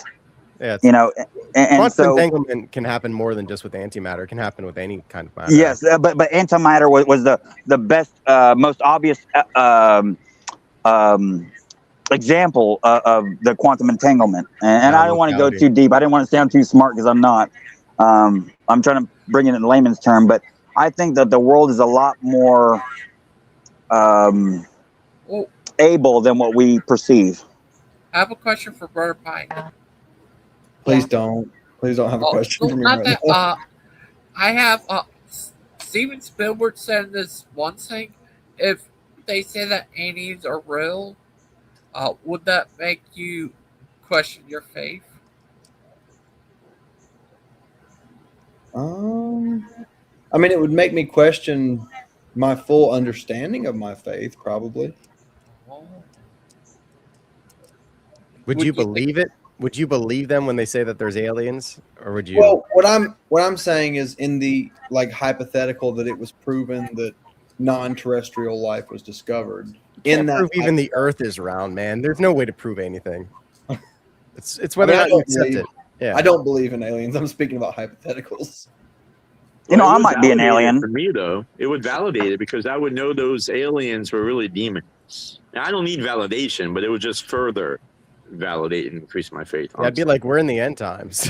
Yeah, I'd just be like, okay, we're definitely in the end times now. They're saying that there's aliens. The demons are here. They're being bold because they know they're about to run out of time. Are you guys familiar with the Greada Treaty? I want to say Granada Treaty, but it's not Granada No. Treaty. There's no N, but it's called the Greada Treaty, and it's an alien treaty between the United Nations and an extraterrestrial. I don't want to call it civilization, but extraterrestrials. And evidently, it's supposed to be at its coming towards its end, and that's why you see this heightened whatever's with UFOs or UAPs or whatever you want to call it. And evidently it's coming to an end. I can't vouch for that, but I've heard of this, and the treaty is very real. But the details of the treaty, I'm not really, are all speculations. If you guys ever get into it, if you guys ever go down the rabbit hole, it'll boggle you. It will fry you. It'll fry your head. The rabbit hole I like to go down, and this is kind of related to the other Project Stargate, is like psionics. And the vetted, if you know that channel on YouTube, he just put out a documentary about psionics. And the idea is that there's What is certain it? people. So the idea is that certain people can like communicate with the aliens, and that's how they summon them. And the government will hire these people. Also, corporations will too, like Lockheed and other companies. Yeah, they're called Jesuits, Dan. They hired Jesuits.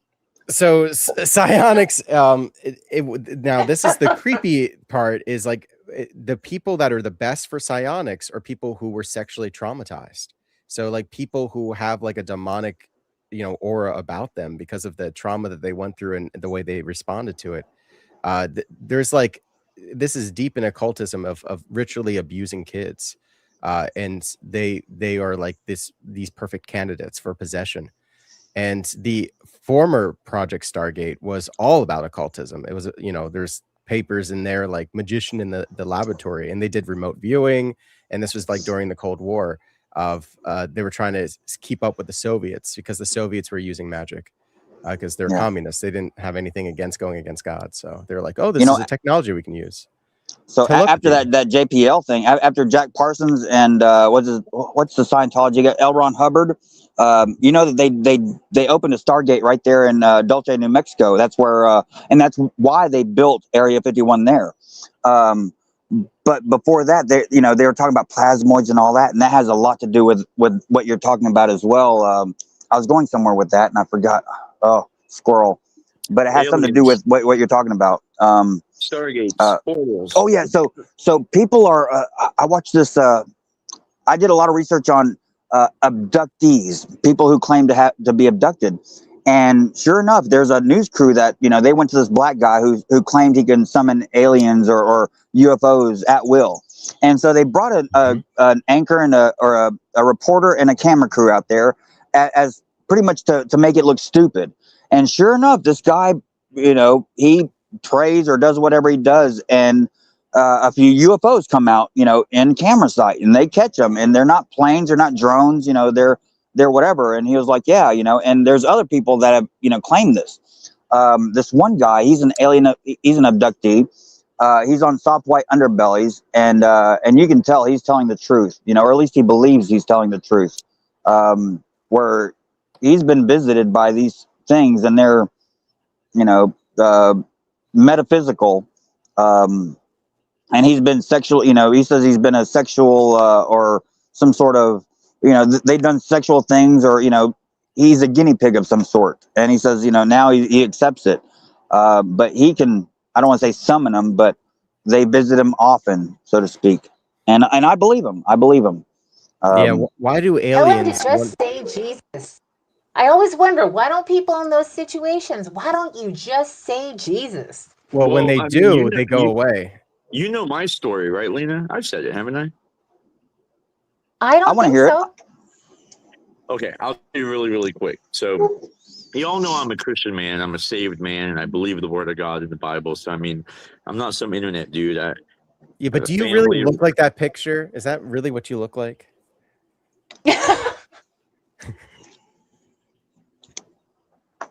He's like, exactly, the muscles and everything. He's Oh, looking by at the the way, picture say right now to hi make to sure. He's looking at the mirror right now. He's like, is this like Yeah. me? I think. I think so. All right, I'm all ears, Amicus. Oh, That's I don't how you know. stop someone dead in their tracks. You're just like, yeah, do you really look like that avatar though? And they're just like, I can't. Amicus got abducted. Took What the him. fuck? He wasn't allowed Yeah, to he say just it. got. But yeah, people who call in the name of Jesus, it's like it's in the records that the demons go away. Like it actually works because Yeah. So there's power in that the name. CE4 Research Society, they're the ones, or I think that they're ones that discovered that. They were doing something about sleep paralysis and all that Yeah, stuff. that's what I was going to say. I Yeah. don't know what happened there. I got disconnected somehow. We thought you got abducted. We were believers for a second. You're about to say too much. No, but let me answer your question first, Dan. That is a caricature of a real picture. So, I mean, obviously, you know what a caricature is, right? Yes, I do. Yeah, so it's like a cartoonish. So it resembles me a little bit, but it's not exact, But yeah, Made your muscles bigger. Yeah. Yeah. I'm not that jacked. I mean, I work out quite often, but I'm not that jacked. Yeah. I look like my icon. Yeah. No, actually, my icon is a lot cuter than me. Like this in real life. I'm somewhat jacked, but not that jacked. All right. So, anywho, to tell the story. So when I was like 17 years old, 16 years old, and whatnot, I was still at home. And at the time, I was hanging out with like the vampire people, right? Back in the 90s, it was like and they had this thing downtown in Charleston, Charleston has rich history, right? It's surrounded by graveyards and everything. So they did this thing called game, and like whatever they did, but like they went and did their little witchcraft thing or whatever. But one of the girls, Sarah, who was a Wiccan, so white magic, she was a very, very close friend of mine. So I would go down there and hang out with her while her and her little vampires did this game thing. Anyway, I tell that backstory because knowing everything that I know now, I realized I had opened up like portals. I had opened up the doorway for Satan to like just come in and wreck my life, right?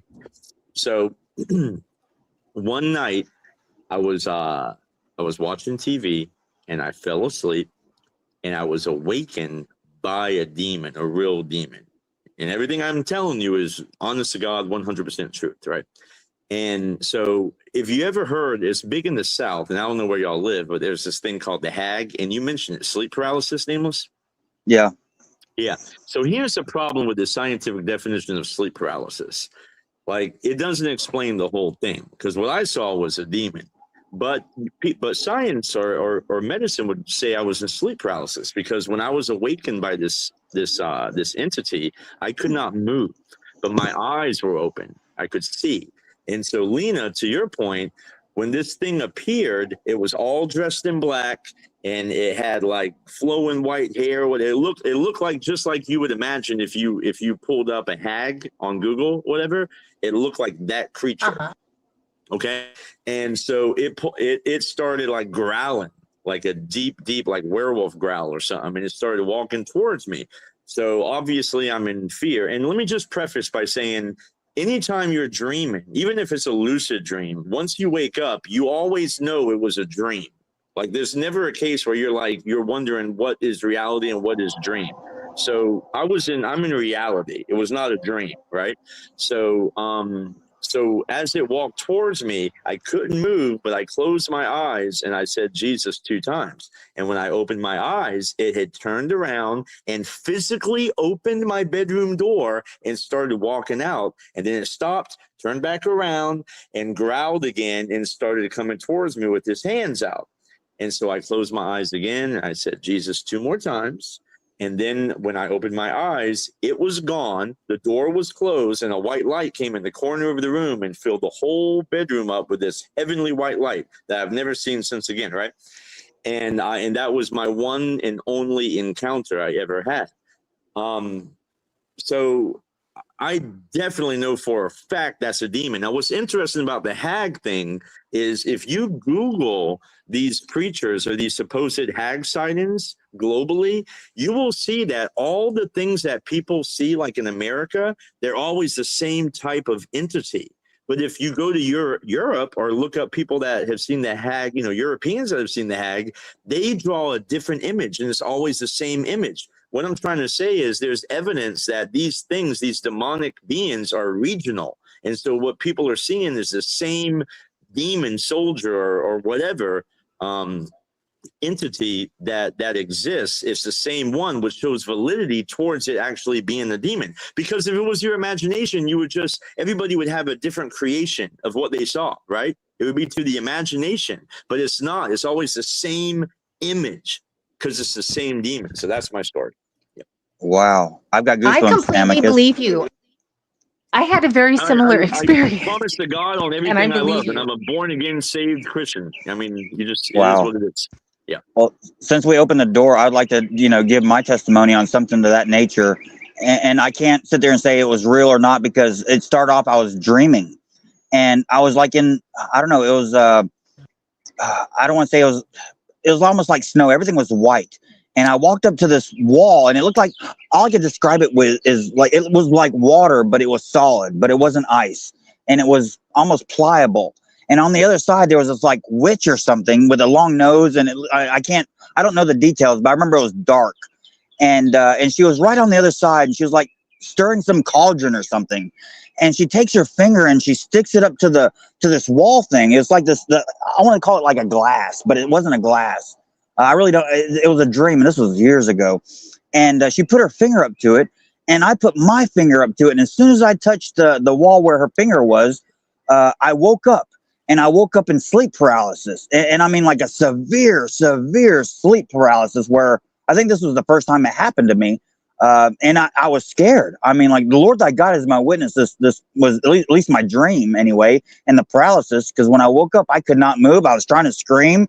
I think I pissed my pants. I mean, like, and at this time I'm like 18, 19 years old, so, and I wasn't afraid of anything. I was I was a hoodlum, and I didn't fear anything. But as a grown, at the time, I considered myself a grown man, wetting himself from this dream, I don't even know if it was a dream, but I don't know if it was a sleep paralysis that made me fear the dream or what. But that really happened, at least in my dream it did. And the sleep paralysis in reality actually happened. And I think that was the first time it happened.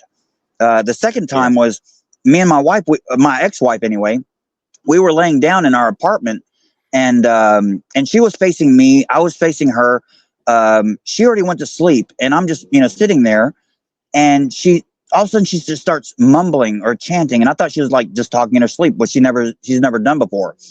And so I put my ear up closer to her mouth, and it sounded like she was just counting these numbers. It sounded like 16, 17, 18, 19, 16, 17, 18, 19. And she did it like 4 or 5 times. And on the last set, she did it real slow. And she went 16, 17, 18. And when she said 19, I froze. And I mean, I froze. This would be the second time it's happened. And I remember I was trying to move her hand. I was trying to scream. I was trying to get her to wake up or anything. And finally, when it released, I grabbed her and I'm scared. I don't know. And I was angry. And I grabbed her and I shook her and I was like, what did you do to me? What'd you do? What'd you do? And, you know, she gets out of sleep and she's terrified. I mean, like terrified. And so that was a really crazy thing. And those are the two most prominent that I can remember. There's another one, but it's just too crazy to speak in public. I keep that to myself, but there's experiences that I've experienced that are just that go beyond reality or norm. That's bent my reality. Ouija boards are very real as well. I think that's what it all stemmed from was the Ouija board. Me and some friends, we bought a Ouija board from Kmart, you know, for $14.95. That will You definitely opened do up it, a man. portal, bro. You opened That up like definitely will do it. the ability for Satan to come into, and this is what sin does in our life. If you're into some, especially in my opinion, sexual sin, sexual morality is like the gateway to all demonic behavior. Honestly, Amicus, do you mind? Can you look at the screen here? Did it look kind of like that? that honestly, no. That's more of a. Yeah, if you Google it, there's more realistic depictions. Try to find one that not where it's hovering over, but just standing upright with a black cloak and like white flowing hair.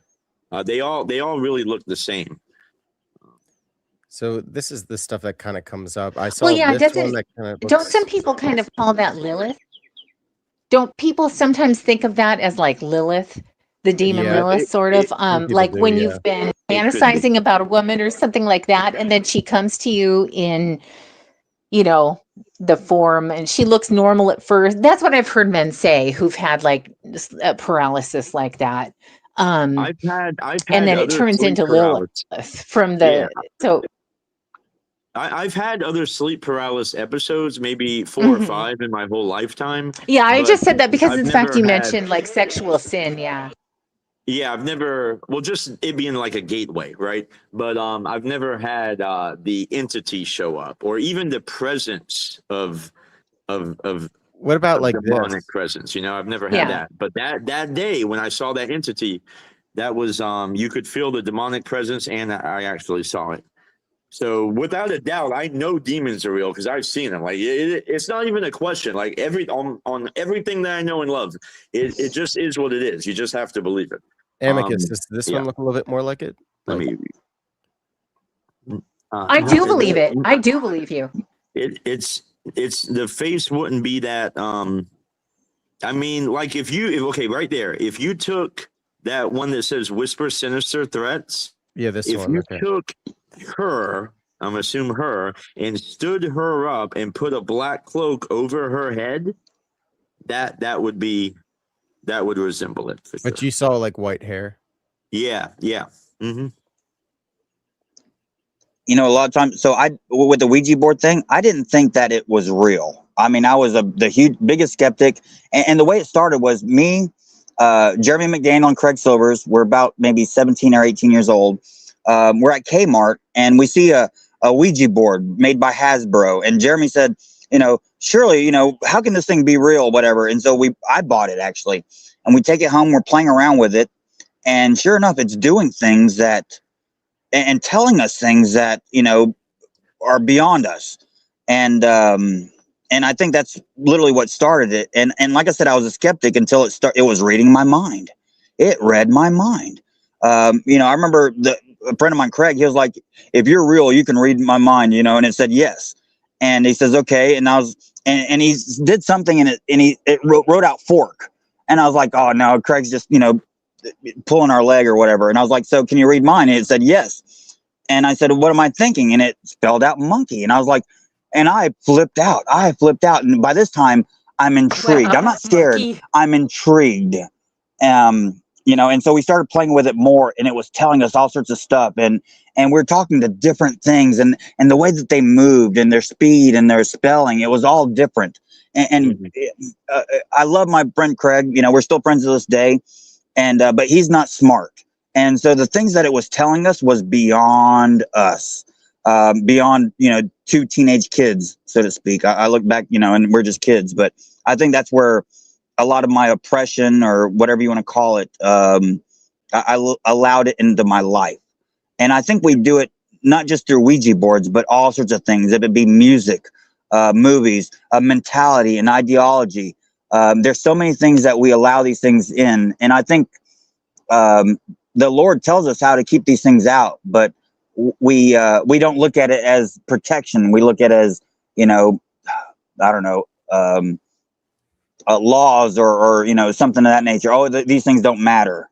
And but I think the scripture does tell us how to keep us from these things. Yeah, stay in the Word of God and remove sin from your life. Those are the two best pieces of advice I can give. Yeah. Exactly. So we're all spiritual beings. We're inside of fleshly vessels, and I think that's the biggest misconception is people think that they're just somebody with a soul, not realizing that we're souls within some body. And we're spiritually broad as the gate that leads to devastation, and I think it's a spiritual thing, and it starts with spirit, not physical. It can be physical, but everything starts spiritually, and that should be a warning to not only us among here, but all those who view. It's very real. These things don't just happen for no reason. It's like the story I told you all about the when I was into researching about the occult, and I went a little too far. I had the Necronomicon, and which is the Which book one? of the H.P. dead. H.P. Lovecraft or H.R. Lovecraft. I still have one right now in my What possession. is it? Well, I would burn What's that a if I were you, bro, Necronomicon? because Necronomicon means Book of the Dead. Yeah, it means the Book of the Dead. So it's basically, it's probably the pinnacle, I guess. But I mean, occultists would probably say there's higher, but whatever. Yeah, fair enough. But I mean, I shouldn't laugh. I mean, the entire thing is stupid. no, that's why like a real occultist would probably say like it's base level or whatever. But the thing is, to the normal person, it's pretty dangerous up there. for sure. And even Aleister Crowley, I mean, he messed with this stuff, right? So, and he's like the guru apparently. But yeah, Well, he was doing Enochian magic. Yeah. Yes. Yes, I mean, and so was John Dee. He actually went to Oh Egypt. yeah, John and Dee was the performed one who sex magic. made Enochian magic. Him with and all the the angelic language and all this, that, and the other. John Dee and what was that guy's name? Kelly. His partner. Yeah. But anyway, so there's things out there that we should not tap into or even mess with. We shouldn't. When I was reading the Necronomicon, I didn't get past the first page, which, as you probably know, Dan and Nameless, is a warning. The first page is a warning about reading the book, and I got right past the warning, and out of nowhere, bro, I looked down and there's a rattlesnake like 2 feet away from my feet. And I closed the book and I never touched it again. And that's when I realized that, like, God was showing me, there's certain lines that you don't cross, and you don't need to know like what's done in secret. And so I never went that far into the occult ever again. That was the last time I researched it. I've got H.P. Lovecraft's Necronomicon and H.R. Geiger's Necronomicon. I think there's like three or four that I'm aware of that exist by different authors. Bro, you got that stuff in your house? You should burn that No. stuff. No. Whoa. They're both in a safety deposit box, and if anything ever happens to me, my wife has given strict orders to burn them. They're not meant to be read. They're referenced. But this is a quote from Saint Isaac the Syrian. He said, "Do not test out your mind on the grounds that you are examining what seductive and impure thoughts look like, imagining that as you do this, you will not be overcome by them. Even the wise have in this way been thrown into confusion and become infatuated." So he's mostly talking about intrusive thoughts, that like maybe lustful thoughts, where like you kind of play with the idea a little bit, but it also applies to occultism. It's like we have this sort of like fascination where we're like, well, I'm strong enough that if I read this, I wouldn't fall to its effects, but I'm curious. I just kind of want to know what is the enemy doing, that kind of thing. You never want to, and you never want to talk to the devil. You know, Right. Well, I people that actually have say, a question for you, Dan. yeah, because I know you dabbled in the occult more than for a while. dabbled in it, but yeah. Yeah. Well, my question to you is, I'm curious if somebody like yourself, because you would think that you would have even greater experiences than what we just mentioned, right? But I'm wondering, in contrast, because you weren't, saved at the time, and you were just in it, if the stories that we're telling are maybe, I don't know. Maybe there was like an attack of the enemy on us because we were. I don't know about you, Nameless, but I had already known about Christ when these things happened to me. I just wasn't God. God hadn't sanctified me through the journey yet, right? I was a baby in all of this. So, well, my experiences made me believe Christ more because to me, Jesus was just no different than a Santa Claus for adults. And so after these things, there had to be some sort of merit to at least the Bible or, some of these things, if not, all of it. And I come to know all of it.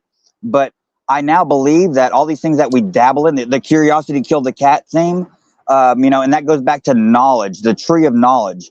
And we're always wanting to know something more than what we already know. And even more so when it's an occultish thing to the rest of society. When we started playing with that Ouija board, it was fascinating. And in my mind, I thought we had a power that we were harnessing, not being infected by, but we could utilize. And so it became an intrigue to me until these things started happening. And many things happened with that Ouija board. I don't even want to get into it because it sounds so crazy. I couldn't.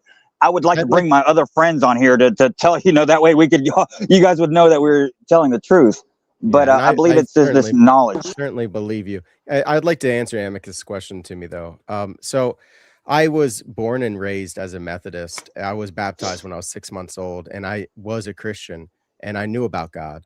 And I was actually very involved in the church and was a very fervent believer in Jesus, especially when he gave me. I was an atheist for about 1 year when I tried to run away from God. And the reason why is because I was plagued by demons. I saw demons all the time. I thought it was making me crazy. So I thought if I stopped believing in God, it would go away. But after about a year of that, God gave me a miracle, which was writing a book. And after publishing that novel, I became a fervent Christian again. But other people said, how do you know it's the Christian God? So that's when I started going down other paths of different religions. And I dated a witch. Was very much involved in demons, and instead of going to the Christian God and going to a priest or a pastor, I tried to understand that world so that I could control it, so that I wouldn't be affected by these negative effects anymore. And that's why I went down into occultism, and I tried to find an order that was like the good guys, end quote. There is no such thing as the good guys in the occultism world. They're all fooled by demons. But I tried to go with the one that was like the ones that weren't the pedophiles, like the ones that weren't the really bad ones. The white witches, the white Wiccans. Not Wiccan. I was a Rosicrucian, so I was part of the Rosicrucian. Yeah. Okay. Rosicrucian and Freemasonry have a lot in common, during their marriage of back in the, I think, 1300s. So they were one and the same until 1888. Yeah. So that's when they split off. That was so that the Freemason social order would. So do you have any good stories? Sorry, Lena, go ahead. Yeah. Oh, Lena, that's what okay. were you gonna say? Well, I was just going to say, but Daniel. Well, I do have a sleep paralysis story, also a really quick one, but Daniel, were you? I mean, most of your problems like manifested as earthly problems, correct? Like typical spiritual warfare, where you became an alcoholic. You weren't being plagued with like supernatural experiences, were you? All the time, you weren't being attacked by demons all the time, were you? Not attacked by during demons, that time by them, because basically occultism fills you with pride because you can do things, Right. and you're like, oh, I'm so powerful. Look at the things that I'm able to do. So like that's how they mess with me, is by inflating my ego. But then your and life making is me still feel very falling powerful. apart. Exactly. Yeah. Exactly. And that's the big joke with all occultists. It's like, if they can control so much, then why do they all die the same way? You know, look how Crowley died. He died Yeah, in I attic. don't think demons, they don't have to be, attack you. All they have to do is influence you. Just the whispers, these thoughts that they might put in your head. That whole Yeah. thing in James where, temptation leads to lust and lust leads to sin and sin ultimately leads to death. And so it always starts off as a small little whisper, and they don't always have to attack you or possess you or anything like that. All they have to do is influence you. And usually it's done unaware, to the victim. I think we've all been Right. demonically influenced or oppressed, if not possessed, and never known it. None the wiser. 100%.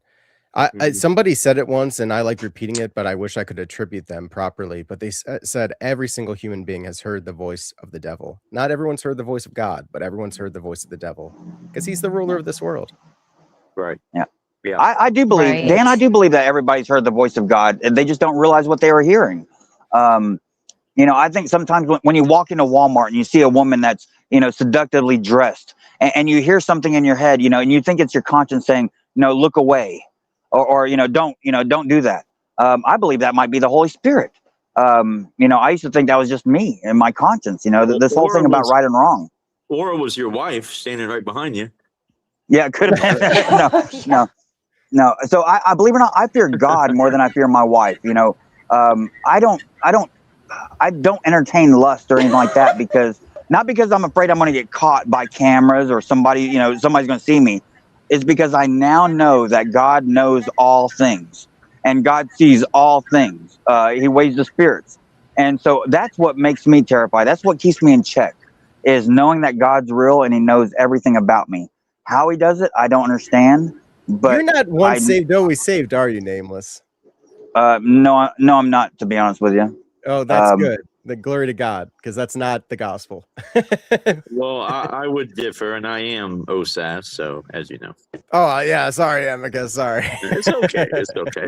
But it's I think we're all entitled to our beliefs. I mean, we've all believed things, and we've all had to change the trajectory of our beliefs, throughout. And even the disciples didn't have everything down pat, and so. Well, even the disciples were approaching their salvation with fear and trembling. Like that's the thing. It's like it kind of marks you as a Christian that you should have some fear of God. Like you should have the love of God, but there's also fear. So we're going from demons to theology, failing. I guess. But the fear of God would be pursuant under Colossians 3 or Hebrews 12, right? It wouldn't be salvific by nature. That's the only demarcation. So there's still a fear of God. The fear of the Lord is the beginning of wisdom and knowledge. But of course, we fear God. I fear God for a lot of reasons, but also for chastisement. Yeah. I fear God in every single way, regardless if it's chastisement or whatever it is. I fear, and it's not really fear. I don't cheat on my wife because I'm afraid she's going to catch me. I don't cheat on my wife because I don't want to hurt her. It's not about law. It's about love and respect. I love God. And so when I found out what God likes and what God doesn't like, I try to do the things that God likes because I love him, not because I'm trying to gain something. And I shun the things that he hates because I trust him. If he hates them for a reason. And so it's not because out of fear, but I do fear him. He does the things that he doesn't want to do. He talks about this war. Well, I'm curious what you guys have to say about this. Okay, so I was asleep and I was starting to have this dream, this nightmare.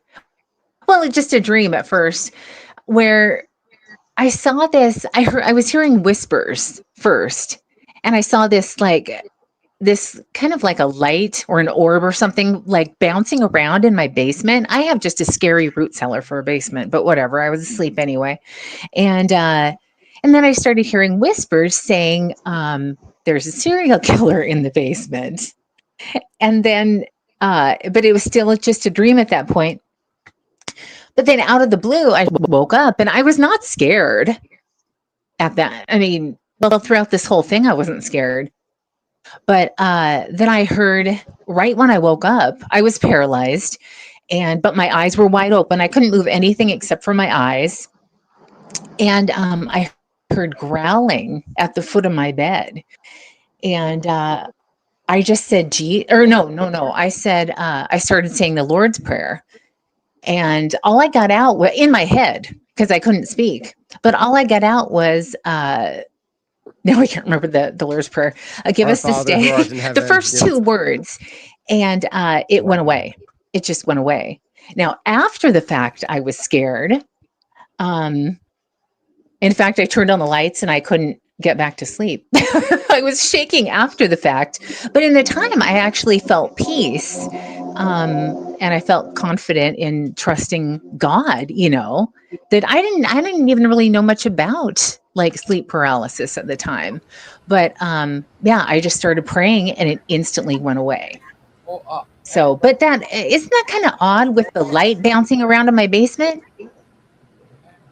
You know, that reminds me exactly what Amicus just said. I think it's all Yes. relative. Very relative. Yeah, it was Yeah. very similar to Amicus. Yeah. You know, if I don't have my, I can't. I'm on my phone right now. But if somebody can pull up Job 28:28. Well, Gangster Ghost, and I it think, is gonna shut down the show. I think.